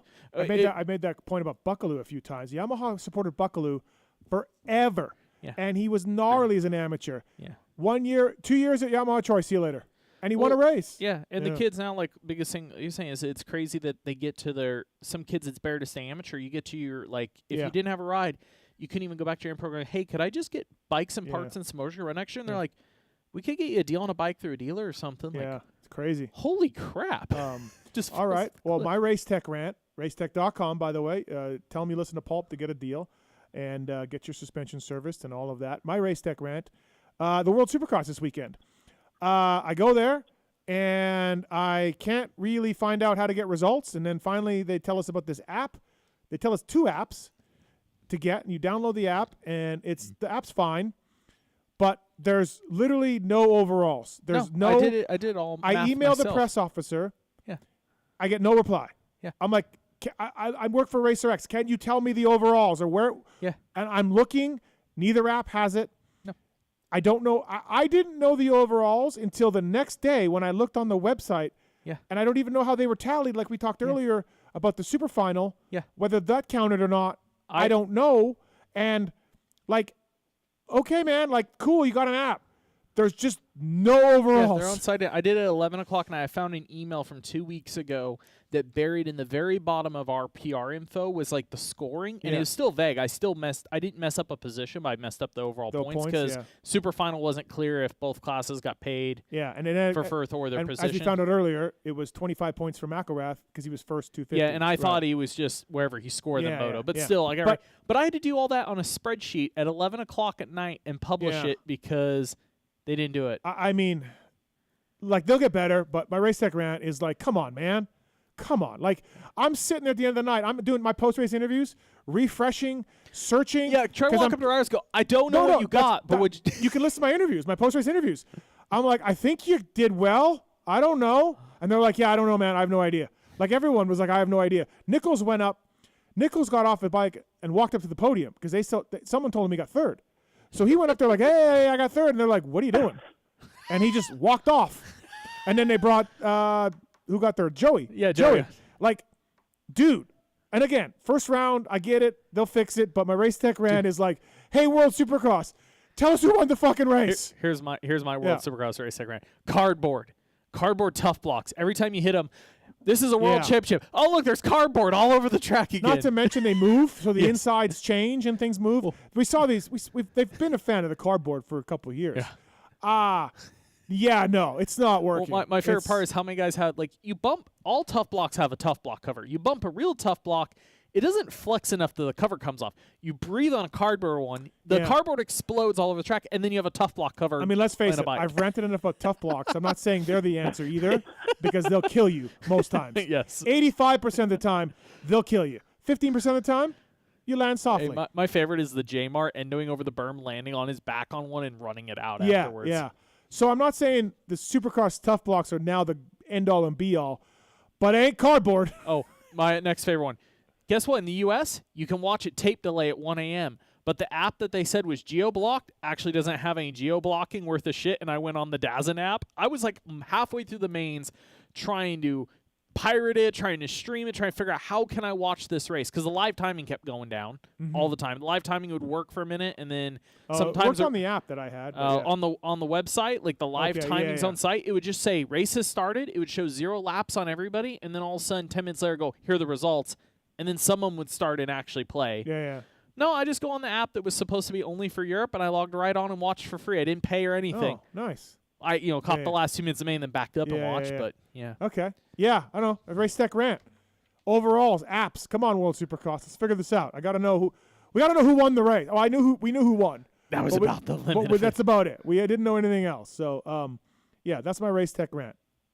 So not bad. We did okay. Cardboard, apps, and amateurs. Mm-hmm. Covered a lot. Yeah. Good rants. That's the first time I've ever done one of those, and I mean, I will say, feels good, doesn't it? SMX struggled a little bit their first year too with results and all that stuff. So hopefully they will. Who did? They will sort it out. I thought the 250, 450 thing was pretty cool though. I liked it. I was fine with the Super Bowl. I was down with. I don't mind changes. I'm a traditionalist in some ways, and I don't like changes in some ways. I'm the old man yelling at clouds and sometimes on this show. But when it comes to the racing formats, yeah, man, it's kind of cool. Like, let's switch it up. Although, like I said, and Michael, you made like the 250. There was no 250s in the mix with the 450s. It was not the way we thought it would go. It was all 450s and then the 250 guys. But hey, whatever. And you even scored them that way. So I was just like, is it a race? It's like a race within a race. I was so confused. They never mentioned that on TV. No. They'll get also better. One more. Yeah. I wanted to say this to Jeff, but it probably would have been too rude. I was going to ask him to please beg Ralph to not say Chaos Corner anymore. The broadcast, he calls the first corner Chaos Corner. Oh, yeah? And everybody's entering Chaos Corner. I heard it every single heat race in Maine. Well, there was like 18 races, so he said it every time. That's the problem. Yeah. Oh, and we're entering Chaos Corner. I'm like, are we in the WWE now? Like, what happened? Glacial Till, I heard. Glacial Till was a big Till, one. I heard was a big one. Oh, that one was one. There was one other where I'm just like, hand me the gun, hand me a gun. Oh, but actually my favorite was Ralph was talking about Savacci. He's like, Joey Savacci is just out here trying to run with Tomac and run with Roxon and prove to all the team managers out there he deserves a ride in 2025. I'm like, can somebody please tell Ralph he has a ride? He has a ride, yeah. He has a contract, he has a ride. The live announcer kept saying that Roxon was a privateer. Not Galdi, but Galdi's buddy. Pipes puts in a text to me and Galdi because I got him hooked up the day earlier. Yeah. By the way, Noof saved World Supercross. My buddy Noof. Something happened with fuel. Noof was making runs to the border, runs to America to go pick up Renegade and other fuel. Like for 2 At some point, he was just standing outside with the fuel pump, just dishing out fuel, man. He was the fuel guy. There was no World Supercross without Noof. Something happened to the fuel, and Noof did it all. Oh my So anyways, Pipes text Galdi and me and is like, will someone please tell this guy that Kenny is not a privateer? Please tell him he's not a privateer. So, hey, that's all fun, though. Fun and games at World Supercross in Vancouver. Speaking of Renegade Race Fuels, PulpMX 24, racers that win, pour it in. Renegade Race Fuels saving World Supercross this weekend. They've got a Supercross Mini 50-foot fuel as well, AMA legal, oxygenated high performance, unleaded, ethanol free, and PulpMX 24 right to your door. Renegade Race Fuels. They saved World Supercross. Maybe, just maybe, they can save you and your racing. Checkerz brought to you by Rocky Ridge Trucks, by the way. Anything else, Checkerz? No, I think that's it. Thanks for the time, and thanks as always to the whole Pulp Nation and Pulp Army for always supporting Race Tech. The code gets used quite a bit. Actually, you want to give a Gold Valve kit away real quick? I can do one of those. Yeah, we can do that. That's swag pack. I can get off the line even if you guys want to figure out a way to do it. Just give me a shipping address and a shirt size. Give me a number, an email number. We'll do an email contest for the archive people. PulpMX contest at PulpMXshow.com. We'll do 48. 48. We can't do 448. That's a little too much, but we'll do 48. All right, 48th email, Race Tech Gold Valve. Contest at PulpMXshow.com, and then we got the contest at PulpMXshow.com for the grip from Jeff Emig and Works Connection. We love Works Connection. They swept the podiums at both World Supercross classes with the Pro Launch Start device, and we're giving one away. If you don't win it, PulpMX 20 is the code to save. We will do email 512. Oh, that's going 512. Deep. We will go deep for this Works Connection Pro Launch Start device. Thank you to Works Connection, PulpMX 20, the code to save. So we're giving away the Gold Valve, the Pro Launch Start device, some grips, contest at PulpMXshow.com. And, thanks for listening, everybody, and I'm glad we can give this stuff away. Checkerz, as always, thanks for the support. Race Tech Rant tonight. Let's get you in studio sometime, Checkerz. Come back. Yeah, I need a trip to Vegas again. It's been a while, and make sure they send their shirt size too, and I'll get them hooked up with swag pack with the Gold Up kit as well if they follow directions. Motocross the game. Check it out on Checkerz Instagram. Check it out on social. It's coming fall next year. Kickstarter program to get an early copy and more. So Anything? All kinds of stuff. I'm not busy at all. Yeah, no, you're fine. Thanks, Chris. Appreciate it, buddy. All right, thanks, guys. All right, see ya. That's Chris Riesenberg, everybody from Race Tech Checkerz, they call him. Good dude, good supporter of the show. PulpMX 20 at Ethica. Tits, you use this code, don't you? At Ethica? Yeah. Sure. I thought you did. Yeah. Other sponsors as well. Oh, I know. Many sponsors. Oh, I know. I use their codes. I'm sure you also hit them up for free stuff. Yeah, and when they say no, then I use the codes. Yeah. Ethica.com, premium brand experience. Love the underwear, the hoodies, the shorts, all of it. Since the inception of the brand, Ethica and his team have been determined to live life, innovate, and work hard. PulpMX 20 is the code to save. Pulp20, code to save with Maxima and ProFilter. We're going to rip through that. Love the guys at Maxima. Please check them out, MaximaUSA.com. Experience the difference with their 4-stroke oil as well as the 2-stroke oil. The 927 is still the #1 selling performance 2-stroke oil in most markets around the world. SC1, love SC1. Right before the World Vets this weekend. You're just going to coat the bike. I'm going to coat Dark's bike. I'm going to coat Dark's bike in SC1. Good luck, fucking. Why do you guys sabotage him? I Mr. thought you had Side. him covered. He's been riding a lot. Are we worried? He's been riding a lot. Are we worried? No. No? Because Dark, Dark had me covered at Lakewood. Yeah. He jumped the big triple that I didn't jump, and we were pretty equal other than that, but he's probably a little faster than me. But Glen Helen is Dark's kryptonite, yeah. Which Glen Helen. The Helen is unique. So, ProFilter.com, Pulp20 code at ProFilter as well. I'm also going to put SC1 all over Dark's ProFilter. So good luck trying to get that bike running, Dark. Sabotage him this weekend. Yeah, Phil's going too. Love it. Atlas, by the way, Atlas Brace. I went up to Atlas Brace. You know them for the brace. Dylan Wright, Kyle Chisholm uses more. They have an entry-level boot called the Traction Boot. $199 in the U.S. is the retail value. Traction Boot's available in MX and Enduro sole versions as well, featuring a modern Velcro-free closure, molded sole, plush memory foam around the ankles. It's a good entry-level boot. It's $200. AtlasBrace.com. Check them out. Thanks to those guys for coming on board. Michael Lindsay here as well. Okay. You're going to split here shortly, but I thought we'd talk more results with Fro for World Supercross, but we didn't. Yep. So let's talk a little bit results now. Tomac, awesome. Kenny, pretty damn good. But the battles between Freeze, Savachi, and Dino and Nichols were great. Yeah, fantastic. Poor Dino got hosed. 2 of the motos, one of amusement. But, yeah, the Vince Joey combination in Nichols, especially though Vince and Joey, started getting aggressive as the night went on. Yes, a lot of parking. Again, the whole classic Vince though, he's a great racer and he's races hard, and I defend him more than JT. We all know his feelings. Wygant's out. Yeah, I'm not. I like some of his fight, but classic Vince. There's a corner before the whoops. He's going inside. Joey goes faster around the outside. He's going to pass him. Instead of Vince tucking inside and following Joey, he stands his bike up and rides to the outside and hits Joey, and Nichols goes by both of them. Bro, he can't help it. It's like a porcupine or a badger, honey badger going honey badger.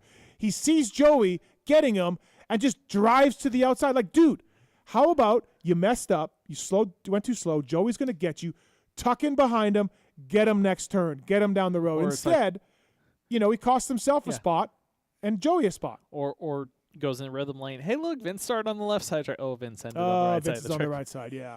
I just said there were so many times Joey and Ken guys, but I'm started doubling rhythm lanes because I don't think I can triple. I don't think I can triple. Did you see anything from Joey or Colt that thought maybe things would be different, or are you impressed or not impressed, or? Colts was a little weird to me. I thought he made some of the biggest progress over the night. My personal opinion, I can't remember his first or second race, I thought he looked quite, from practice in, kind of uncomfortable. I thought he came around quite a bit.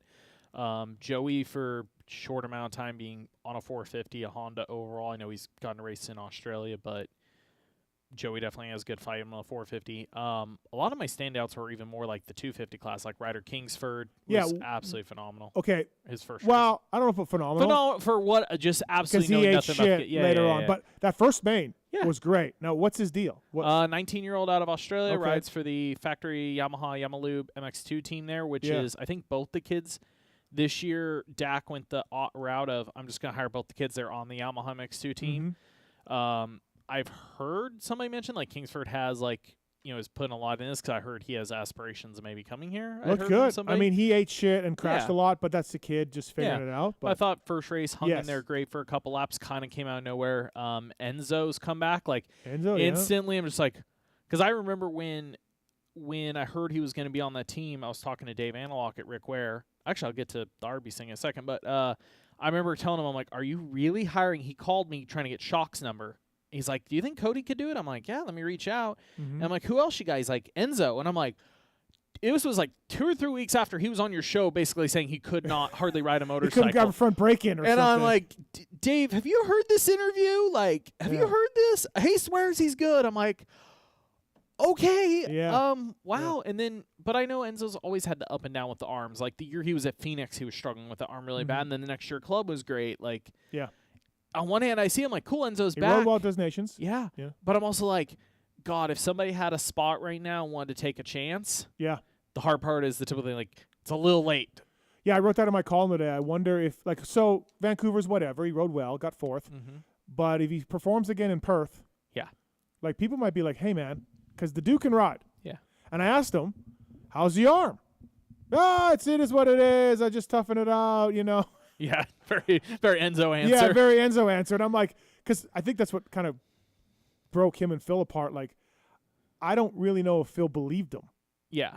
Because there was no sort of diagnosis. But how's a dude going to throw away a star ride because he misses home? No, there's something going on. He's got a problem. Yeah. I don't think Enzo and the doctors were really communicating on what was going on. Yeah. But, dude, he rode great. Yeah. He got better as the night went on. Yeah. He was really good. I think 250 class across the series will be fun, kind of like what Phil said. I mean, it is a bit of a fire sale. Like, I mean, look at Anstey. That was a fire sale. Cody was a little bit of a fire sale at times. Oh, Shock had some big ones. Dude, he almost died. He 3 times that I saw. I know. Fell off the back of the bike. The ghost ride. Oh, my God. He almost died in the whoops. There was great. Same thing. I mean, I'm stoked for Cook. Like, speed was pretty solid, was good, though. Yeah. To be compared to where he was this point last year, that's great. The weird ones is like, okay, 250 class, you're Shane. This is such a weird deal. Like, Shane's doing great here. He's doing great in Australia. Can't race a 250 in the U.S. Man, I feel for Shane. Like, he is just, if he was allowed to race a 250 in the U.S., he would have a job next year, a good job. Yeah, that's the same as what Joey's been saying, and I don't buy it, man. Shane and Joey are awesome. They're great people, but they pointed out. Then they pointed out. Sorry, man. You don't get do-overs in life. That was the rule. I feel bad because it's a little fair because of how much the moving target has been on that class, and they were both in the year that it happened to be the weirder moving target. But we've been trying to get dudes out of there forever. So I don't know. I think 250 class is fun. You have guys like Park and Kelly who are fighting for rides next year. Derek wasn't good.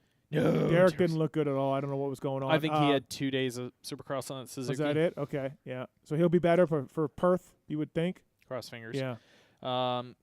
Cullen was okay. Like, I mean, they're both getting beat by Barham and Kingsford, Aussie kids that want jobs here. That's not a good look. Yep.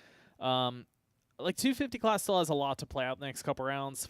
450s, like you said, you have a kind of your tier. It's like, okay, I basically look at the WSX class as 3 tiers. You have your head-to-head Kenny-Eli battle. They'll happen at every round. Then you have the Joey, Colt, Vince area, Dean. And then it just kind of falls into... You know, I expected more from was Brees. I like Brees as a racer. I like Brees as a racer. I guess I know he's had a good Supercross season before, but I think of him as a arena car. I just don't. Yeah, he didn't. I like Ryan. I just don't think of him as. Yeah, I don't put him in the Joey. It doesn't shock me. Is he going to beat a Joey, a Colt, or a Dean? No.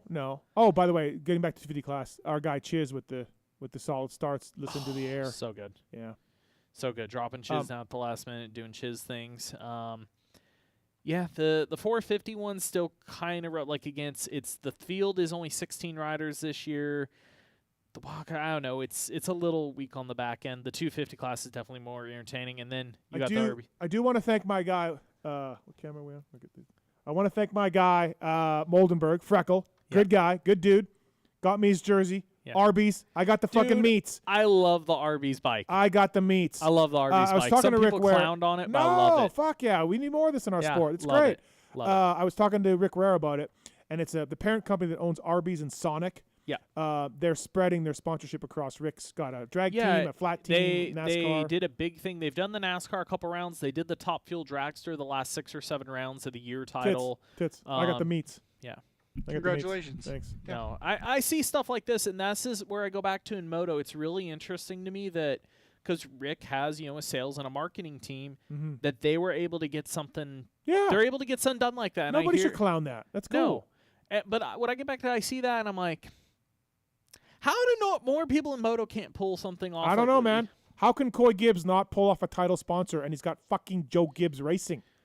The only thing I'll say that's really weird, one separation, even though this is both NASCAR realm, and JGR is facing this at NASCAR level, is they for a long time, even though they had some different sponsorship, JGR historically on the NASCAR side had operated as a title sponsor per car for the season. Like,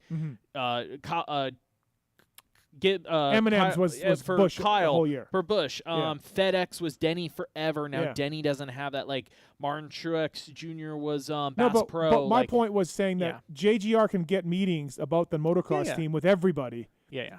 And they fucking couldn't get a sniff. And I'm like, why does our sport suck that way? It is interesting though that Rick has pulled this off in a different way. That it is more round, but he's done. Okay, this is shared across everything. Again, it's shared across his IMSA, his Top Fuel Dragster, his NASCAR, and his moto team, and his flat track. Yeah. He's got 5 operations that branding is all on. That's pretty. Yeah. That's a pretty cool approach to those guys. I agree. Unlike, and I can't answer this for NASCAR. Like, hey, we have the NASCAR team. Would you also like to sponsor our moto team? I don't know if just the approach is different. Is if somehow Rick pencils this out dollar-wise, where he's like, okay, I'm pitching him on all this stuff, but I have enough money set aside. I can excuse this, and this just looks like a bonus to a brand. This may be nothing, and he's just doing it to do it. Yeah. But I don't care. The fact is he's doing it. He's able to do it, and I think it makes our sport look good. And some of Feld's restrictions hurt the sponsors for sure, but not enough, I think, to not be able to get our guys involved in big companies. We have a young demographic that has money because they can buy these dirt bikes. Yeah. And we can't get shit. And, even just the custom, like, okay, Rick's approach, like, doesn't have to worry about having an OEM help or whatever. Like, he could brand the bike however he want, color however he want. Yeah. World Supercross doesn't have that. Because I hear brands say, oh, Supercross Feld won't let me do this activation. Right? Shit for activation at a World Supercross. No, and that's on it. Yeah, and that's on it. No, absolutely. Yeah, that's cool. You can easily blame somebody if you want, right? That's cool. Michael Lindsay here. All right, before I let you go, before your Uber gets here, you're flying out tonight. I got to go to a Dunlop thing tomorrow. Lewis, Dark. Yeah. Who's been the bigger pain in the ass lately? They've both been pretty mellow. It's kind of funny now that the season's over. Okay. Lewis, I think Lewis has lost. He was very sad he didn't get to go to Canada. I think Lewis is a little lost at the moment without racing. Without something to go to. He's a young boy lost in the woods. A little bit. He's now in Florida by himself, singing in his apartment. I think he's a little lost. No, he did actually make it up to a compound. He went to go see Max. He did, but he got drug up there for another shoot. He tells me we did a project for Alpine Star, so he went along with. Because I even teased him about it, and he's like, kind of this whole like, I don't know if I'm like comfortable just showing up at a compound to watch somebody ride. I'm like, that's why you moved there. Yeah. And then like, I don't know. Yeah. So and then Dark doing a story from the World Vets. World Vets doing one from GNCC. Oh, he's gonna be typing away. Hopefully. Yeah. Dark. But Dark's surviving. It's always funny. Just sometimes you have to nudge him along a little bit. But he's doing good. Come on, Dark. Come on, Dark. Come on, Dark. Keep going, Dark. Like I do the Augie on the walks. Like, come on, Dark. Come on, Darky. Come on, Dark. No, I think it is interesting. I feel bad for him sometimes because I feel like me and Lewis and Leisha both all have a lot of direction with what we're doing. Yeah. I do feel bad for him at times. I think sometimes I forget we literally drug him out of ditch digging barely 2 years ago. Right. Because sometimes I'll get after him like, why are you not working on this or that? I'll kind of be like, what are you doing?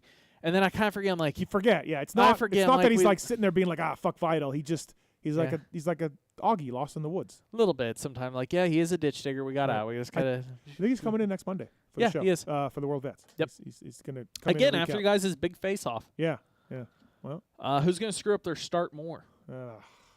We're not gonna have a repeat of you just like going left or right off the start, right? No. No. My starts have been good the last few years. Okay. Unfortunately, they live forever. The early ones live forever in people's minds. But I've been better. Okay. But you can't get the early one out of your mind. It's like it's just a horrible. Do we have factory goodies for the race this time? Same as always. Okay. Same as always. And Darkspoor and Kiefer's bike? I believe so, which that's going to be a weird one because I've learned he doesn't usually adapt to bikes quickly. Love the 350. Didn't like the Yamaha when he got. Loved the Yamaha. I give him another 350. Hates the 350 when he got it. Right. Now he loves the 350 again, so I'm worried he's going to get out here this next week and hate the Yamaha.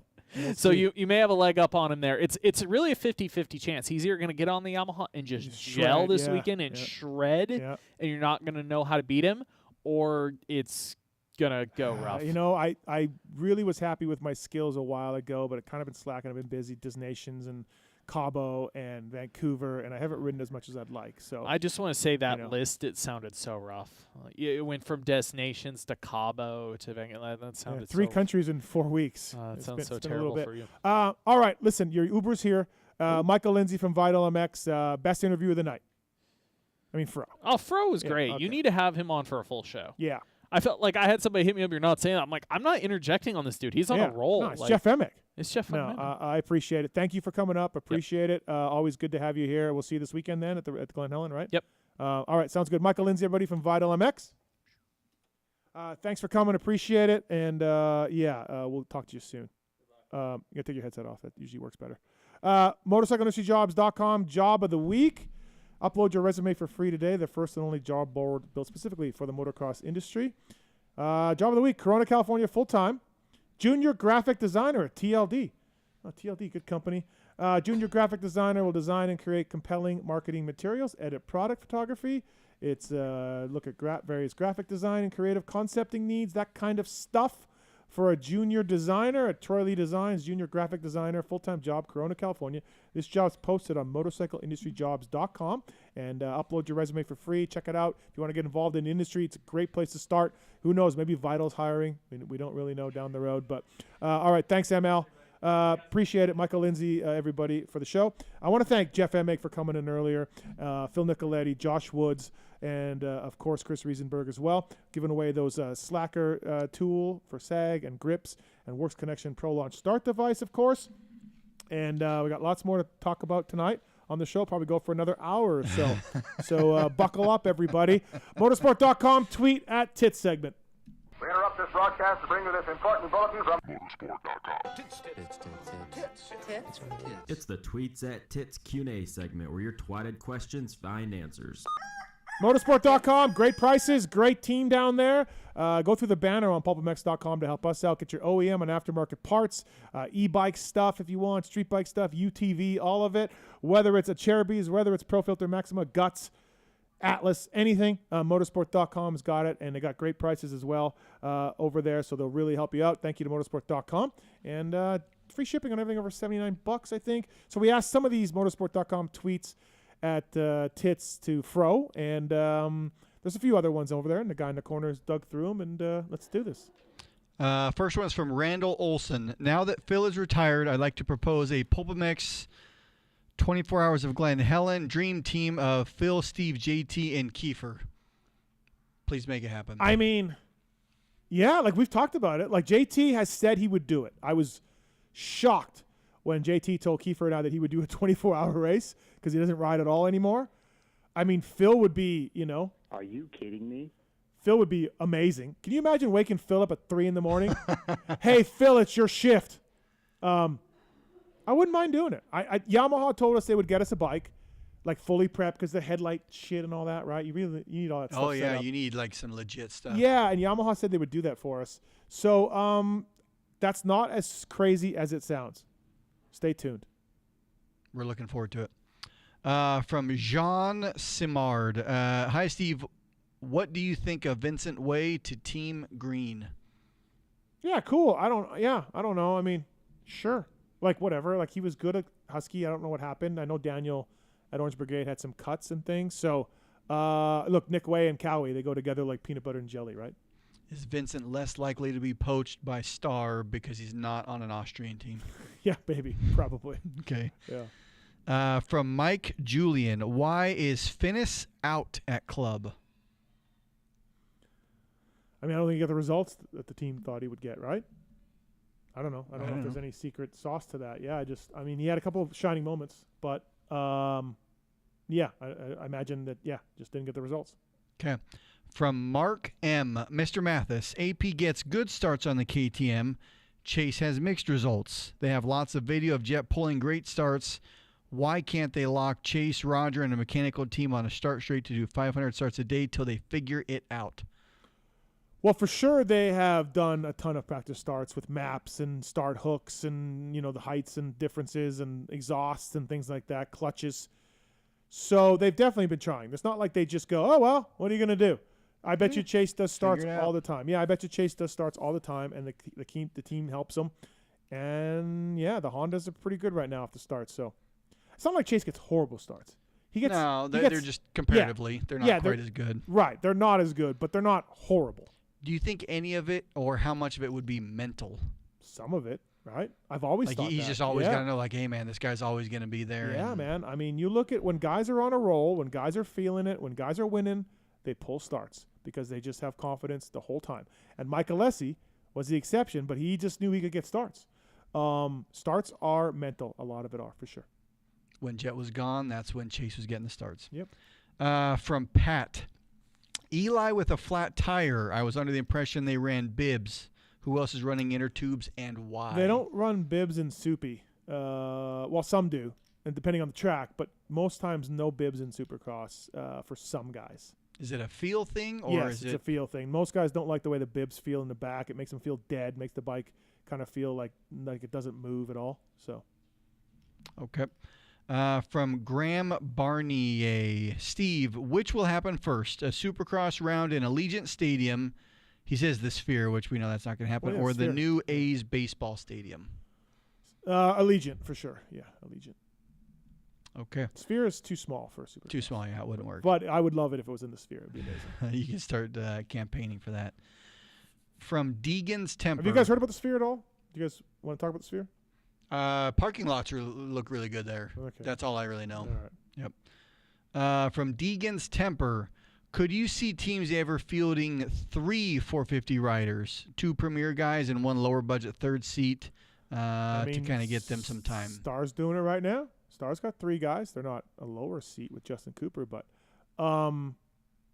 yeah, I mean, I don't know. Somewhere along the line went from 4 to 3 to 2. I guess rider salaries dictate that a little bit. Parts availability, cost, all of that. But, yeah, let's do 3. We should. Let's go back to 4. Well, with injuries in our sport happening, but then we used to get fill-ins, and now we get no more fill-ins. So I don't know what happened to fill-ins, but nobody fills in anymore. They just go with one bike. And if they had the dedicated fill-in like Phil, then it always worked. From Brando, if the rumors are true, how long do you think it will take Prado to adjust to America and the Kawasaki team? If the rumors are true, yeah. If we've been talking about it on this show for fucking 6 months. Yeah, we talked about it last week with Kiefer. I had somebody in Europe tell me that he's going to be a top 5 guy in Supercross, and I just don't see it. I just do not see that right out of the gate. But motocross, yeah, for sure. Okay. From USA Motocross Superfan, I know Steve has never been, but did anyone else think the dirt in Canada looked like Mammoth? Yeah, I had someone say that. Yeah. Other than this guy. Yeah. Well, maybe this guy was in Vancouver. He was the only one. Yeah, who was fucking who? Okay, hold on. Let me think here. It was somebody, like somebody, like a name person. So there's at least 2 guys then who thought it looked like Mammoth. Some friend of mine or industry person at Vancouver was like, "This is like Mammoth," and I'm like, "Cool, man." Cool, great. What I thought was funny was I remember when we went to Vancouver in 2007, it was gray, rocky dirt. And we were all like, what the fuck is up with this dirt? How weird. It's soft and it's rocky. Is that the moon dirt? Moon dirt. Okay. We talked about that. And then this is new dirt. Not the same dirt, obviously, from 2007. It was dug up from a construction site, I guess, is what I heard. Don't know if that's true. But it's the same fucking dirt. Yeah. The same dirt. 18 years later. Same dirt. It's like it's come from the same place. That's weird. Stop it. Literally the same color, everything. Yeah. Fuck off, Tits. Okay. Nick, are you with me? That's weird, right? Little odd, yeah. Oh, you're a little odd. Oh, what do you know? Nick said it's a little odd. Thanks. From Chiz's Chiz, Steve, who are you most proud of doing an interview with as a moto journalist? Most proud? Well, who's the hardest to get? Who's your... I know you've done hundreds of interviews, but is there any one that stands out as your best catch? Years ago, Stefan Legrand-Lebig, who lives here in Vegas, French guy, he's been on the show before. He got me Jean-Michel Bale, and Bale hadn't done an interview in forever. He lived in France. Obviously, he was a multi-time champion, and he didn't really do a lot of media anyways. And Lebig lined it up for him to call me and do a podcast years ago. I don't remember when it was. I can Google Jean-Michel Bale podcast. And so I was super stoked to talk to JMB because he was sort of like a white whale. 2011, I did it. It was sort of like a white whale of it, nobody had talked to him much. So it was really cool to talk to JMB when I did it. Funny story for that. I got 30 minutes into the podcast of a lifetime. My desktop locked up. I freaked out while I was still talking to him and erased the file. Huh. Yeah, because I don't know. I just freaked out. Looking back on it, I don't know why I would X out of it. Like, the program's froze. Why would I X out? Without saving. Yeah, that's what happens when you freak out, I Yeah, guess, right? and so then I said, Jean, we got to do it again, the whole thing. And he goes, you're kidding, right? Nope. And he says, this is why I don't do interviews. Yeah, so we did it again. He was really cool. But I was really stoked to talk to J&B. I mean, I've done one with Vanilla Ice. That was kind of neat. Jeff Gordon. I did one with Jeff Gordon, the NASCAR guy. I don't know.